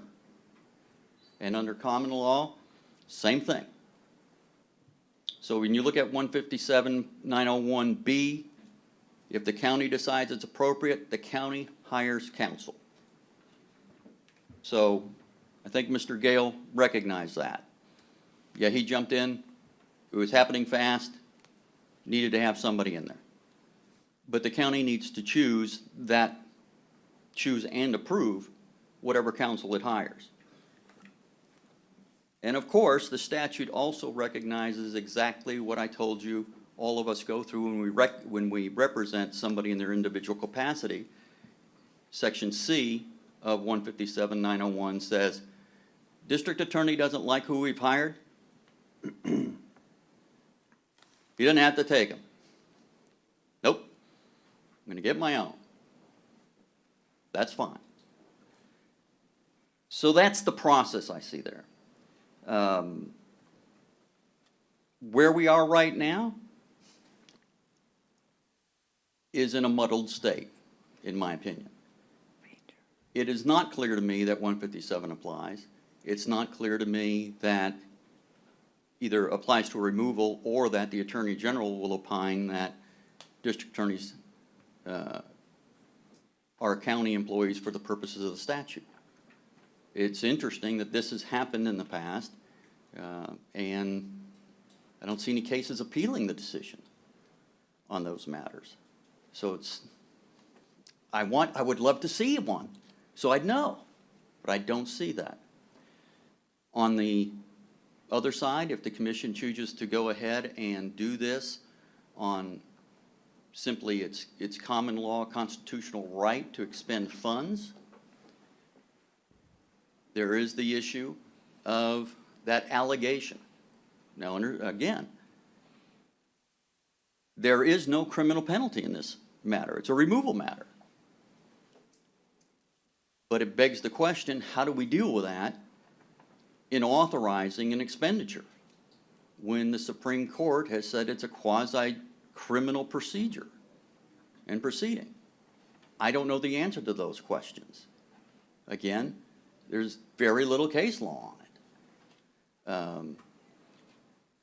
So if we do this, if the commission goes through and in its discretion determines that it's in the best interest of the county and not for the personal interests of the district attorney, that it involves the performance, or excuse me, the act or omissions were done in the course and scope of his duties as a DA, I think you would have to carve out that portion of the allegations that says he was using county facilities for personal use, which is not in the course and scope of his duties. That is something that can be done, I believe. Because as an attorney, when there's certain ways that you can collect attorney's fees in a case when you're successful, and many times when you're in a lawsuit, there's allegations of conduct that would come under what we call a fee shifting statute, where somebody can get their fees, and allegations where there are no fee shifting benefits, if you will. And the attorneys have to carefully designate what their work is for. Was my work for, in this case, was my 2 hours of research, did that involve research for the fee-shifting cause of action? Or was it 2 hours of work involving the cause of action that doesn't allow me to recover attorney's fees? keeping those things segregated is something attorneys do, at least in my line of work, on a regular basis. That's kind of where we are. Well, again, and I think that the judge brought it up, there's the issues of fees. When somebody submits their bill, this is a very unique action. In the cases we've talked about before, where the commissioners have appointed counsel, so far as I know, there's always been a county interest specifically involved, i.e. county liability for whatever is being alleged. I don't know what everybody else's fee submissions or invoices look like. I've never reviewed Mr. Miller's fees. I've worked with Mr. Miller on cases as co-counsel where he's representing one portion of the lawsuit, I'm representing another. But they got to come in you some way. And normally those things would go to the county attorney. It would seem very strange to me that the DA's counsel, if we choose to, if the commissioners choose to get one, would submit their fees and their invoices showing the work being performed to the county attorney's office. I think that's a real problem. And that has to be avoided. That just doesn't make any sense. So whatever arrangement is made, if the county goes forward, that can't be part of the solution to send the bill to the county attorney's office. That just can't happen. I think everybody would agree with me on that one. I'm open to any questions or any comments y'all may have. I can't make your decision for you. It's up to you all, but I'll try to answer any questions you may have. Again, I don't know how long it'll take for the Attorney General to render an opinion. I do believe that this is something that is being looked at very closely. You said that there was another county that contacted you on Yes, this sir. issue? The county attorney in Mitchell County contacted me about this. He left me a voice message. I've called him back several times, haven't been able to get through to him very well. It's up in the middle of nowhere, so it doesn't really surprise me that I'm not able to get through to him. But he wanted to call me about it because they have similar issues going on up there. And now I don't know if there's a removal action going on, but it's the issues, perhaps the issues of a district attorney or a district officer and application of this statute. And I know it was asked earlier, and I can guarantee Mr. Gale and the public that the reason why we were in executive session so long was that we had a lot of questions that we needed between our attorney to help clarify in this matter. And what you're telling us here is what you told us basically in the back room in a much more Understand this too. The Attorney General tries to make, it doesn't make a decision of your discretion. The Attorney General, if you say, well, Attorney General, can we exercise our discretion and do this? Attorney General's going to say, we're not going to answer that. Because that's a detailed fact issue that you're going to have to resolve as a commission, or as a board, or as a commission, whoever it is. And then we'll review it because you're subject to, of course, somebody suing and saying you should have never paid those attorney's fees. But that's always true. I have a question. Yes, sir? That county that called you, Yes, sir? did they kind of let you know under what grounds they didn't let you know that? No, sir, I was on another line. He left a voice message. And basically he said, I saw your request for an Attorney General opinion on it. I'd really like to touch base with them because we've got issues up here and I'd like to talk to you. That's it. I can't tell you any more because the 3 phone calls I made back went to voicemail. All right, sir, thank you. Yes, sir.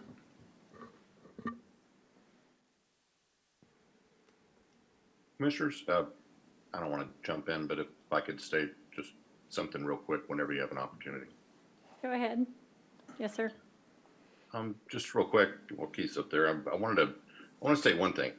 The request for the opinion that Mr. Sosowski had written to the Attorney General on Ashley's behalf, it has in 3 parts that it comes up with this fallacy, and it's based on the original petition that was filed by the individual citizen, and it alleges something in there that would be considered perhaps criminal actions. But keep in mind, the current petitions do not include anything regarding official misconduct, which would be the intent element portion of the removal statute, so that's out. And anything concerning this alleged bribery, which they allege has been removed. It is not contained in the Second Amendment petition at all. And then the other portion that deals with some sort of misuse of funds is not a violation under 3902, which you have to have damages. That's where you use public funds to fix your house. You have people come out and fix your roadways, you for your personal things. You have people refurbish your equipment. You do things of that nature. That's not what they're alleging. They're alleging nothing that would be considered any kind of complaint of that nature. In fact, the only thing that they've alleged is perhaps, even if it was in best light, would be some sort of violation for an ethics complaint for advertising politically, during during some kind of Facebook post. But that's not what was at issue here either. So there is nothing criminal. And I would ask that if y'all truly wanted to get an accurate opinion from the Attorney General's office, then you don't start with the premise that there's some kind of criminal actions involved in this, because they're going to run with that instead of what they should, which is what you have before you. So, I want to make clear, and I'm intending on probably, if I can, responding to the AG and letting them know that fact. But if you're starting with a premise that's flawed, then at the end of the day, you're going to end up with an opinion that's flawed. And you're wasting your time just waiting for that. But even then, again, I think this is pretty clear. I don't think it's so muddled. I think it's really clear. And even then, just because you don't have to do something doesn't mean you can't. And so even if it weren't clear to me, and even if 157 didn't actually apply, just apply. Because he is an official. He is charged with something in regards to his scope and course of his employment. And like the gentleman that got up there said, I'm an employee. Everybody's an employee. And he deserves representation just like every other employee, but we don't tell that employee, well, hopefully you can survive the onslaught of these allegations financially. And if you do, then, we'll consider paying you at the end of the day. But some people won't even survive that onslaught. It's an expensive process and it demands a good defense, whether it's by me or somebody else. So, I think that your opinion should be fixed. To include the specifics and not include things that are not included in the petition, so that we're not dealing with a flawed analysis to begin with. So with that said, I think it's pretty clear. I'm going to send out my demand tomorrow, and I'm not your attorney. I'm not trying to give you advice. I'm just trying to give you some clarity on what's coming down the road. Just a brief response. That's just false. The amended petition pulled out 2 major allegations having to do with the refusal to prosecute certain cases. The allegations of misuse of government facilities, the allegations or reference to bribery remain in the current petition. I'm not trying to snow anybody or anything else like that. It's pretty straightforward. I also would ask, and I don't know who here may have the answer. I think someone asked it this morning, and I wasn't aware of that Tim McCoy, when he had something brought up against him and Judge Ena Klein, that we didn't provide them with attorneys. Can you answer that today? Do you know in the past, the court? They never asked for some. They never asked for them, but we didn't provide their attorneys either. Okay. But I will say this, as Mr. Gale did point out correctly, if they're covered by the statute, 157, it is an entitlement, very clearly. But my understanding is that in both of those proceedings, neither one got representation. Okay.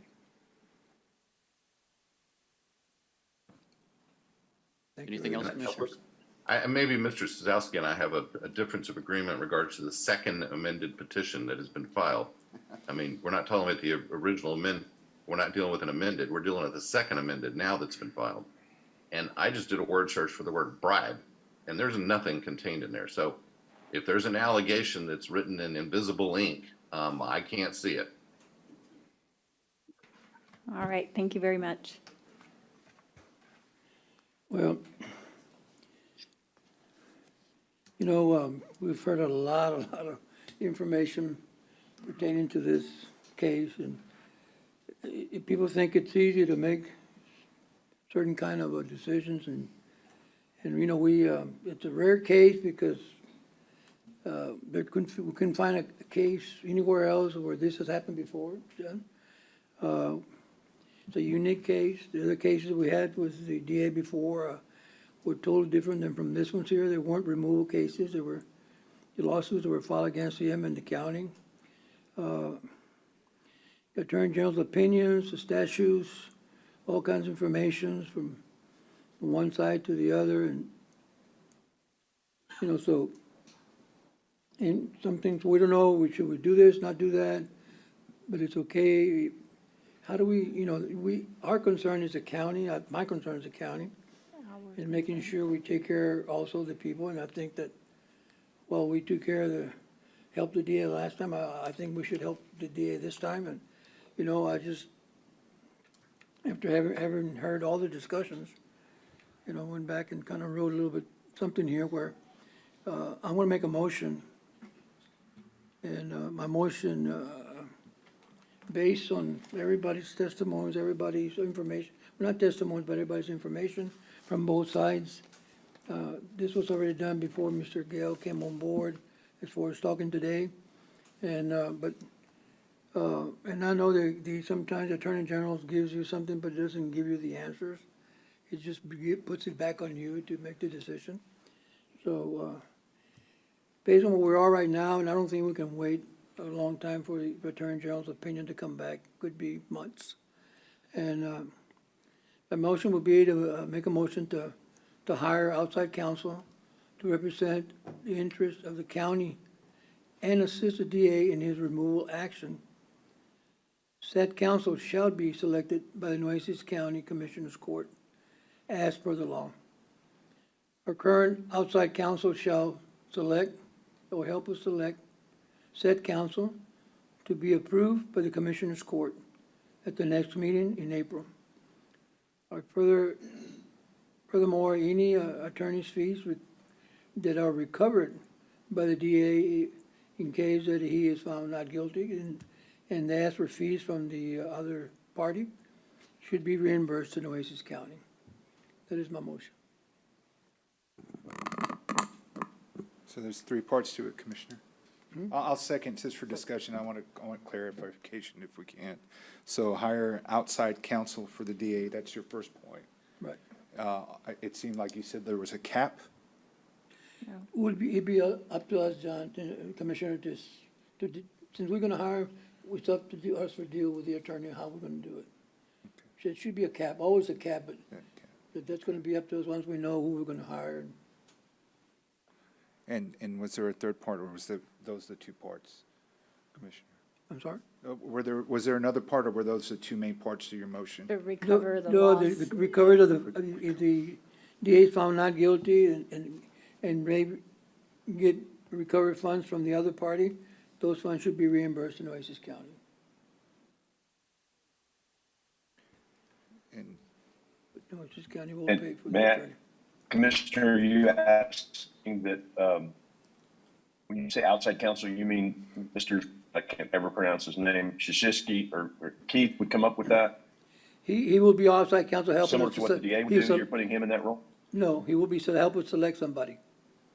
Right, okay, that's what I'm understanding. Like normally the county attorney would pick, but we don't have a county attorney. This Right. person, Right. Keith, is acting as our county attorney. You're saying he would act in the role that the county attorney would, so that the county attorney is completely out of this process That's at right. all, That's completely. right. She has to Okay. All right. Were you through talking, Commissioner Modas? No, I just wanted to make sure that those were the main points. For me, my opinion is if there's no statute that says no, then I would support just keeping the same council and then just paying a fee set on a cap. I think, Mark, that most of us here have felt that there should be a cap, right, within reason, right? Not too high, not too low. Yes, please. No, I totally understand the concerns of the court. I understand the cap, you know, these things can get costly. The only thing that I would say is look at other cases that the county has engaged outside counsel. I mean, I'm sure it's cost the county up to this point quite some money just to even issue the 3 opinions to the to get the Attorney General's opinions and to have him come up here a few times and be back there in executive session when those monies can be spent, obviously defending this case. And so I would just say what is reasonable for the, you know, other individuals or in other litigation is something that you guys can look at and maybe consider. I understand we're all in, you know, new and deep waters, but I understand the court's concern. But you also understand what the current motion is, and it would be someone outside. Mr. Gale, I think that's what the motion was that I seconded for discussion, so. So then the court would be opposed to maintaining my current attorney? If we would decide that, yes. Well, It'd be up to us to decide who we want to get. And can I, well, I guess this is an answer and question type of scenario. Why would the court not want to have the current attorney who's engaged and already is prepared to, I guess, continue doing the job that they're doing as opposed to bring somebody brand new on and to go ahead and review and get all the pleadings and then to work in maybe conjunction with Mr. Gale, if that makes sense?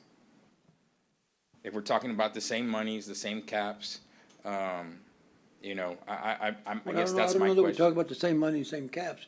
I mean, that's not until we talk to him, right? I mean, we could talk to Mr. Gale and see what he has to, what would he offer, you know? But he probably won't be the only one we talk to. Right, but what I'm trying to say is if the court has a set amount per hourly rate or however y'all do it, right, with the cap, and that's what y'all are set through either, you know, looking at other attorneys who have engaged in this type of litigation, and that's something that's acceptable to him with everything, would the court be then opposed to employing him on my behalf? We would have to look at that ourselves, yeah. But what Can I comment on that? Yeah. Go ahead, Brent. I'll be just real honest with you. I have great respect for Mr. Gale, but Mr. Gale sues Nueces County all the time. And I think there's a conflict with Mr. Gale being hired by Nueces County to represent the DA when he and does a great job, sues Nueces County on a regular basis. That's an issue for me, because I mean, I don't really know in fact how it's not a conflict for Mr. Gale, because you can't, I don't know how you get paid by Nueces County and sue Nueces County. That's a hard one for me to swallow. I'm not asking Mr. Gale. I'm answering Mr. Gonzalez, because he asked, and that's my opinion is, like I said, Chris is a great lawyer, but we don't hire Chris because Chris sues us. We have a lot of good lawyers that we hire to defend that represent Nueces County and don't have any conflicts with Nueces County. And Mark, let me also ask too, my understanding is he does some sort of representation for cases in your office. I'm very concerned about the conflict of interest with Mr. Gale, because he is so good at what he does and he is so good at suing us and other governmental entities. I think that's a conflict, because if we are saying that we're protecting the interest of Nueces County, which is the way we get by, this is the way we hire, right? The statute says we have to say and believe that this is in the best interest of Nueces County. I mean, I mean this with the greatest respect, but I mean, he's never been on our side. He's always been against us every single solitary time. So that would be the reason for me, just being candid and honest. And that's said with great respect for Chris Gale as a lawyer, but it's hard for me, especially with Commissioner Gonzalez's motion, which is to protect the interest of Nueces County and to assist the DA, that we would have, and you're right, Mark, I would never want him to come in and tell us your attorney-client privilege conversations. I agree, but am I comfortable thinking that he's going to protect the best interest of the county when he sues the county all the time? That's a hard one. I mean, that's just be honest as I can on that one. I mean, Judge Scott, can I say something? Yes, sir. I mean, just real quick, and I understand Commissioner Chesney's idea concerns, but I mean, let me tell you something. Whoever pays your bills is not necessarily your client. Your client is the person that you owe the confidentiality to, and I think Mr. Sazowski is going to tell you exactly the same thing. Just as he did a little while earlier, is that while the county may be paying him to represent an individual, his allegiance lies with that individual, and my allegiance would lie with Mark. I want to make sure that he has representation. Who do I think that should be? I think it should be me. Not because I need business, but because I want him to have the best representation, as I would represent anybody who came to me that was an elected official within Nueces County. I would stand up for anybody's rights to have their representation and to defend any allegations that come against them, from what I believe are politically motivated means. And so I am not going to work for the county. I am going to work for the DA, and yes, the obligation by statute and or by decision would be that by the county, but this is not a conflict. I would not listen to the commissioners in regards to this, although I think maybe I should be kept in the loop. I definitely think that. And with my client's approval, I would do whatever y'all want me to do. But the point is that there's not a conflict, and you might be right that I'm oftentimes find myself against you guys in regards to issues. That's not always true. No, Chris, but always. Well, I mean, always you do. So, And that's okay. But what you're There's talking nothing wrong about with is that, but hiring it's kinda hard somebody. but it's hard for. You want to hire somebody Well, for but no, Mr. what- Gonzalez that is in line with the county and the No, county I want to hire attorney someone bringing this that's suit not now. opposed and adverse to the attorney. But the county, I want to hire someone from Mr. Gonzalez that he can recommend that, and he knows the stable of lawyers that are in line with the county. We can give him Mr. Miller. Mr. Miller's great. If He I just don't said Mr. Miller did a participate- great job for him. I mean, if I don't I'm not trying to communicate argue with with you. I was trying to answer Mark's comments. But I and think Mark's you'll just want to give conversation on him this. representation, but not good representation. And And that I'm is- gonna stand there on you my, go, because I'm you're the gonna stand on my because I own guess you're the only soapbox. good lawyer in town. You're the only good lawyer in town. I Okay. get it, Chris. Well, But, the point so, here again, is. I was asked why. I think if we're hiring someone and we're paying the bills, then yeah, we have more than an interest. In any case that we do, if we're gonna fall under the statute, and he falls under the statute, then in any situation, we would always hire someone who would help the named person and help the county.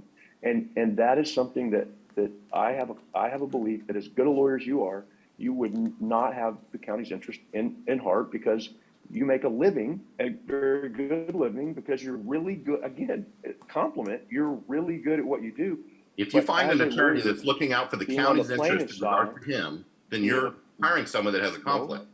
You're talking about hiring somebody that has a conflict. No, I'm not, because it's in the county's interest for this to be resolved positively. And this is not, All of it's us. it's Can we call for the absolutely, question? because there's Okay. a lot of allegations. They're in this calling for thing the question. that if That's they enough, come to guys. pass, it hurts the county.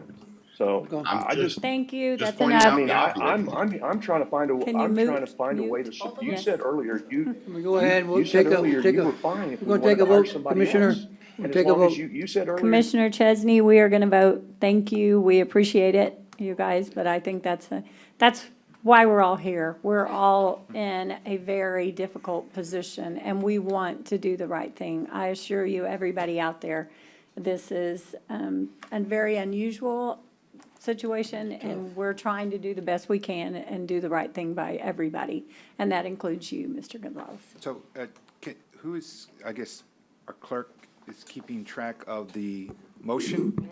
Yes. Can you repeat the motion for us? I will give you the gist of the motion, unless you Well, want to give me. yeah. So the 3 points, it was motion made by Commissioner Gonzalez, seconded by Commissioner Modis, sorry. And the first point was to hire outside counsel. He has it written down. But you did, I thought you did. Hire outside counsel and put a cap on the fees. And it was outside counsel of Commissioner's Court choice. It was y'all's choice of outside counsel. Put a cap on the fees, and if the district attorney is found, I guess you said not guilty, but. Not guilty. Right? Then any recoverable fees If would he be gets then any back to attorney's the. fees yeah, reimbursed, back that to he the county. would reimburse the county, yes. about So it. the fees would come from who? That's the part I'm stuck on the The motion. individuals who filed the individual. petition would be subject to the The damages. bond, I guess they put up, right? Wasn't there a bond, and is that what's recovered? I believe so. No, like the loser pays. Actual damages. Actually. No, The No? bond was just filed, Yeah. it's a minimal bond that's filed. If the judge decided to suspend the DA, Right, that's then for the the bond. judge would require a substantial bond, but that has not happened, and there's no indication it's going to happen, so. And that really is to offset salary, not really to offset fees. Okay, well, there's, I, any recoverable fees should be reimbursed to the county. Judge, I'm going to retract my second on that motion. I just, it's gotten kind of complex, and I think I'd rather just go for a simple solution and answer, so we all know where we stand. Either we go with, unless statute says otherwise, that we go with the current counsel that's already hired with a cap. And so I'd rather see the motion worded that way than kind of this breakdown. I think I'll second Commissioner Gonzalez's motion then.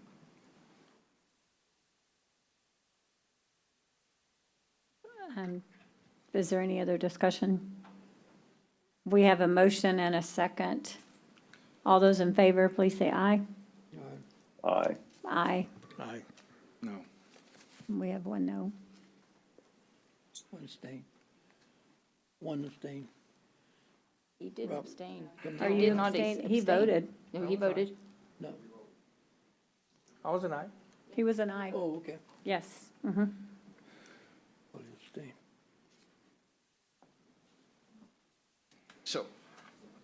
So would I have any input on actually who defends me? I mean, Yes, we want. That's what I was just gonna say. Is We there a way absolutely- to ask Mr. Gonzalez to submit three or four four names. attorneys or some? And- I'm open to that. and can Chris Gale be on that list? I mean, why wouldn't, go ahead.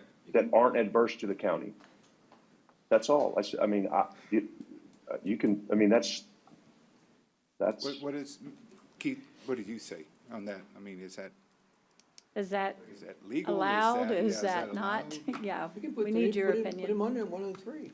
I mean, When you're talking about You need to conflict, speak in the microphone, Sorry, please. Sorry. when you're talking about conflict of interest, the conflict of interest with respect to what Mr. Gale was talking about, i.e. who's your client, who's not your client, is different than practical conflicts of interest. I routinely turn down, I'd turn down a representation for the county, quite honestly, simply because of a business conflict.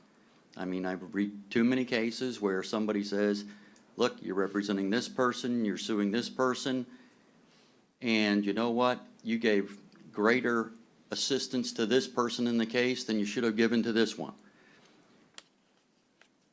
I understand Commissioner Chesney's issues with, why are we hiring somebody who's always suing the county? Do we have a good faith belief in all of this?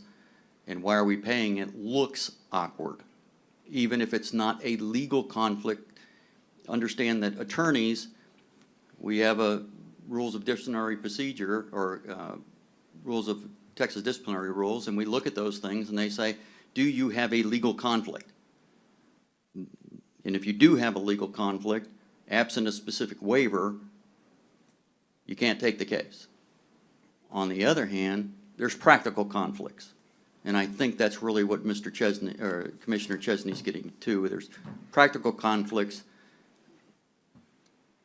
that prevents him from voting to, if you will, retain Mr. Gale in this case.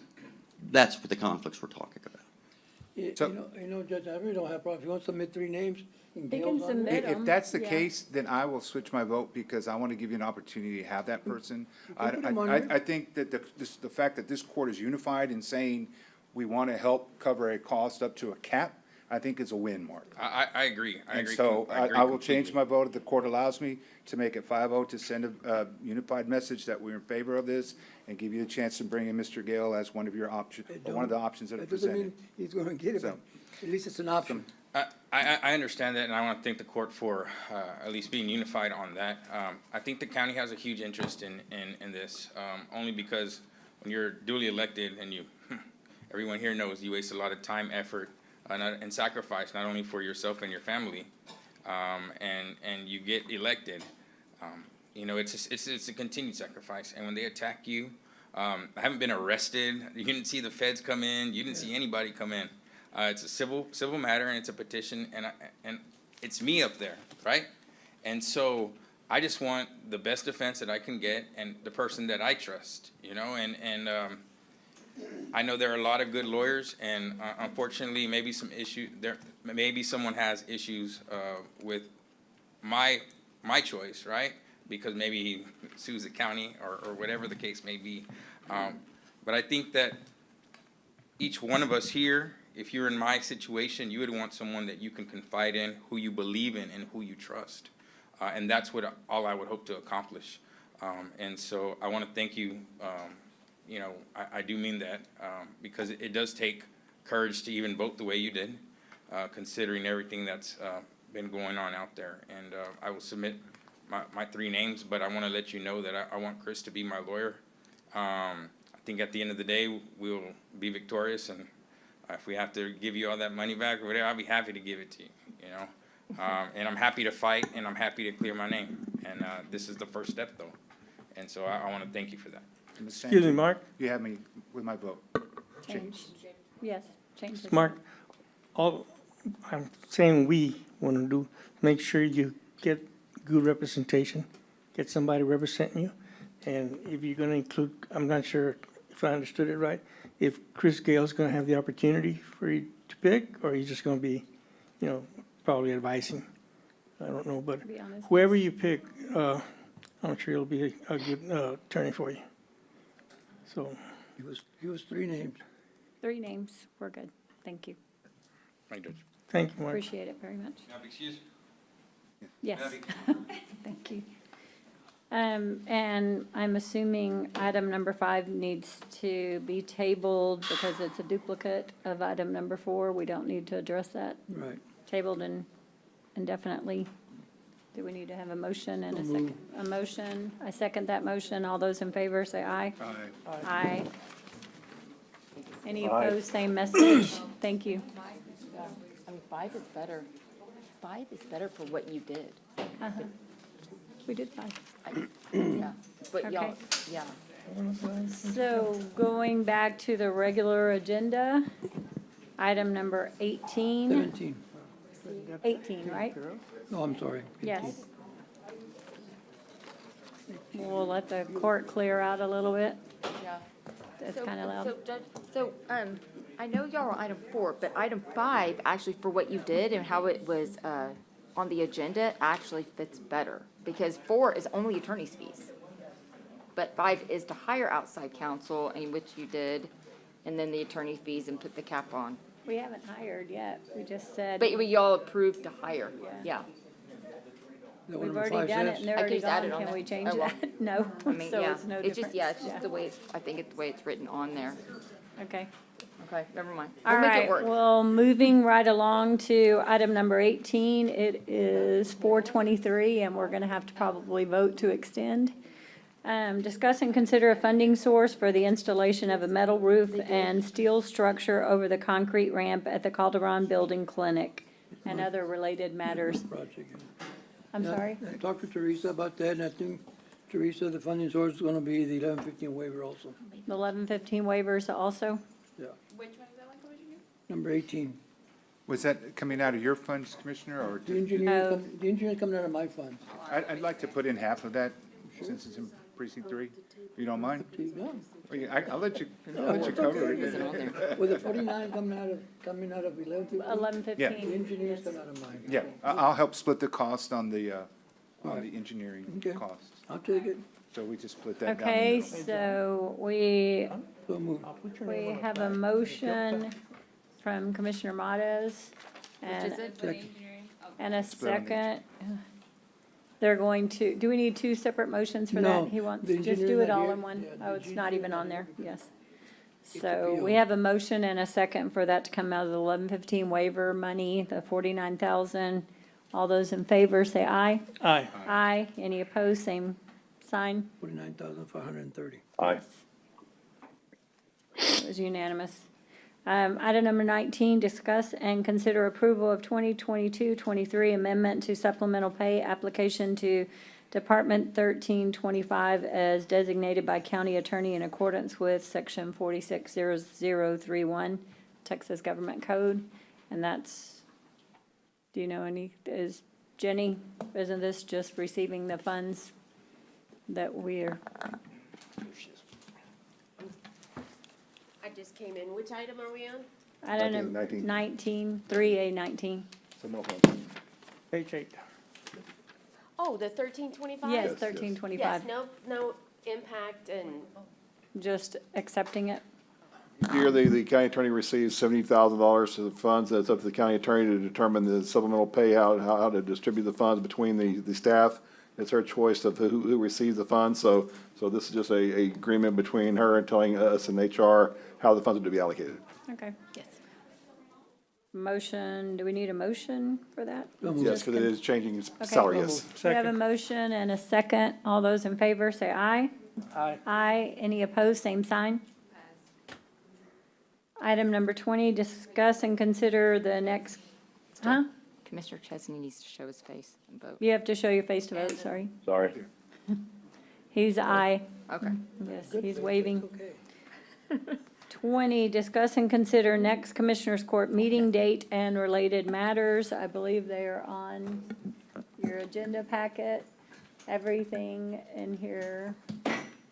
Any conflicts for anybody? I think what's not on here is 519 is our state of the county. We might add that on here for future, just to keep it in mind for us to have.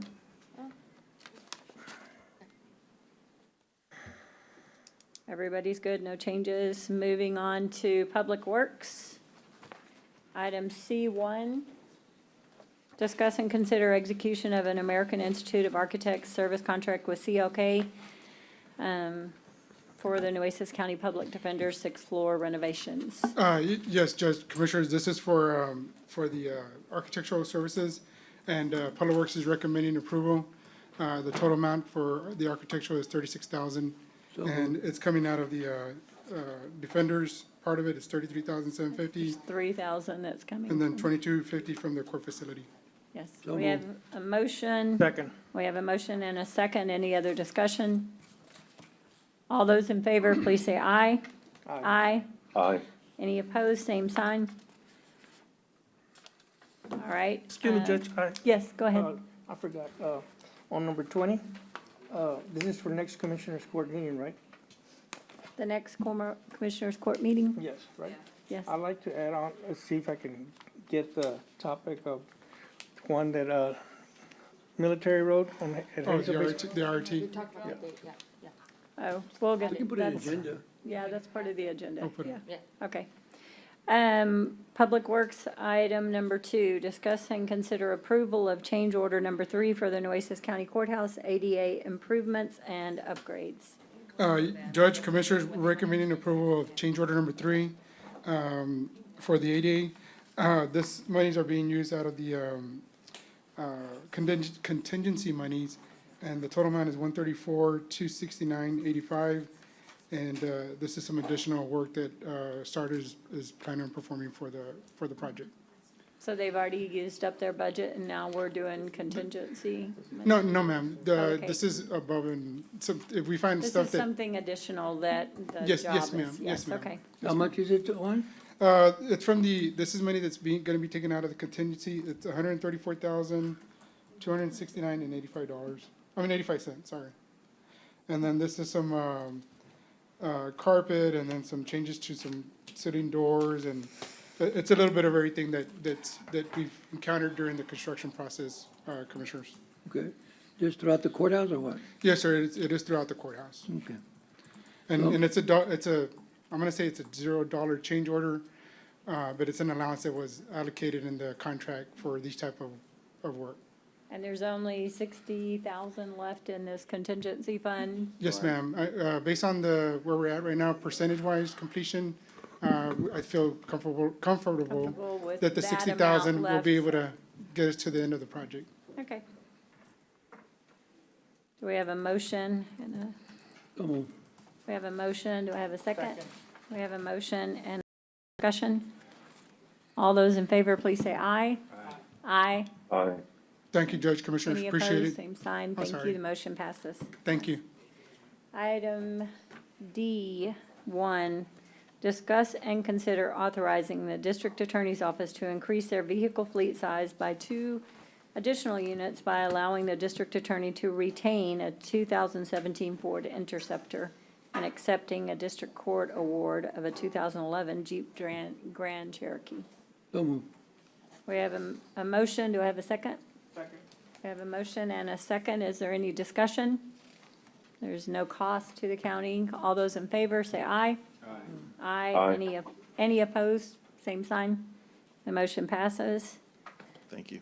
Item D2, 3D2, discuss and consider action to approve the execution of Agreement Amendment 1 for uniform rentals, floor mats, shop towels, linens. Scrubs. This is to add service to the Bishop County building location. Oh, yeah. Thank you, Mike. Okay. Thank you, sir. So moved. Just for that, I moved. We have a motion and a second. Is there any other discussion? All those in favor say aye. Aye. Aye.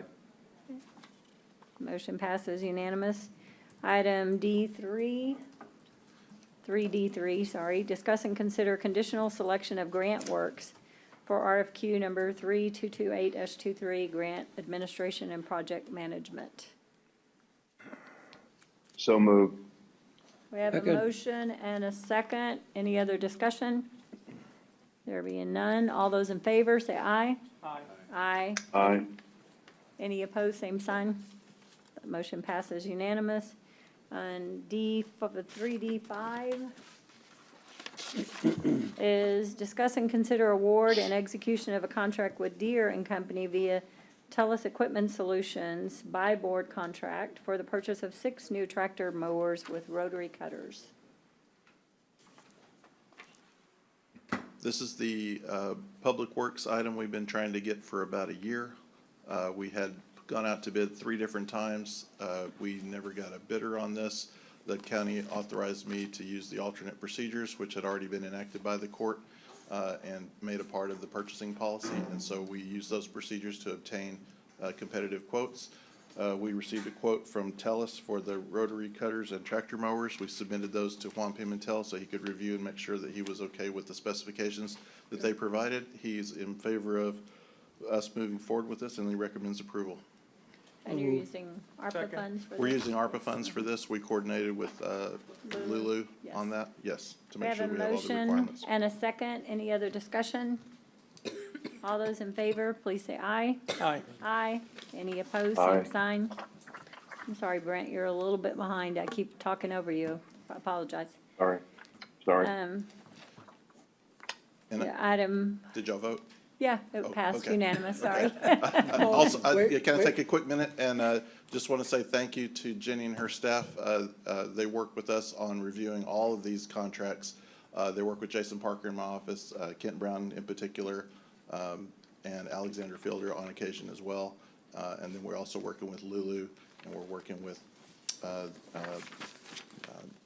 the other gentleman in her office that helps us with the ARPA cases. And so just a big thanks. Because of them doing all of the hard work behind the scenes makes it appear like I'm making this look easy, but it's not. It's a lot of work. And so I just want to say thank you to all of them. Also, thank you to my bids writer, Cheryl Croxton. Thank you. Thank you. Item E, auditor, number 2, approve capital project budget change order number 120. Yes, Your Honor, there are 4 certificate obligations that we're showing here that we're asking funds to be moved for. The 1919, which is our 2015 COs, we're just moving money from a Banquetti building ADA permits to the Bishop Community Center in the same amount. For the 1921, the 2016 COs, some of the projects have been finalized, but we are moving some money to the Bishop Library upgrades. And the San Pedro subdivision was done, so we're moving $1,192 back to Commissioner Precinct 3's unallocated funds. For our 21 COs, we have a little bit of money going to the Port A observation deck, as well as some of the money for the McKinsey Annex generator, as well as the courthouse generator, and that's coming from unallocated funds. The largest one is the very bottom one from the 2022 PPSCO, We've been working with the county clerk on the election equipment requirements, and we've been talking with her on this. This is only the capital expenses of the equipment, so we're requesting that $1.1 million be moved from unallocated funds. That almost uses up the entire amount of the 22 PPSCO, but we believe these funds are available there, and we submit budget change order number 120 for capital projects for your acceptance and approval, and I'll answer any question you might have. Are there any questions, anyone? The COs for Bishop is coming from where? The ones from Bishop is coming from the Banquetti Building, ADA improvements. They're moving from there to the Bishop Building. And what are they doing? What are they doing at Bishop Building? It just says ADA improvements. Who's doing that? Public Works? We get these requests from Teresa May. No, she's the one that provides these requests to us. Commissioner, that project is closed and those balances were available to move over for the Bishop Center. Huh. The senior center or the library? This is community center, so It's a senior center then? yes, sir. Okay. All right. Okay, that's good, because I know they're gonna need some work. They need some Yes, work yes. over there. Okay, thank you. So moved. We have a motion. Do we have a second? I guess I'll second it. We have a motion and a second. All those in favor, please say aye. Aye. Aye. Any opposed, same sign. The motion passes. Item number 3, approve budget change order number 11 for fiscal year 2022-23. Yes, Your Honor, there are a few requests for the 319th Court. They were short of some staff, so they needed some temporary services for a small period of time. They have the funds available in their court-appointed attorney fees to cover this. For the district attorney, there was a small requirements for some equipment repairs that they didn't foresee, and they have some office supplies expense they can have.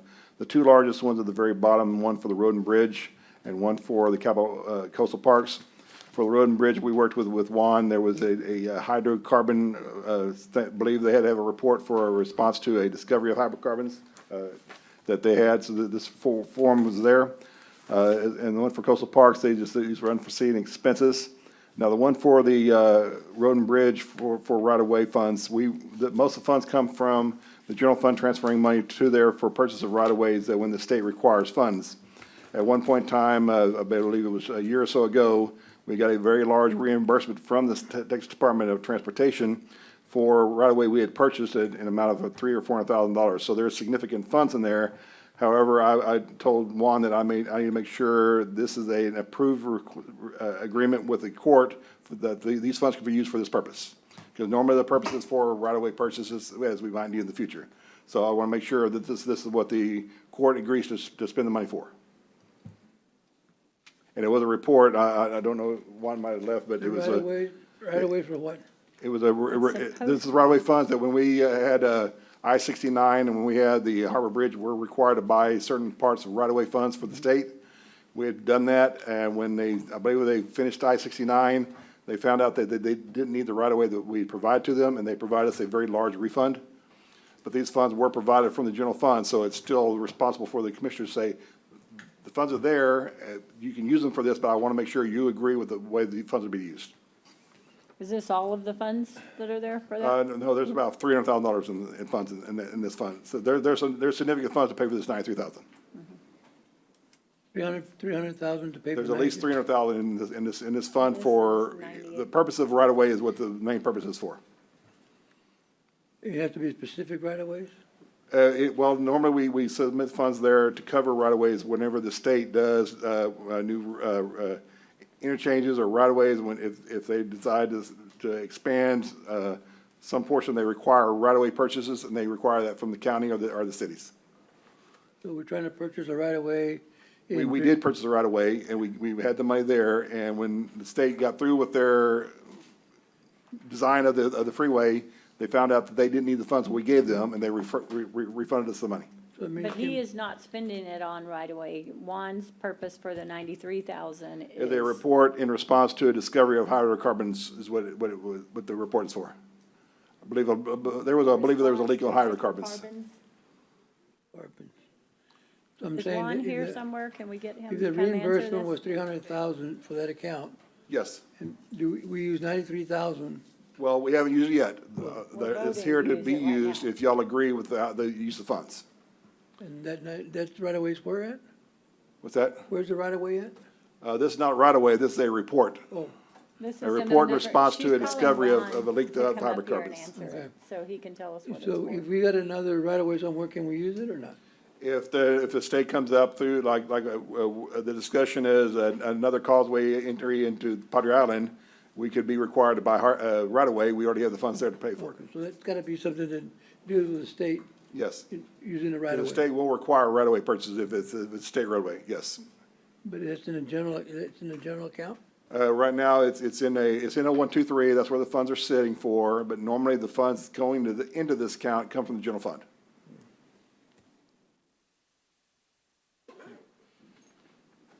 So that's budget change order number 11, if. Do we need a motion for that? Here's Juan, if you want to ask him. You need a motion for Yes. that? The We 122 don't have a hydrocarbons, motion the yet. report, the report on hydrocarbons? Oh, yes, yes. What is that money? We're trying to figure out what that was for, what the We're work was talking about for. Hanson, right? Yeah. Possible Hanson.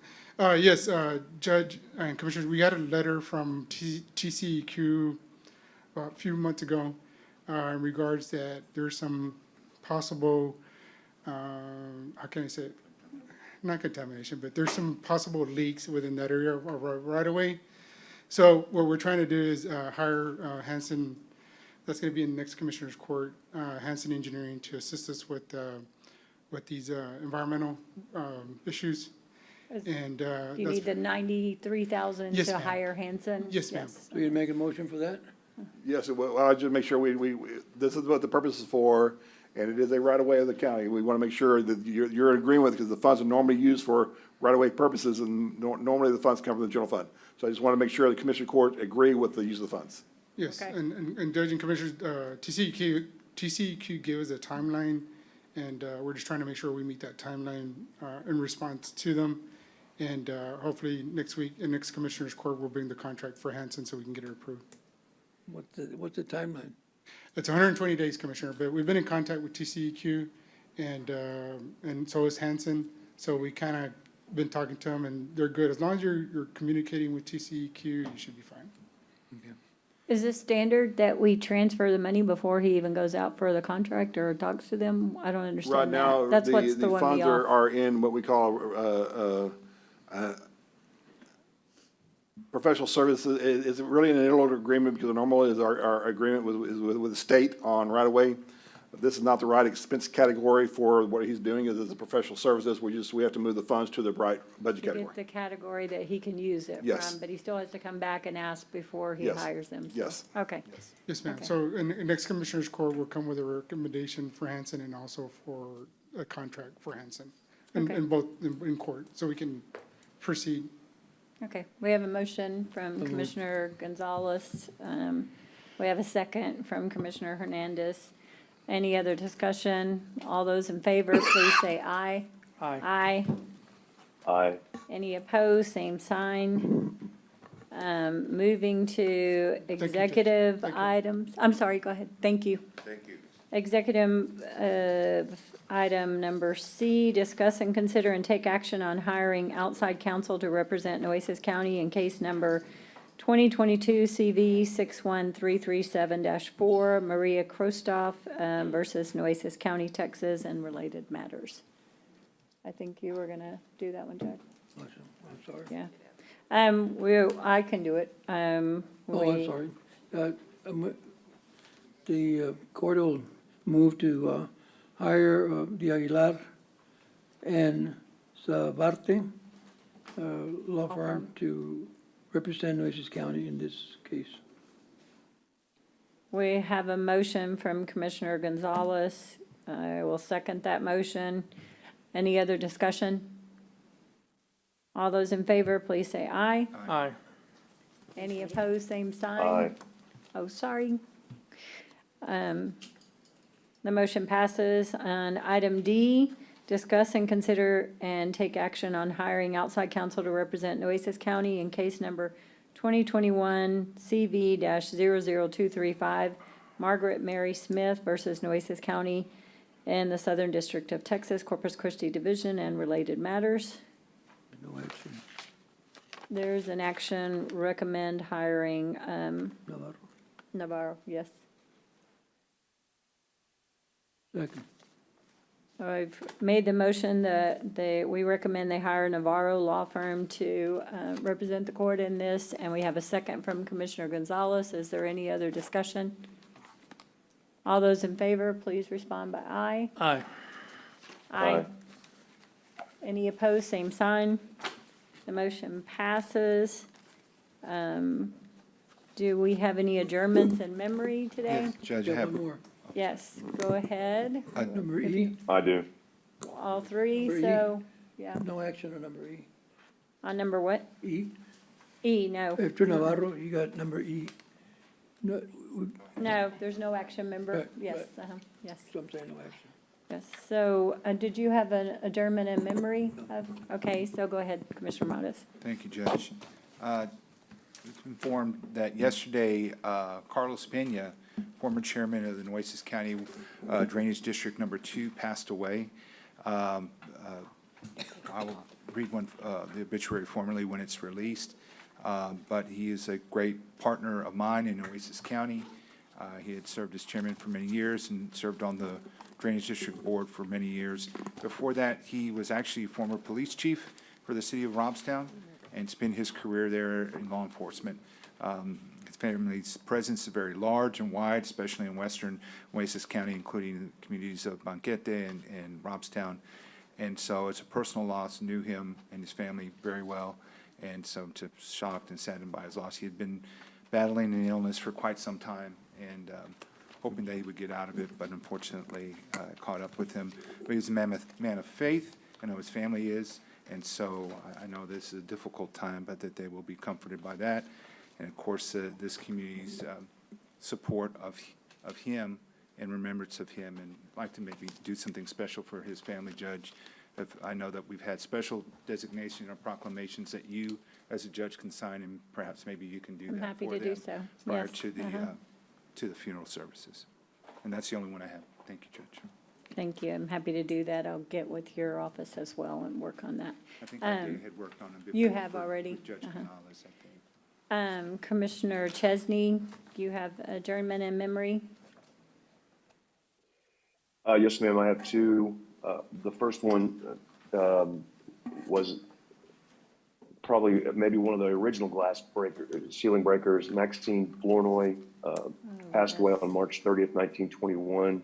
Or, excuse me, April 5th, 2023. My apologies. She was born March 30th, 1921.